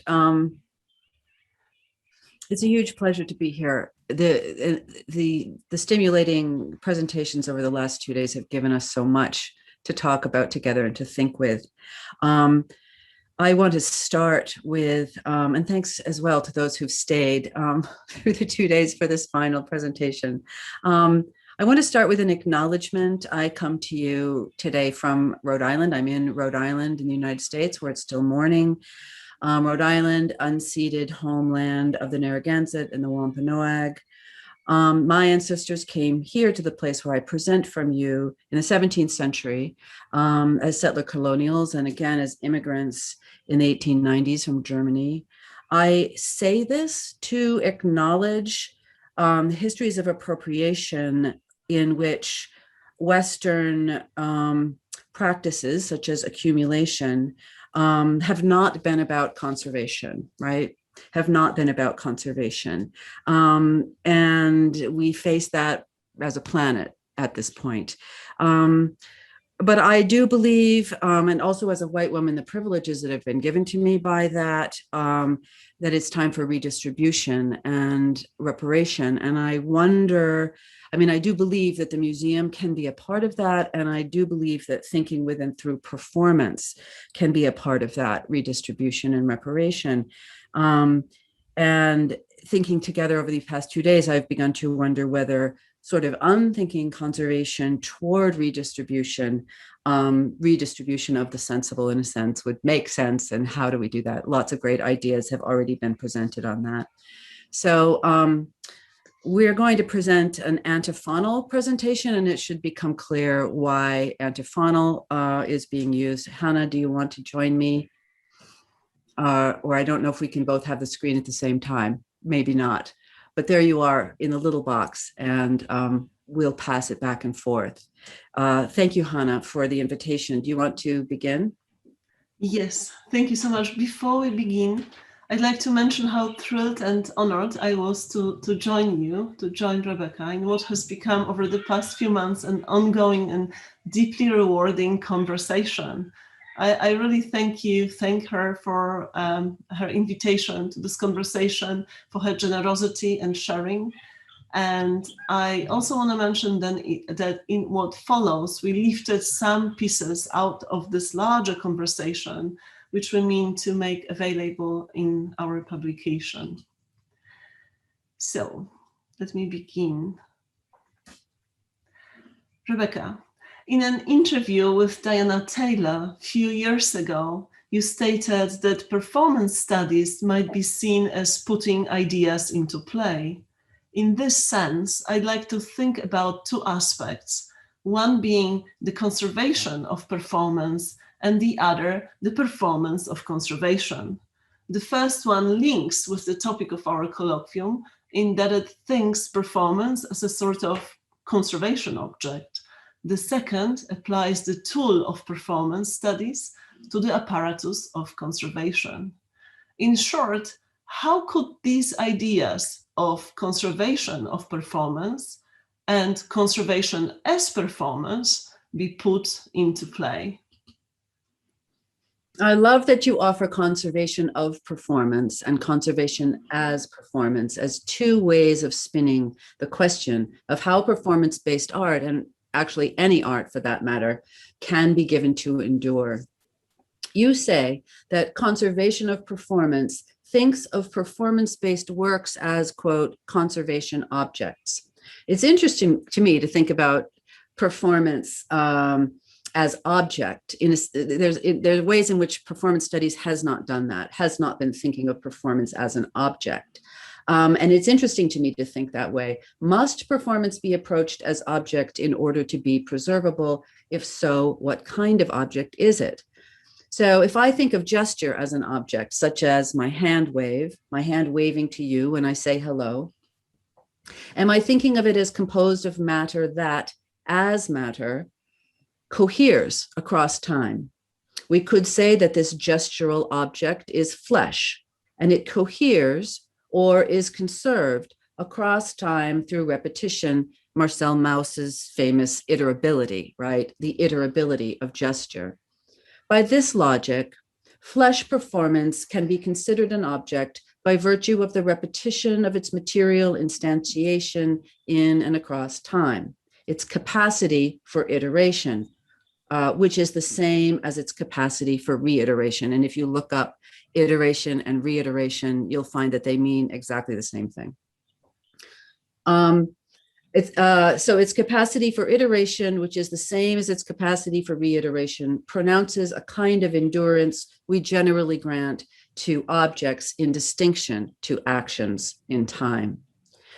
Well, what becomes interesting to me is this issue of varying time scales. If we can look at performance as an object, granting iterability a kind of materiality, and if we recognize a wave, say mine or yours back to me, if we recognize a wave as an object made of flesh that recurs, does our gesture begin to share something with other material objects that cohere and are recognizable as objects in time? To do that, we likely have to employ varying timescales to varying iterative materials. After all, isn't iterability and endurance through a kind of material coherence true of all objects in some respect? All objects cohere and decay and possibly recohere at differing timescales.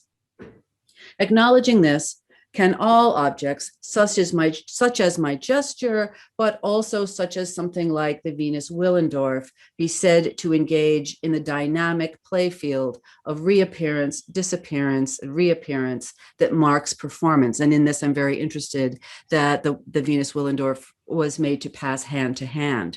And in the larger piece, we discuss the place of the hand in relation to the object. Perhaps what I have been asking is whether all objects to some degree cohere as performance, whether all objects are time-based art. You raised some hugely important questions here. In my view, restating performance as an object of conservation might help us to situate performance in a long tradition of objects that have been conserved without necessarily implying an objectual or material status of performance, or what you elsewhere calls performance detritus, which interestingly enough implies not only careful, safeguarded fragment, but somewhat unintended deposit, sediment, or rubble. And this could be pursued further. But conservation historians may see in the object of conservation not only the long tradition of mending and repair of physical stuff such as statues, pictures, murals, or chairs, but also of the object of scientific analysis and material studies that shifted restoration from the status of artisanship to a quasi-exact science, if we follow this historiography. In its plurality, diversity, and sociality, today's conservation is understood as both a discourse and social technological practice engaged with temporal and relational matter. If conservation is an epistemic knowledge-building activity, then the object of conservation might also become an epistemic object, a result of material and technological practices that generate and assure continuity. And I would like to mention here and acknowledge the scholarship of Pip Laurenson, for instance, and Helia Marsal, who also debate these ideas of epistemic objects. For historians of science, epistemic objects are subject to continuous evolution, marked by an infinite potential. As an epistemic object, the conservation object has the capacity to continually acquire new properties and modify itself. Thus, these objects can never be fully themselves. Indeed, objects about which knowledge can never be fully attained are no objects, but rather processes, or performances, if you will, unfolding and changing in time. You also mentioned that an object coheres or repeats on different timescales. I really love this idea. And we might think of an object as a slow performance, perhaps, and performance as a quickly happening object that, as you wonderfully say, coheres and decays at different rates of resolution, dissolution. Objects and actions appear again and again as modulation and condensation of matter that radiates and moves at varying pace. But I'd like to think more about the idea of gesture with you, Rebecca. Well, one thing that's interesting to me about gesture is that, of course, it's relational, even conceptually antiphonal. That is iterable and open to the potential for response. Yes, here we can begin to talk about responsibility and care. So if we apply the aesthetics of antiphony, and here I think I'd rather use the word call and response, and thinking with call and response with Black aesthetic practices, for instance, Tommy DeFrance and Anita Gonzalez, Black performance theory, extending call and response broadly as an aesthetic across all objects. Then we approach those objects using call and response as populating a reverberant world in which objects, persons, and objects, and as persons or non-human persons, inter-inanimate each other. And if we do that, then does the playing field for conservation, in a sense, widen? If gestures are objects and objects are gestures or are gestural, how does the scene of conservation change? You provided some excellent food for thought. To think about gesture is to imagine it being passed on through flash and repetition, and to understand its capacity to be reiterated as something always already citing, drawing from the past as always essentially re-emergent, but also opening out towards something coming. What needs to be asked here, however, is whether such a re-emergence is a sufficient condition for conservation to be brought into conversation.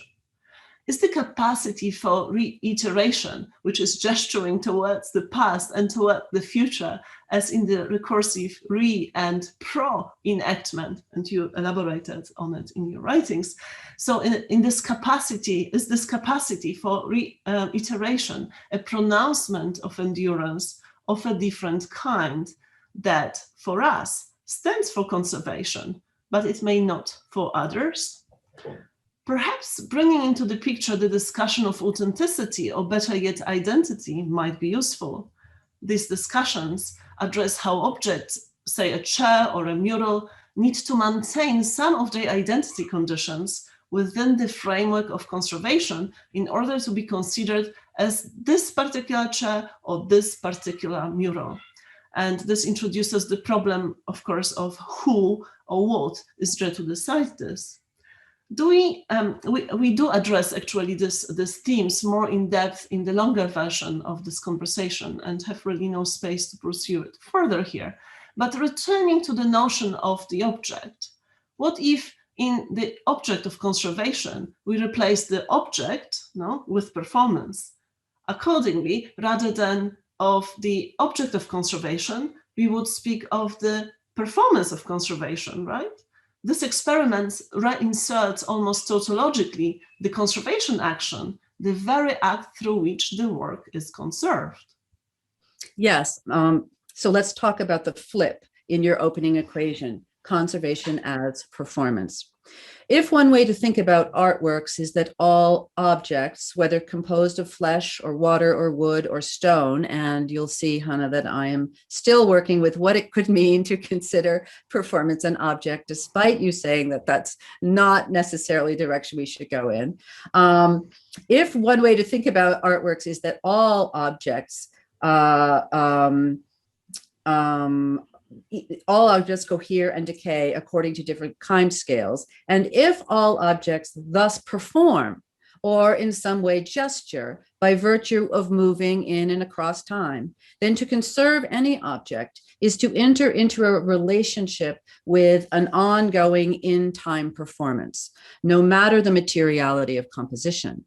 To conserve is to enter into an ongoing or syncopated performance as a participant capable of, and indeed engaged in, responsibility. And here I'm putting the hyphen in, response-ability. And please see the work of D. Soyini Madison on activism and performance, which engages with this hyphenated responsibility. Another way to say this, thinking with performance, is that working to conserve an object is entering into a relationship with that object, as so much has been written of, creating an object/conservator assemblage. If the object is composed of flesh-based dance, that is, biobodies dancing in time, then the conservator dances or sets the dance on other bodies or otherwise decides about flesh-to-flesh transmission. But if the object is stone, then so too the conservator dances or has an embodied and often highly choreographed intra-action, to cite Karen Barad, with the stone-based object, right? Remembering that the stone is moving in geologic time.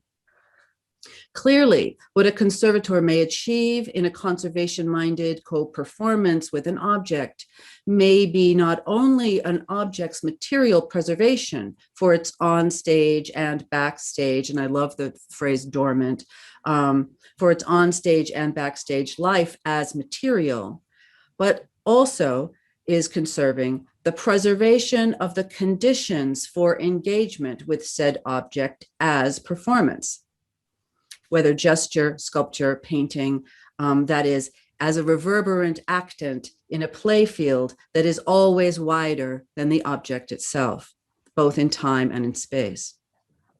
A conservator's performance is also, that is, participant in the broader preservation of the conditions for and the ritualized cultural investment in conservation itself.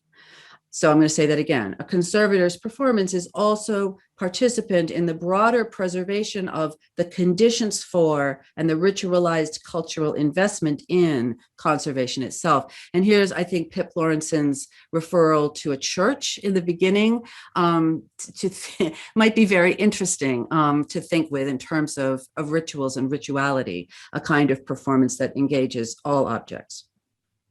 As is often noted, your performance as conservator takes place usually backstage in a theater designed for cross-temporal access. And your decisions concern the environmental theater of engagement by which the object's gesture, say the object that is my hand wave, can reverberate in an antiphonal relationship with the art object's cross-temporal participants. Of course, it's fascinating when preservation as performance is put center stage rather than backstage, as I recently witnessed in Ghent, where the preservation of the Van Eyck altarpiece was open to the public for certain hours of working days. And we can think here also of Susan Laurie Park, the playwright Susan Laurie Park's piece, Watch Me Work, where folks could tune in and just watch her write.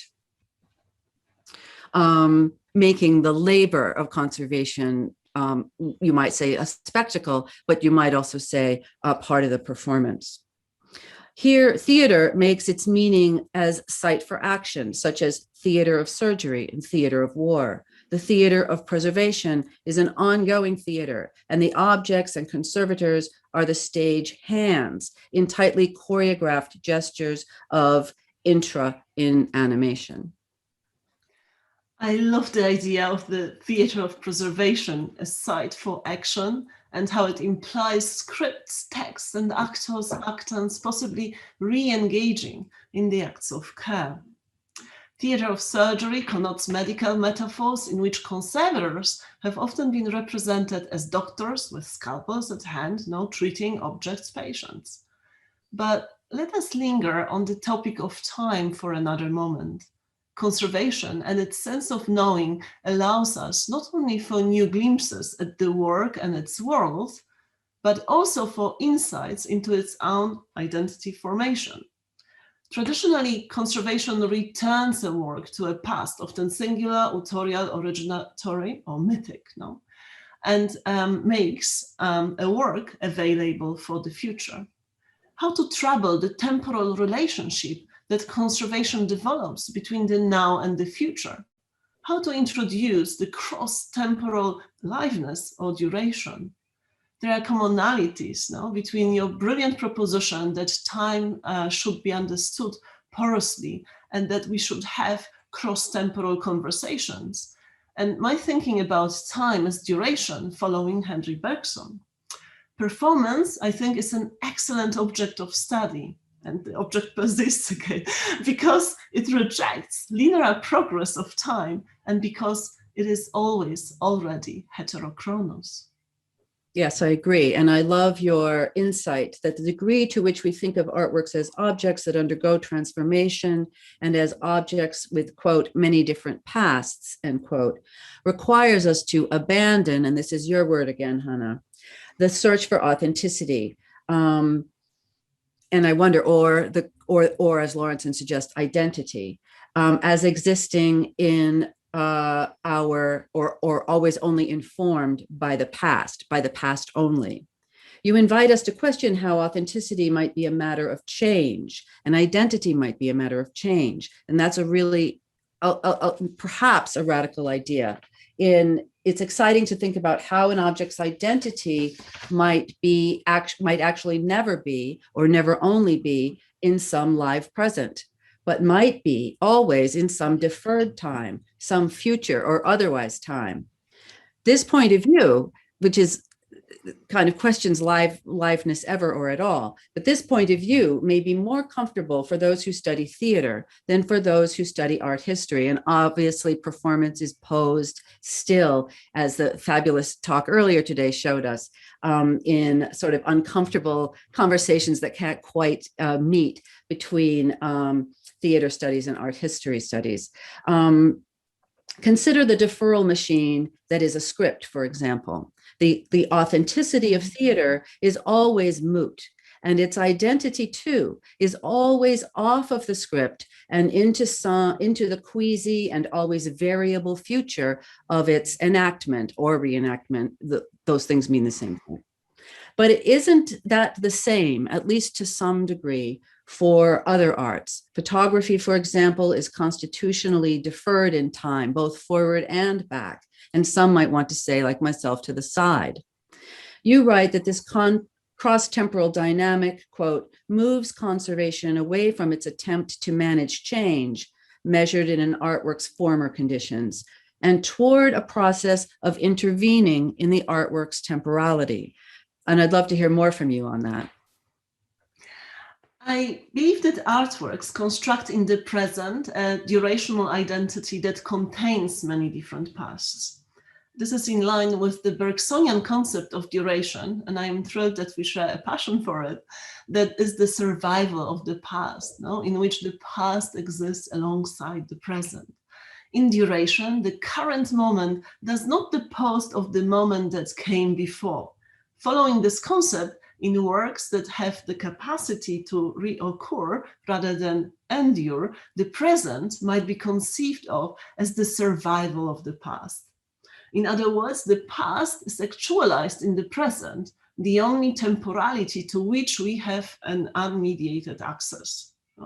Duration might offer an alternative to the traditional views of time, as Aristotelian inheritance, as progressive linearity, as chronology, and as an effect of its figuration or diagrammatization that has ruled conservation. Conservation's attachment to authentic condition, the return of a work to an original intended state, or even the concept of restoration, conservation, older sibling, evidence its attachment to time as a line, even if reversed, as in the two former examples. No? If we replace this understanding of time with durée, the work's changeability, rather than being punctuated by singular conditions and states, will exist unrestricted in a continuum in which each instantiation of a work preserves previous ones. Continuity is, to briefly shift to Husserl and phenomenology, where each moment of protension becomes a retention of the next. No? And along similar lines, you say that reenactment is also already a pre-enactment. So if artworks construct in the present a durational identity that contains many different paths, conservation can only be conceived as an act that changes and interprets objects by introducing ruptures, intervals, and intermissions into what otherwise is a continuum. Such a reorientation of conservation would end efforts to recover the past or the original, or to give back the authentic object, approaches based on the concept of linear time present explicitly and implicitly, even in more recent conservation. But we might also ask, what if conservation, rather than intervening in the work, becomes a kind of coexistence, no, with the work, a set of responsible practices that cohabit the time and space of such heterochronous work? Yes, the idea of responsible practices is resonant with antiphony if we lift out the Latin root respondere, to answer in return. And just a note, in case it's not overly obvious to everyone, we decided to create this presentation as a talking with, to formally engage a kind of call and response into our thought. To what degree is a conservator's responsibility to, quote, answer an object in return, right? So call and response with the object. This, of course, implies that an object has also called or has also responded in the many pasts by which call becomes response becomes call. To think with antiphony might suggest that an object may have called and answered in a crosshatch of historical encounters that reverberate. What part of an object is, in fact, the remains and returns of the flesh that has handled it? This question is not unrelated to the insights of paleontologists that the human is an assemblage of hand and tool, and that with Leroy Gorin, the tool is not a tool without the hand, just as the hand is not a hand without the tool. The quote scriptive thing, and I'm quoting Robin Bernstein, who works on thing theory, which we heard about thing theory yesterday. The scriptive thing, that is the tool, requires the component part, the hand, to be the object that it is. And so it is a flesh machine. But so too, flesh is an object machine. To conserve an object and to conserve flesh is to conserve a broader field of inter-inanimate component parts. This way of thinking, again, puts us in the realm of thinking with performance-based assemblage. To acknowledge that an object's very objecthood is punctuated by the intervals between and among its reappearances, and between and among itself and the bodies it interpolates or hails as co-participants, is to acknowledge changeability at a kind of core. To what degree does ritual keep that changeability at bay? Is encounter and its repetition a kind of artifact that can be preserved as ritual, thus bearing something that might be kin to what Amiri Baraka, writing about jazz, called the changing same? Can choreography regarding the object flesh assemblage take a shape that preserves the artifact of or as encounter, even as changeability is the given condition where flesh time meets geologic time, paint time, clay time, wood time, etc. When we ask what it might mean to conserve change as essential to objecthood, what are we asking? Conserving change can mean something as simple as preserving the conditions for engagement with an object, given that engagement is always in time and variable over time. Here, I am reminded of Robert Joseph's discussion of the non-human masks of the Kwakwaka'wakw, the Kwakwaka'wakw Nation of the Pacific Northwest. Chief Joseph is eloquent about the downtime of the wood and paint masks. Perhaps we could use the word dormant. The storage time, as Louise Lawson was discussing. He's eloquent about the downtime of the non-human masks, which are conceived as having, quote, a life of their own, end quote.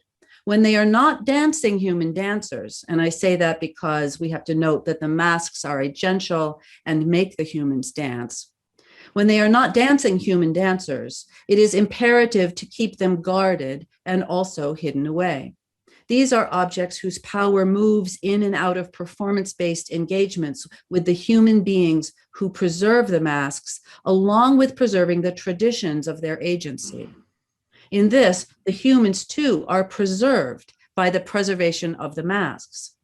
Many questions arise when thinking with this kind of performance-based object, and perhaps again, all objects are performance-based. I suspect we could here agree that all objects in human constellations have histories and traditions of use, despite the fact that some objects, due to violence such as colonial plunder, have been robbed of those traditions and appropriated into other ritual traditions that preserve them differently, preserving them according to rituals of commodified Western art, say, rather than rituals of potlatch. And potlatch is the tradition in which the Kwakwaka'wakw use their masks. We are likely more comfortable acknowledging the human history of an object's use than we are acknowledging the co-participation or even agenthood of an object or thing in its interaction with humans. We usually assume that it is the humans who are responsible for the actions and conditions of objects and not the objects themselves, or better, the assemblage that is objects and persons. In the Kwakwaka'wakw ritual of the potlatch, there are demands made by the object itself, if you will, upon the actants who engage with it. And Chief Joseph relates, even while hidden, when not on display, an object can wield an incredible performative power. I am speaking of this Kwakwaka'wakw more than simply honoring an object as the object demands. I am suggesting, in addition, that what is preserved will also always already be a ritual assemblage. I'm saying that part of what constitutes the object itself is its fleshly relations, and the constellation of those relations is co-determined by the ritual object and the ritual participants that engage it, whether in a museum or a gallery, a temple, private dwelling, or a Kwakwaka'wakw big house. We are made by our objects just as much as we make our objects. We make our objects, and our objects we make us. Or we make our objects make us, which is another way to say it. To conserve the changeability of such objects, or objects in or as their changeability, might thus require decisions related to the cultivation of their agency, actancy. If the new conservation is to rely on the expanded concepts of human and non-human agency, the crucial question must be, how is it being done? No? Does conservation of agential objects mean allowing them to fully dictate their conditions of care? Would conservation shift entirely into a performative paradigm, leaving aside the dead matter of fixity or authenticity? It couldn't get more interesting, Rebecca, but let's pause here and take some questions from the audience. Thank you both so much for this wide-ranging dialogue, which brings up so many of the issues that have been important in the past 2 days, and also so many new issues that we now get to sink our teeth into. Oh, and we have 2 comments already. Wow, in our chat. So I know I'm not alone in feeling invigorated by that. So I'm sure there are many questions, but I will abuse my privileges as a moderator to ask the first question. Well, first of all, I'd like to the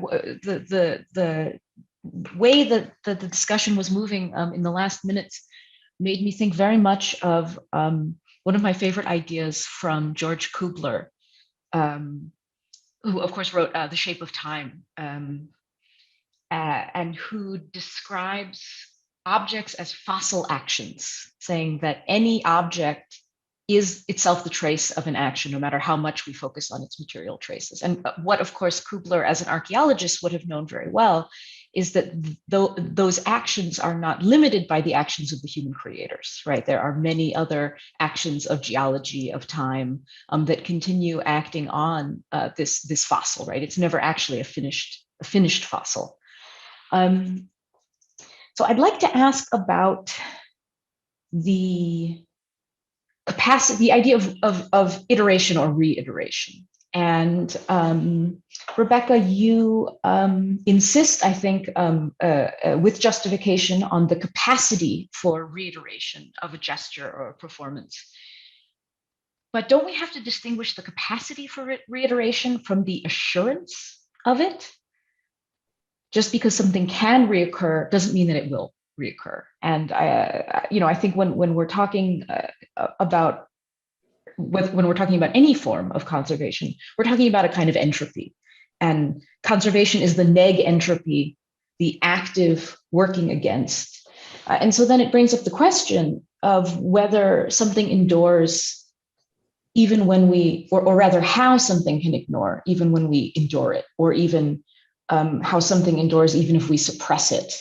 Although I know there's already an answer to part of that question in Diana Taylor's work on the repertoire and the archive, examining how indeed repressed forms of culture can resist that kind of what I just identified as entropy and persist.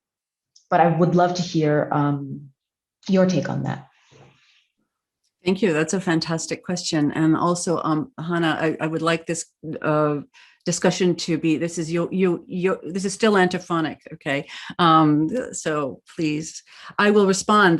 That's terrific. I think that one of my work over time has maybe habitually, maybe it's a knee-jerk reaction for me by now, to resist trace logic, to resist entropy logic. I mean, this was when I first wrote that in 2001 article about how performance remains, but remains differently, because it does not assume an always only looking backward. That if an object is always a trace of an action, why is an object not always already an action? Making a future trace. Trace has not been useful for me in my thinking. Doesn't mean it's a whole nother way to think, and very valid. But that sort of loss orientation was something that I worked in my own kind of, I just tried on what can happen if I think differently than always oriented to loss and lack, which I saw as a kind of capitalist, the selling of lack. So I have resisted that. I was also, coming out of theater studies, very interested in how, theater is constantly, everyone's like, oh, theater's dead, theater's going to be killed, but you can't kill theater, right? It actually is, it is its own obsolescence. It's like the ongoing obsolescence. So it undid, trace logic doesn't really work there as well. So, and then you already mentioned the question of survivance. That's, Gerald Visner's word in terms of indigenous remaining, but that sort of to always only think of erasure and empathy. Entropy doesn't get us to the very real ways that oppressed cultures have often remained in and through performance-based knowing. That is not logic, trace logic. So if it's not trace, then what is it? Like, how do you think with it? And certainly call and response is helpful. If something is giving a call, is it always only calling backward? Or is it calling forward and to the side? Something I wrote recently, I became very interested in the hands up don't shoot movement as part of Black Lives Matter, that call went not only sort of forward in time and backward in that it's a reenactment of a surrender, but it's reconstituting surrender as its opposite, as we won't surrender, but it also moves to the side in that I put my hands up, another person, until there's a lot of people to the side that are also gesturing in response. So what is a time? The other thing is, what is a time limit on response, as on responsibilities? As Hanna asked at one point, when regarding the ukuleles, the excellent paper on ukuleles, when does what's that word end? Conservation, but the other word that starts with M. Maintenance. Yes. When does maintenance end? Well, when does duration end? When does a call end? So I've written about the Paleolithic negative hand stencils as is this always only a trace of what happened, or is that a call at like an instruction art to some sort of iterative response? So I'm suggesting that call and response, and also thinking with Black feminist thought, which I have been a student of now for some time, thinking with call and response is a way to maybe get out of some of our habits of some of our habits that constantly return to trace and entropy. I don't know if that's helpful, Julia. Your question was excellent. No, very, very helpful. And it's especially helpful for me because it's absolutely right what you say, that even if I wave to you and you don't wave back, that doesn't mean I haven't received a response. It means I haven't received a response yet. Yeah. And what you're saying is that yet, we can't put a limit on that. Yeah, I'm very inspired by, like I said, Black feminist thought, but when one thinks carefully with something like Christina Sharp's In the Wake, where Sharp writes about the Middle Passage and the African bodies that went overboard, and does an incredibly careful tracing of what happened what would have happened to those bodies as they fell through the water into the ocean, and narrates their dissolution. And as this dissolution is narrated, one is realizing that what Sharp, who says that the past that is not past reappears, and one can hear also phenomenology in this, as Hanna was saying, but what one begins to realize in her writing is that the ocean, the molecules, are her ancestors. So there's a becoming through this dissolution where the ancestors are going to show up as the ocean, and that's a reactivation that's pretty mighty. Absolutely, thank you. All right, I will cease abuse of my privileges and extend them to others. We have some very interesting questions. From Ilya, we have the question, I wonder if Hanna and Rebecca can explore the politics around the use of the prefix re in light of what they have just discussed. She also says, what a treat, and adds, I wonder if you could explore how or if conservation is linked to the capitalist logic of scarcity.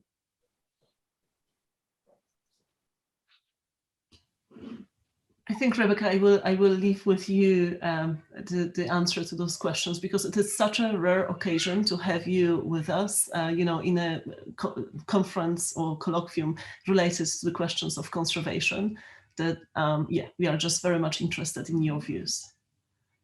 Okay, well, my name is Rebecca, so it's hard for me to think out from under the politics of re, but you can call me Becca. Many people do. Call and response. I don't know. What are the politics of re? Is it politics, Julia? That I don't see that question. Was it the politics of re that was put up? Oh, that's in question and answer. Okay, let me click on it. Maybe I'll see it. No. Can you just reiterate that, or Sure. iterate or reiterate the Yes. beginning of that question? It was the politics around the use of the prefix re, but I think you're probably free to interpret that as you see fit. Yeah, I think, if we're going to just endlessly celebrate repetition, right? Does that get us anywhere? But again, I'm wanting to think with, I've been very informed by my study in Black feminist thought, but also before that in terms of Yoruban ritual practices, which are hugely influential on American practices at all, when there is no American art practice without thinking with Yoruban ritual traditions. One has a fundamental orientation to repetition and to revision, that is repetition with revision. But there is not the same Western cultural sort of fear and panic of the copy, which we inherit, as we know, studying Western civilization, from the sort of problem of the ideal or the form, or the kind of the terror and panic of difference, if difference is understood in distinction to sameness. In African diasporic ritual traditions, there's a lot of amazing work on this. One does not have that same panic about the loss of ideality, and in fact, one has to think, if the very first time something occurred, it already occurred as different, then what has to preserve, this is Amiri Baraka's changing same. One has to conserve the conditions for change. To conserve the performance is to conserve the condition for the performance to change. But there's not the panic about the copy. It's not the culture of the copy organized relative to panic. So I think it's important for us to not just sort of sit statically in repetition, but to understand that what repetition gives us is, in Fred Moten's work, a break. In the break, right? In the interval. And this is another great question about dormancy or storage or downtime, is if that dormant or downtime moment is an interval, what is the fecundity of the intervallic, of the interval, right? Are we preserving intervals as well as the performance? And if we're preserving the intervals of performance, how do we think about that? I find that to be a terrific question. Capitalist logic of scarcity. I would love this questioner to answer that question.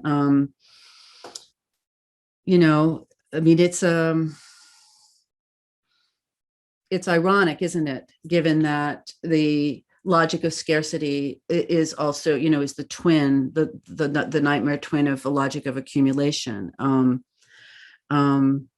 and extraction, which results in the opposite of scarcity. And this was something interesting when the paper on precarity, which we started much earlier in this conference, came up. And one of the questions I would have been about, well, it is really great to sort of make an aesthetic of precarity. How does one simultaneously acknowledge the precarious, those for whom precarity is not a romantic position, and both of those things have to be true. Like that's good. I'm not saying we shouldn't. I think that paper was fantastic, and we should do it. But how does precarity, as an aesthetic, sort of talk back to and undo, or make other kinds of, redistribute the precarity globally, right? So that's not really a very good answer to a question, but it's maybe a place to start. Good place to start. We also have a question from Brian Castriota. Hanna or Rebecca, I wonder if you can discuss the notion of artworks as instantiations of abstract objects. I'm thinking of Curry's action types and instance multiplicity hypothesis, Davies's ideas in art as performance, and Sherry Irvin's writing on installation and performance artworks as abstract or quasi-abstract objects materialized in time and space. Do we really have to abandon the idea of conservation as an object-oriented practice? Can't objects be performed? It's a very intellectually dense question. It is in the chat if you would like a visual, would like to actually read it. I hope that one didn't read or hear my words as an invitation to abandon conservation.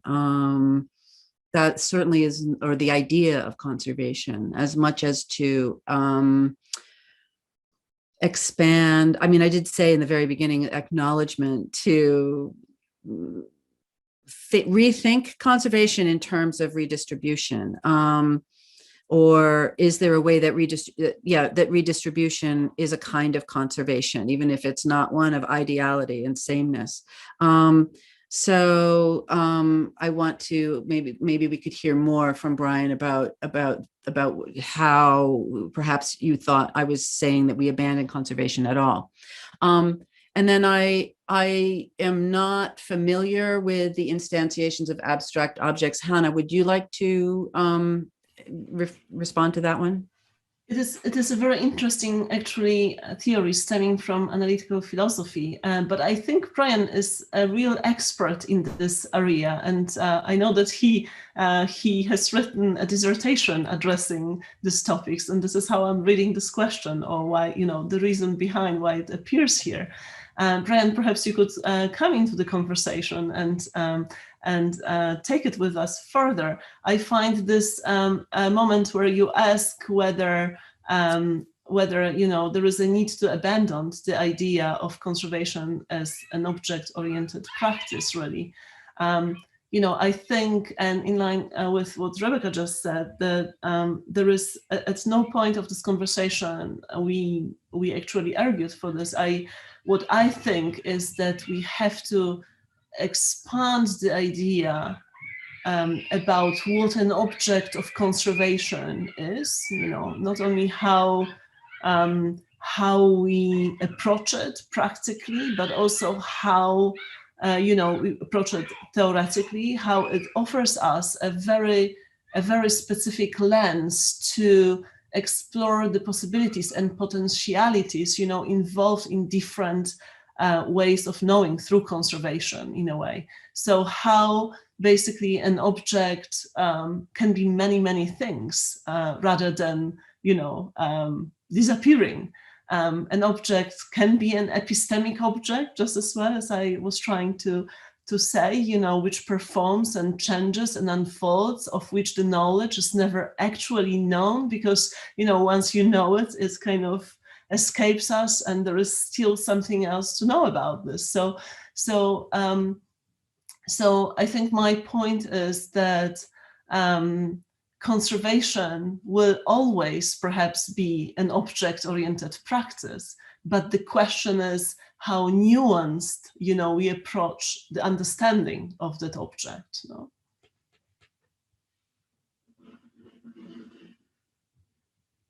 Yeah, I mean, I think I'll just say that I think what we were trying to think about was actually, if we think of performance as an object, then aren't we thinking of conserving performance as an object-oriented practice? Mm-hmm. So I think it was not abandoning it all, but actually expanding our object orientation to think with flesh objects, and I think this is very interesting.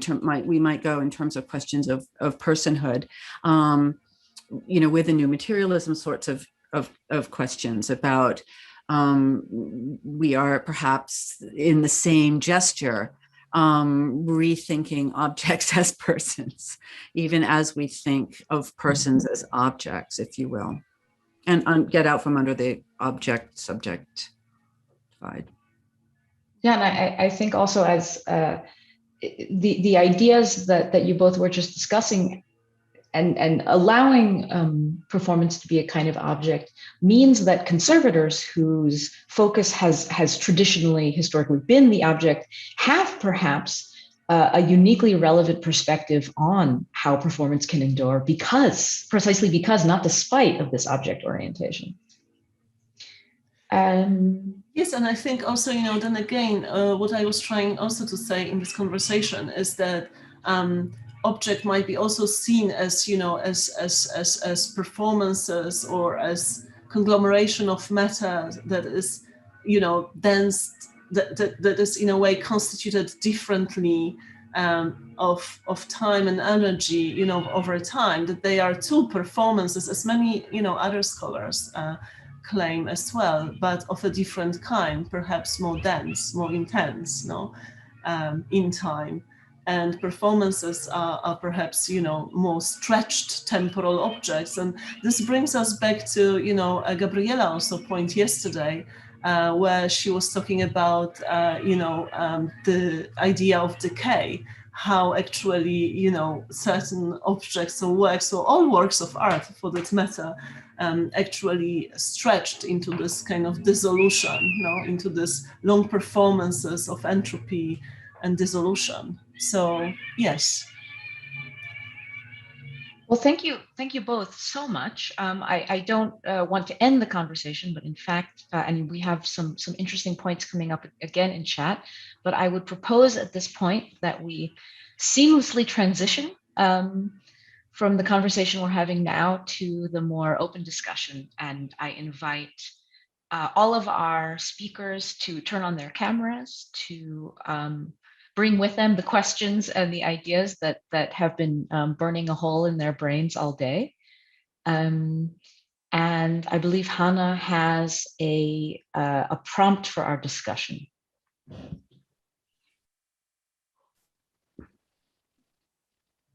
Is everyone back with us? I have to just switch to gallery view probably. Yes, excellent. Welcome back everyone after this wonderful day of presentations and discussions.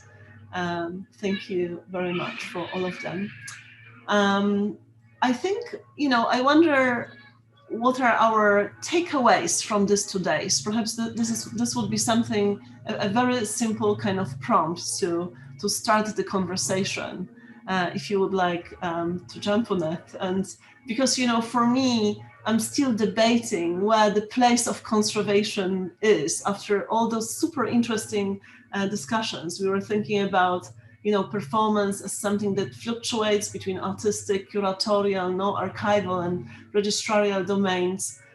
And then I'm still, all these discussions still leave me thinking, where is the place of conservation? Did it match with other domains? To what extent? And how do we find it back? How do we also ensure that, that it makes sense to think with performance through conservation? When you looked at curatorial practices, archival practices, and so on, are kind of all conservational practices as well. Yes, and it leaves me also wondering about the conservation object as well. One that perhaps reassures that conservation position within the fields of theory and practice. So these are my remarks, perhaps, or takeaways as well from the 2 days. But I would love to kind of, we would love to hear from you.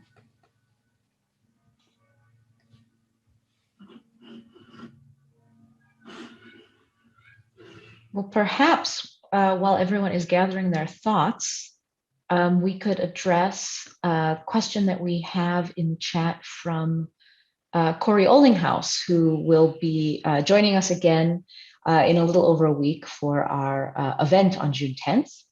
And Corey is very helpfully, I think, bringing in to the conservation notion of care, another notion of care that is very relevant. And says, I am really curious in a disability justice perspective around conservation, where conservation could be seen as ableist or looking to preserve an ideal. Disability artist Carolyn Lazard talks about rethinking questions of scarcity through care as a framework.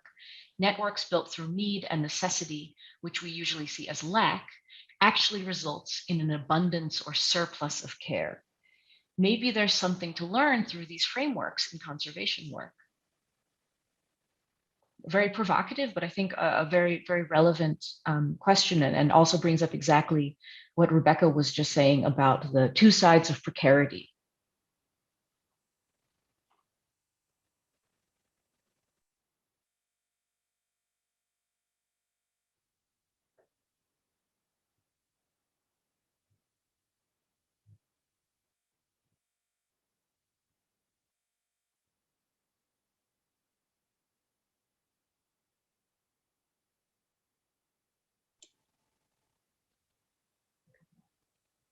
I don't have anything major to say about this, but I'll just jump in because I think that Caroline Lazard's work is really interesting, you know, in how it looks at these ideas of, yeah, what is the ideal, like if you set out from a position where something is an ideal state, you know, and I think that that's kind of quite interesting that that question comes up in this topic of conservation.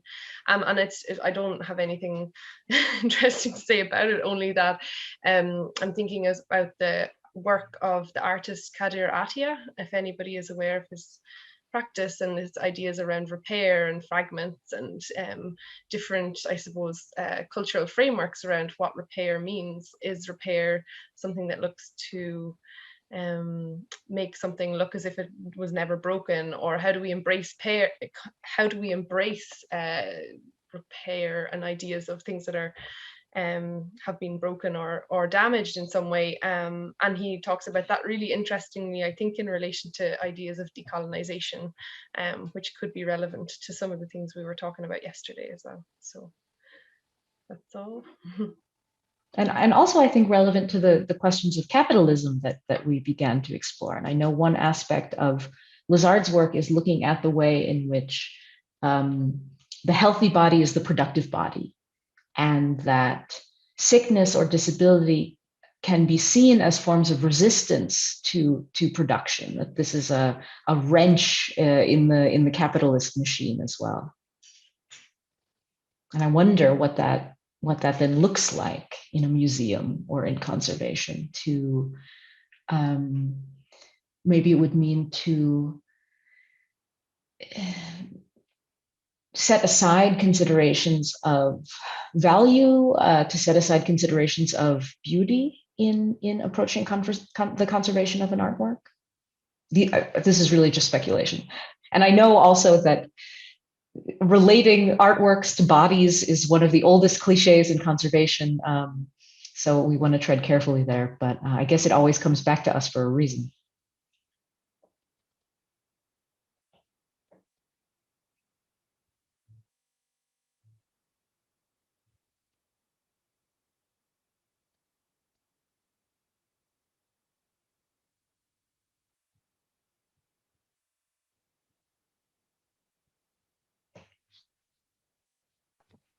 I wonder if I could add something there. Can you hear me all right? Okay. Yes.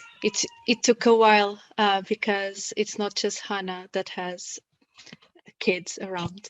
It is going back to this notion of capitalism and precarity. I don't think it is necessarily about refusing the idea of value, because there are many types of values. We cannot just assume economic value as being at the forefront of these practices. But also going back to what Rebecca has proposed about this idea of redistribution, this is not just about, I would say, recognition of the maldistribution of ownership and responsibility, but also about resources.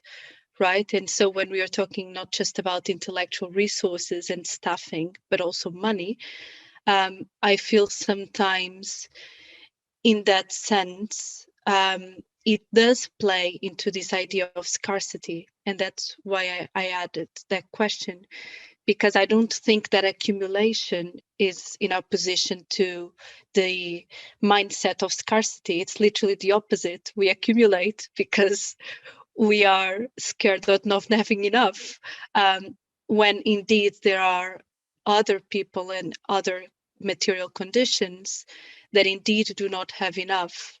And I wonder how we also can look at the institutional practice of conservation or care, as if we've been describing it today, and see if what we consider to be care towards artworks can be oppressive towards other people as well, and also to work sometimes. And here I just want to say that the first person I heard mentioning this was actually Pip. And I think, Pip, you were mentioning Puig de la Bella Casa, when she talks about how care could be oppressive here as well, of course. But I also wonder if these instances of care that could be about iterating sameness or not, and these ideas about scarcity also then impact the way that we see conservation and how we can actually practice it in museum context, but also outside of the museum, because then it serves as a reflexive machine, right? It serves as a mirror, the practices of the museum, because they are then the ones that are reflected upon other structures that are not necessarily museums.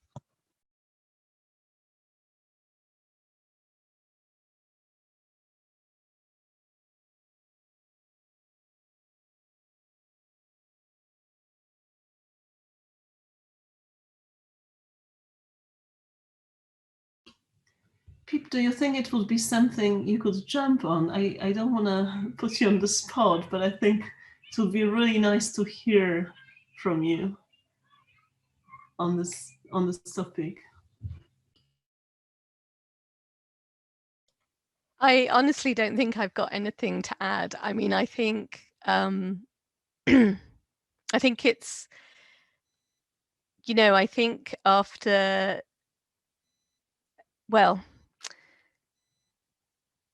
I think it's really wonderful to have seen these practices of care actually in, you know, enacted in so many of the talks, and and I think particularly the one from Brian and the stuff from Imma, and I think, I think we're really conscious. I think we're just coming out of a year of pandemic where,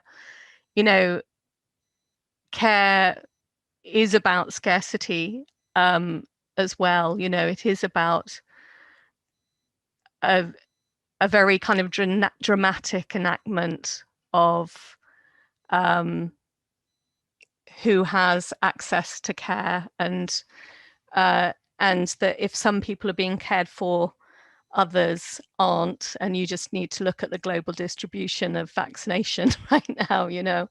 So I think it's just such a enormously loaded thing, but at the same time, and this is something that a very brilliant colleague at Tate, Libby Island, is looking at, this prompted by the artist Imre Bashiokon. There's also this potential to really look at a kind of ideas of radical hospitality.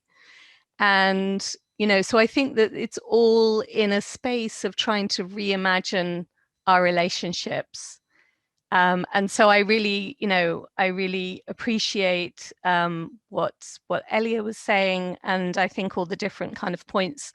I just think we're just in a space where we need a major kind of reconfiguration in order to really break out of some of the patterns around accumulation that that our institutions have been so hell-bent on. So I think that's really the only thing I have to add. Thank you. That also relates quite well to a question that we have from one of the attendees. Doesn't the notion of redistribution also challenge the idea or ideal of ownership? It strikes me that much of the discussions over the past few days have also surreptitiously raised the question of how do we claim not only the responsibility of conservation, but also the right? Who has the right to conserve a work?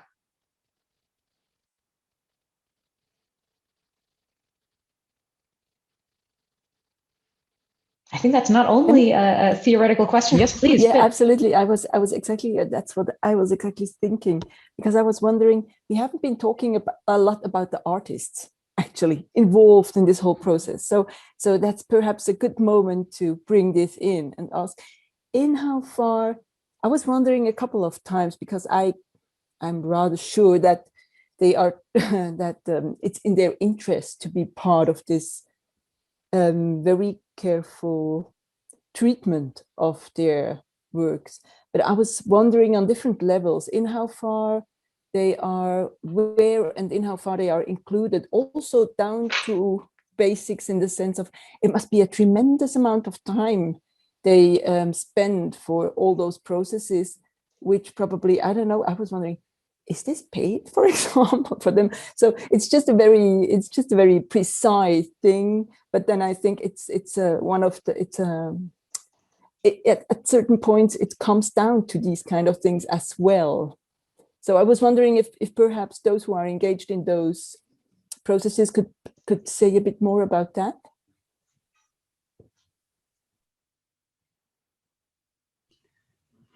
And perhaps also, Valerian, I don't want to kind of nudge you, but perhaps this is a great moment, where you could say a few words from artistic perspective. Valerian, what do you think? Yes, well, I think what we really have to consider is that we have a kind of simultaneity we should think about. So the artist is collaborating or co-working at the same time during the production process, together with documentarists, together with conservators or preservators. So the question is, of course, first of all, then really kind of how do we think a museum, or how do we think a festival, or how do we think stage and space?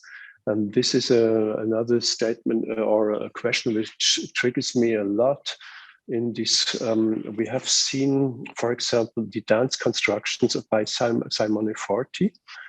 And this triggers by myself how the memory of the performance, the overwriting by the media or audio recordings, video recordings, how they are changing my perception. For example, I attended, we have listened to the recording of Terry Fox from 1982 in the Kunstmuseum Luzern. And this was edited, published as a vinyl record, as a catalog of the exhibition. So Terry Fox produced an LP, a vinyl, and this was already going into from the space, which I have in memory at the old Kunstmuseum Luzern, towards the stage, and to this overwriting of the medias. There is also a question from my side: what do I remember, and how are media shifts, overwritings, the contemporary context, how are they documented itself?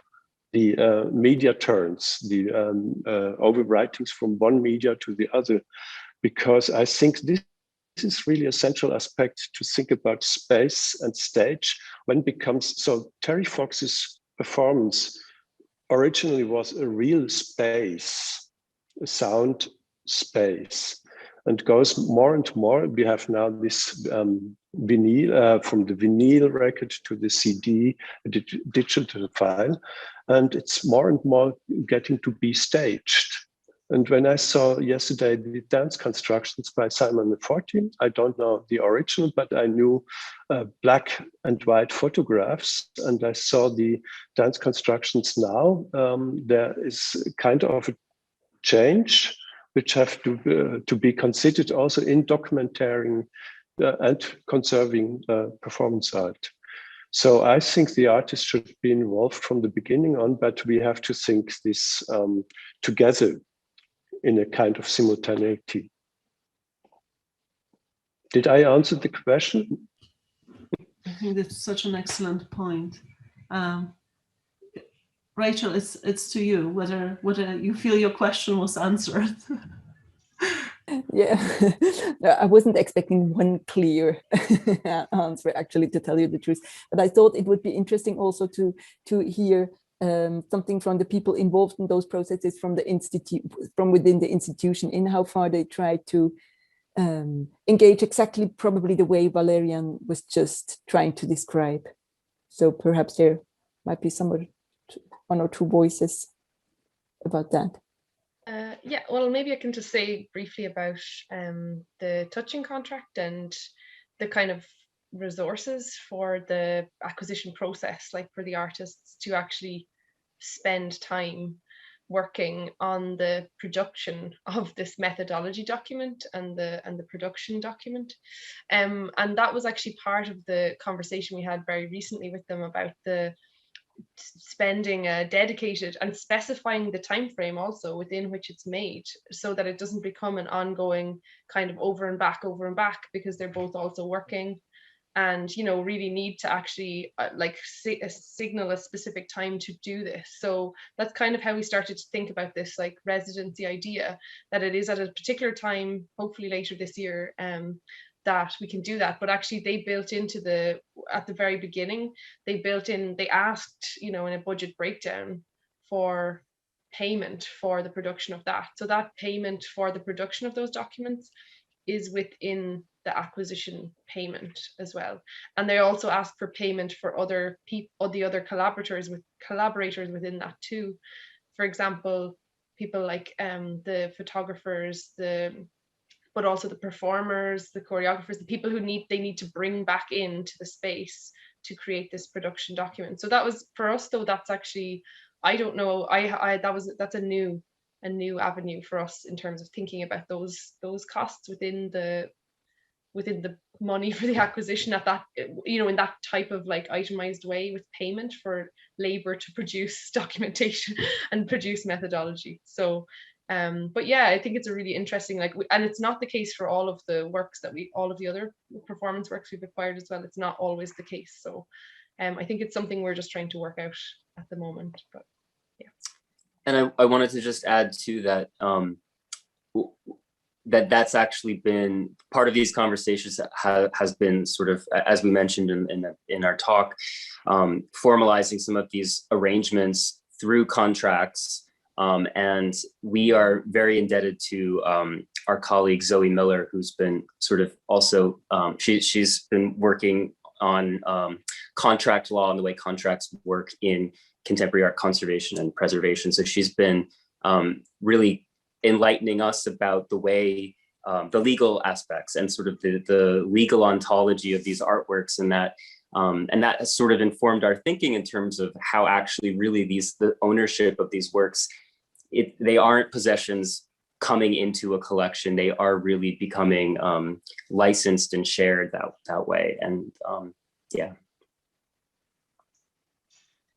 Can I just add something to, because it kind of dovetails with a great question for Paul about ownership. And I think I'm really interested in how many artists are finding ways to really kind of play and kind of mess with the museum over issues of ownership at the moment. And, you know, we've obviously got Cameron Rowland doing an extraordinary job, but also, you know, the Ima Abashi Okon does something really interesting where she prices her work according to the time it took her to put it together, and she uses the artists' unions' pay rates.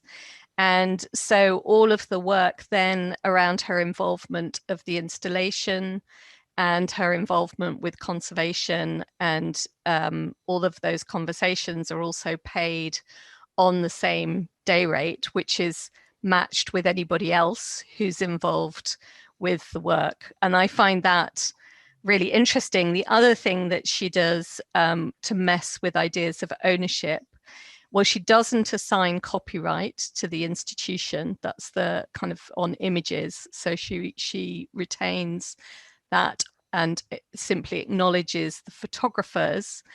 But also she has this concept around one particular work, which well, it's articulated in relation to one particular work, which involves ceiling tiles, whereby the title of the work reflects the number of ceiling tiles in existence. So she may make another work and make another group of ceiling tiles, and we have to change the title of our work. So it's almost this idea of a cell dividing, and that all of those have a relationship that she wants to keep together.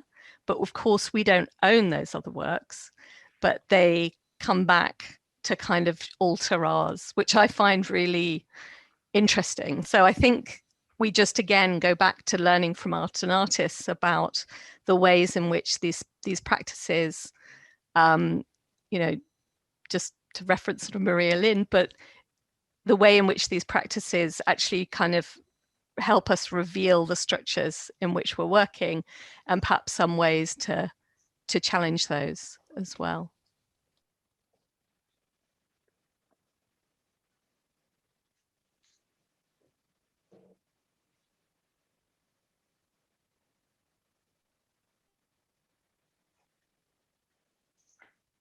Has anyone had time to gather their thoughts in response to Hanna's question about our conclusions or takeaways or thread gatherings, maybe from the past 2 days?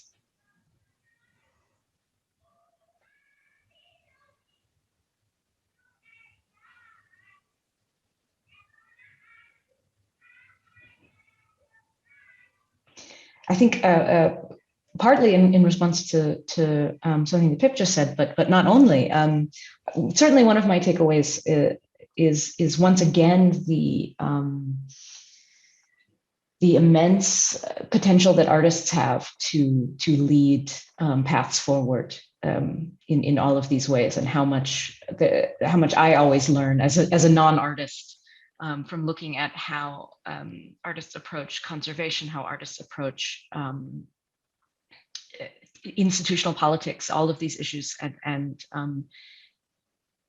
sometimes for me the question is then how I can apply these lessons to the work that I do, and that is often the much harder question.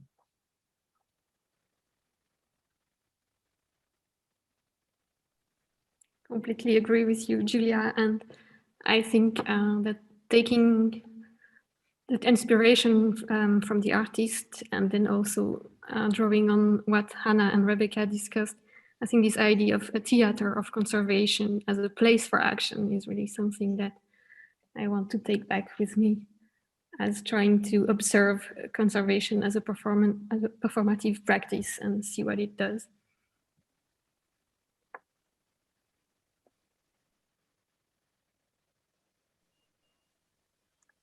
And I was just going to say, I think for me, it's probably revisiting and continuing to think about expanding the lens for conservation, whether that's through the frameworks that have been mentioned or what is the object of conservation. Because I feel that, I guess in the work that I've been doing, I have a particular lens so far in terms of performance, but performance is asking me to expand that even further, and then I feel choreography will take that again. So I just think it's this constant reflection, which I'm personally finding really valuable, and I really enjoy, thinking about vitality, artist desire over intent, where all of that will take us. And so that's my takeaway. So I think I've got lots of food for thought, and it'll be really interesting to kind of personally see maybe how I reflect on work now 5 years from now, because I think it will probably look and shape very differently.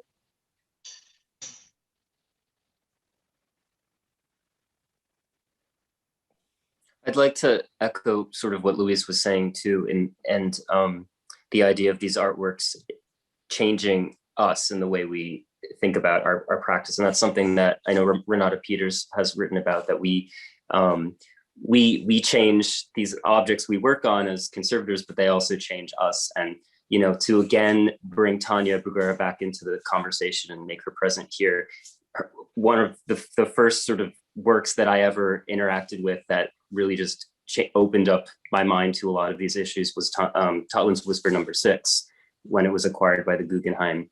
And it's sort of personally shattered all of the sort of frameworks and models that I was learning about and trying to implement in practice. And that was a really generative experience for me. And so I think it's really nice to see how all of these artworks have, the artworks and the artists that we're working with are shaping and changing our practice and thinking.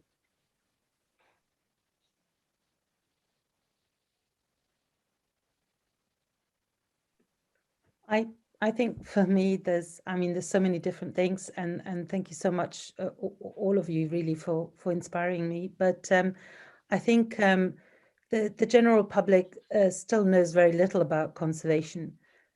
So for me, it's about making that more visible, and that means making the practice, the performativity of it more visible, making the documentations more visible, but also empowering the audience to document. And indeed trace, as Iona was saying, trace some of those documentations and hold people to account for them, and have them in the public domain, because I think that's perhaps one of the most important things in this context, so that people really understand the full value of conservation. And that includes what Rebecca was saying about, when the artwork is not visible. That includes the intervals, that includes the archive, those dark places where the artwork continues to change and continues to move. And we, as a public, we don't see it, we don't know about it.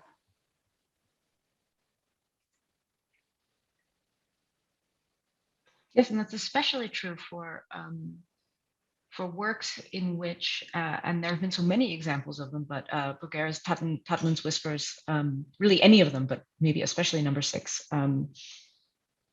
is maybe an example of a work where if one doesn't know what the conditions are under which it enters the institution and how it can be performed and under what circumstances, then one doesn't really have a full understanding of the work. So if we're not bringing conservation into the public conversation around a work like that, we're not actually fundamentally sharing that work with the public. And I think, these works are asking us, and when I say us, I mean really the entire art system. They're asking us to do things differently. They're deliberately challenging, as artists always do, they're deliberately challenging the systems that we have. And so we have a choice whether we're going to fit those works into our existing systems, or whether we're going to allow those artworks to suggest new ways of doing things. And I think all of us would rather do the latter, but it's so much harder for so many ways than doing the former. And so that's really the question, is how we can enact that change, both within institutions, how it can be done in conservation, how it can be done in museums, and also how scholarship, how art history, how the ways that we talk about and write about and think about these works can allow us to start to change how they unfold and exist over time. I think I would just add, almost to what Julia was saying there, with what's one thing I'm taking away is it's certainly about how the processes are made public for different audiences in different ways. And I think one important thing is also thinking about the other artists as audiences for that material as well, in the sense of thinking about resources and thinking about how do you approach the idea of canonization through conservation in certain museums. So I think that's something I'm certainly want to think more about, and I think there's been so many interesting references throughout the 2 days, in order to start to think about ways to do that. So but I think it's fascinating, thinking about how you actually try to do something about that in a really practical way as well. I think if you think about resources like that. So thank you.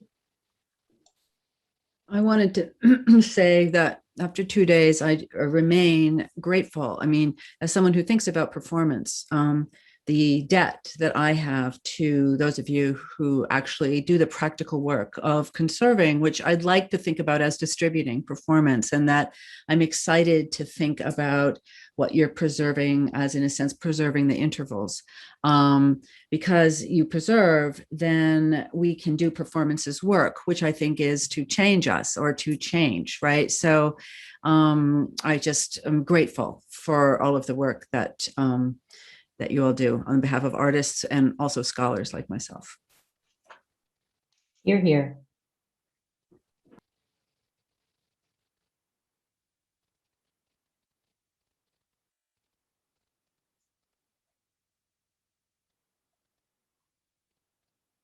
I think, sorry, just to add to what Rebecca was saying now, it's that, but it's also that you're bringing really new perspectives to what performance is and to those debates, and are turning things around and are making us all rethink everything, really. I love that. So thank you for that as well.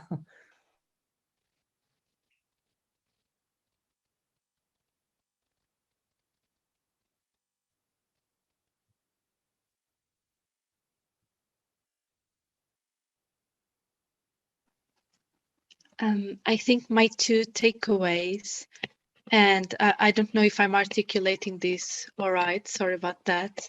I think it's my Sunday head is getting to me.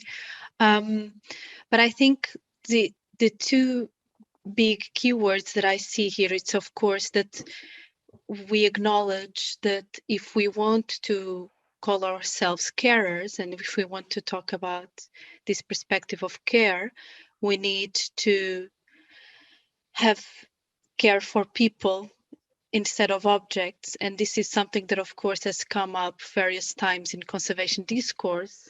And for some reason, we don't seem to be able to make it happen.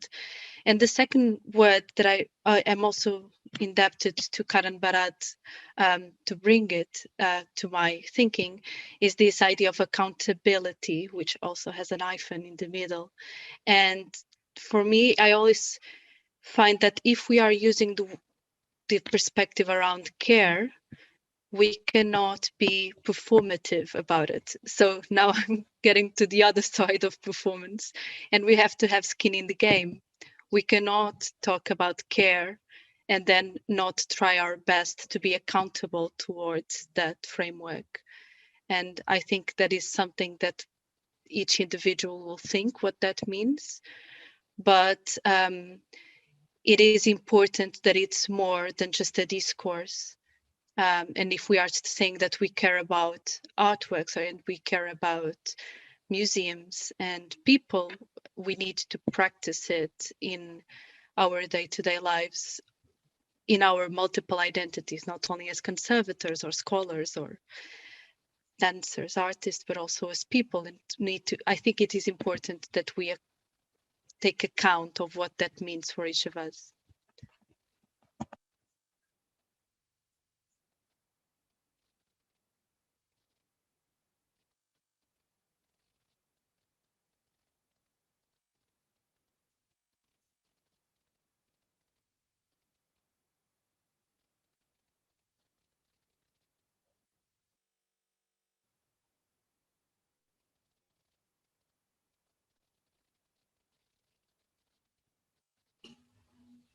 Would someone like to continue sharing? I can continue. As someone who's quite new to the whole sort of topic of the colloquium, I think my biggest takeaway was sort of this reconceptualization of sort of conservation, sort of to kind of think conservation as something that's very generative, almost inventive. Sort of in the practice of conserving works, it seemed like there's a lot of generative practice of sort of co-creation and co-thinking, but also how sort of this whole sort of conversations and discussions we had around this relationship between performance and conservation was very generative of the way we rethink or redefine our relationship with the object or the world in a more fundamental level. And so I think that kind of reconceptualizing this sort of my preconceived notion of conservation was my biggest takeaway. And I think this could be applicable not only to sort of conserving performance art per se, but sort of to the whole art historical field that I am more familiar with. So yeah. Thank you, Sooyoung, and also thank you for sticking with us. I know it's not so early anymore where you are. As an art historian, I agree with Sooyoung. It was so great for me to hear more about those new conservative practices, something performative, as something inseparable from the performance.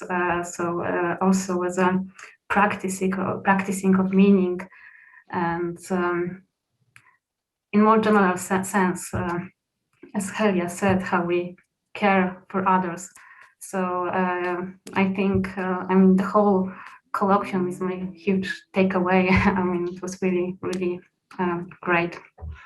So thank you all. Yeah, I think for me, there have been so many things. I think all the presentations have been incredible, but something I was thinking about earlier is Barbara Büscher's kind of comment about how collection and care methods could emerge outside the kind of museum exhibition field, and kind of where else these might kind of come about or happen. So I think for me, it's incentive to kind of start looking at different institutions a bit more and see if kind of methods could emerge from there. Thank you. Can you hear me? Yes. Oh, okay, good. Yes. I think, Julie, after our conversation, I think yesterday, I think access and what Gabriella is talking about, how do we make this available to people, these discourses that frame the work, like you're saying? And that's one thing I'm taking with me. How do we make that more integrated into what we do and how we do it, as opposed to the kind of behind the scenes discourses and the internalization of it? How is this represented publicly? And how do we make these materials available to the public in a way that is holistic to the work itself and to the artist practice? Because not every artist, wants this information out either. We talk about transparency, and I think it's on an artist by artist case. Some artists are more amenable to it and others aren't. So I think it's really understanding how to balance that, right? How to do the work of documenting and conserving, but how do you balance that with the artist's wishes on that subject matter as well? So I think that notion of access has really stuck with me, but also distribution. And Rebecca's talked about distribution and how is this information deployed amongst artists and people who are invested in this work, whether they're owners or scholars, or I think that too, that knowledge sharing, I think is really a part of what I've been thinking about a lot as well. And what are those networks to sort of propel that conversation?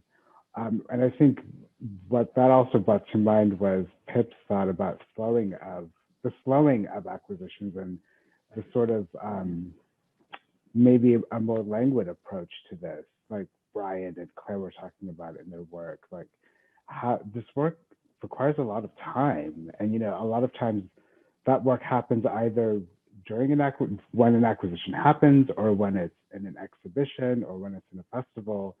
And this notion of interval and spaces in between, like what is that time to do that work? And how is that sort of baked into our practices outside of those times?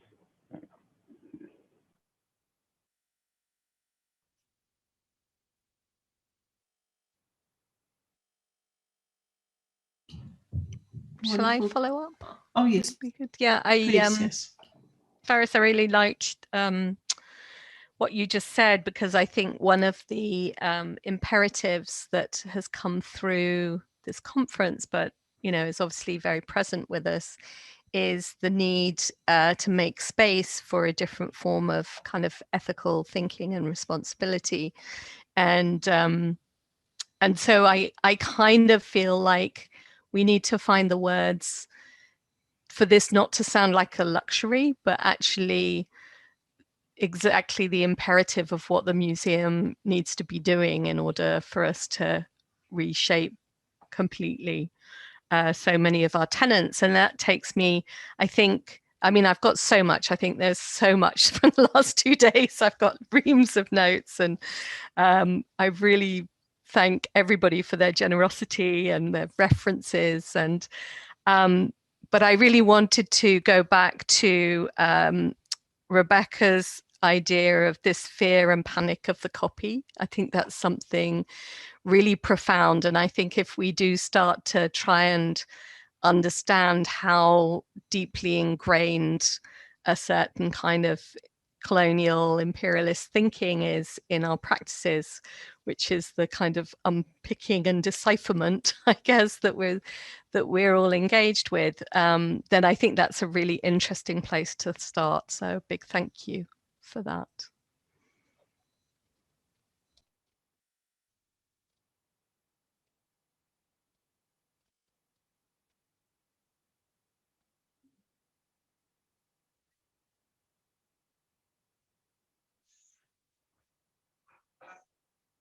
We still have a few more colleagues who you don't need to, provide us with your takeaways if you don't wish so. But we are curious, obviously. Perhaps in between, I could read Chrissy's comment to panelists and attendees.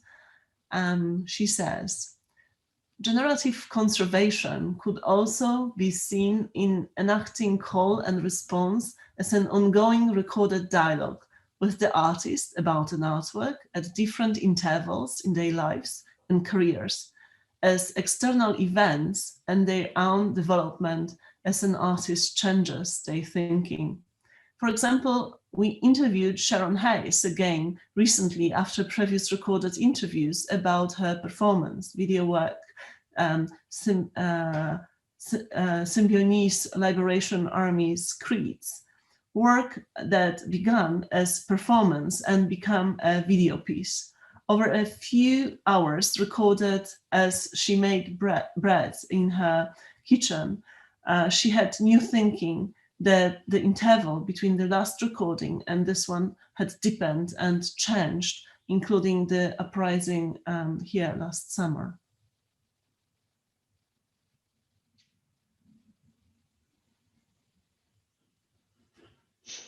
And there is a question to Rebecca from Helia, yes, about the reference to the interval.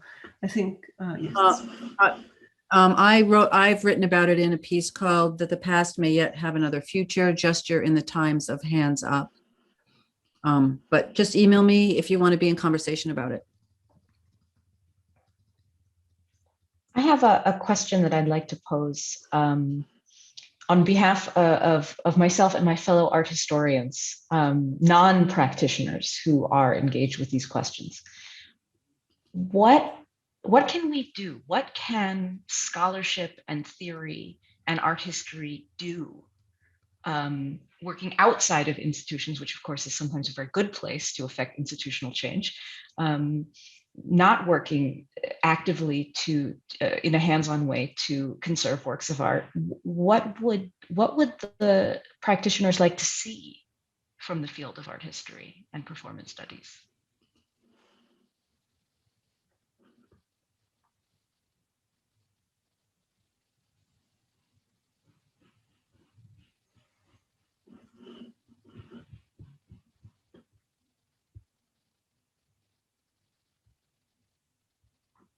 Well, if you think of something, let us know. Well, unless there are any further burning questions, and I hope, of course, that this won't be the final end of the conversation. And as you may notice, the name of this colloquium is number 1, Mapping the Field, indicating that it is the first in a series that we have planned, and we very much hope to stay in touch with all of you. But unless there are any final burning questions now, we will move on to our last performance, our last event of the day. And I thank you all so much for your contributions during your own talks and everyone else's. And now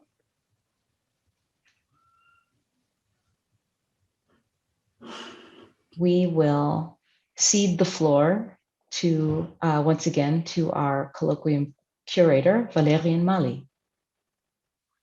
Yes, thank you. So Zoom is a glitchy medium. So we will attempt today a new version of Zooms and spells and lights recharged in a new re-space. So we heard reenact, recreated, reshape, this already could be a spell, this re. And yes, we all are happy with that we have Zoom, and perhaps we are also, especially after 2 days, experience a kind of Zoom fatigue. Even I think we managed it quite well. And but we want to give this goal of sober digital communication the chance to come alive. We like everything that is the aim of Zoom, but want to encourage it to do more, want to expand its possibilities, let it change its face. We throw a completely alien world against its digital purpose determinism by celebrating the magic ritual of resistant experimentation. Just as the world of the digital is self-contained, so is the world of ritual magic. This magic usually appears in language, gesture, signs, and lights. Friede Butzmann, composer, performance artist, and Krachmacher, noisemaker, an elegant description of his activities, has recently published a book, Wunderschöne Rückkopplung, Beautiful Feedbacks. This was the occasion to ask my dear friend for advice. If the medium is the message, what do we do with Zoom? So we celebrated last night a small ritual again with the formula Zooms, spells, and lights, and demand some freedom from the digital transmission signal. This is not quite so easy. But what we will see and hear now is the, so to say, the chamber version, the chamber music formation of the All-Stars Zoom Ensemble. And as many artists were busy with this project, I, in minimum, want to name the small formation. It is Sarah Hanna, Valentin Verheeg, Lara Stanic, Marita Losen-Fox, Robert Schalinski, Clara Schillige, Sabine Schall, myself, and the Zoom master himself, Friede Butzmann, involved. So, re-record the recorded session of Zooms and spells and lights.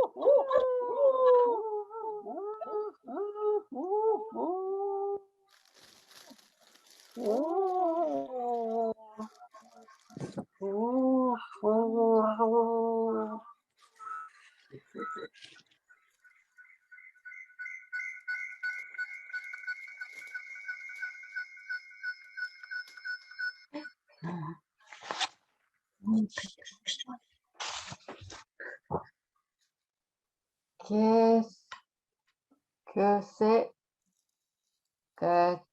que ça?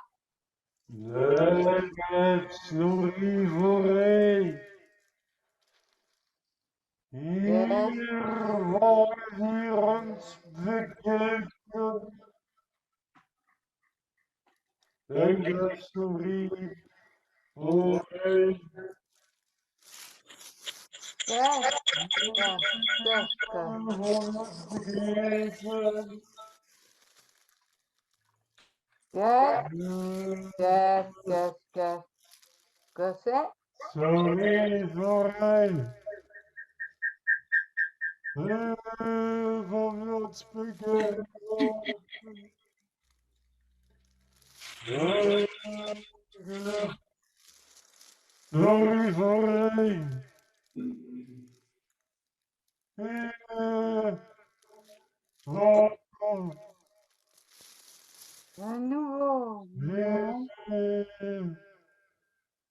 le nouveau monde amoureux.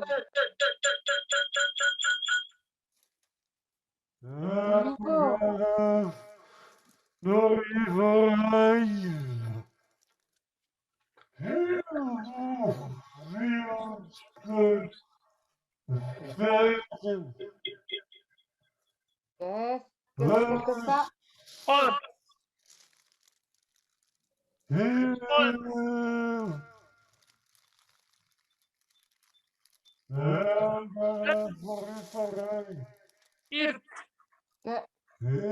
Qu'est-ce que c'est?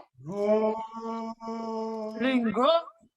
Le nouveau monde amoureux.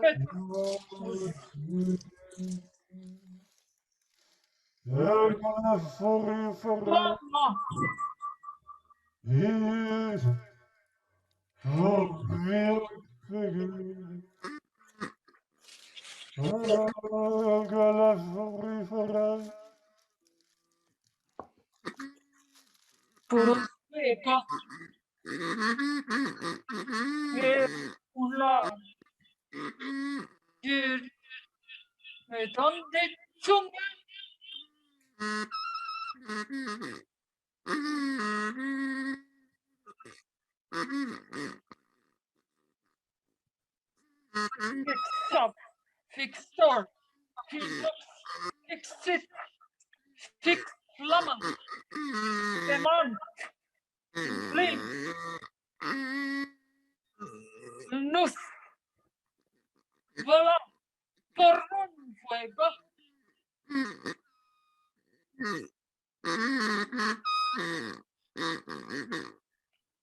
Infectus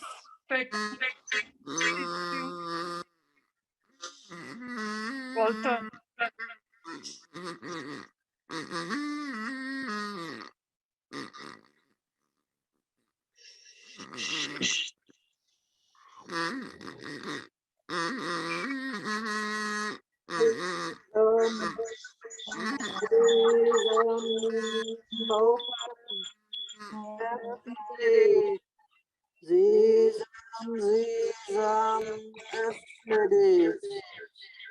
Sesam, öffne dich.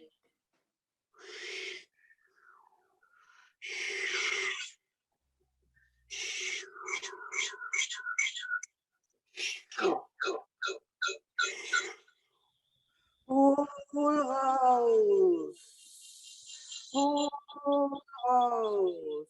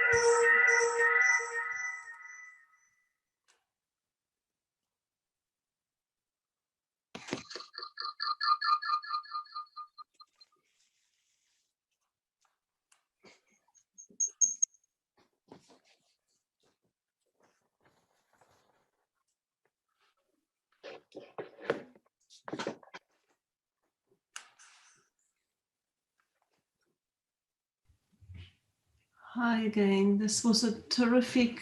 Can you hear me? Yes.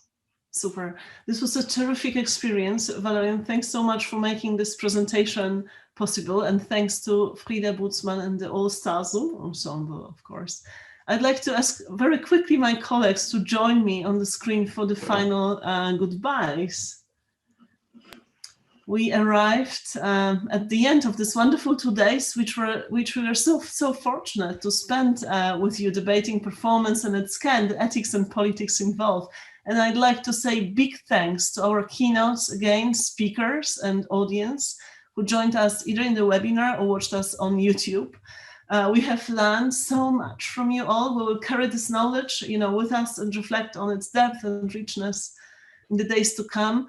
Thanks for the many, many lively interactions. We also feel that this colloquium, in a way, marks an excellent, almost completion of our project's first year.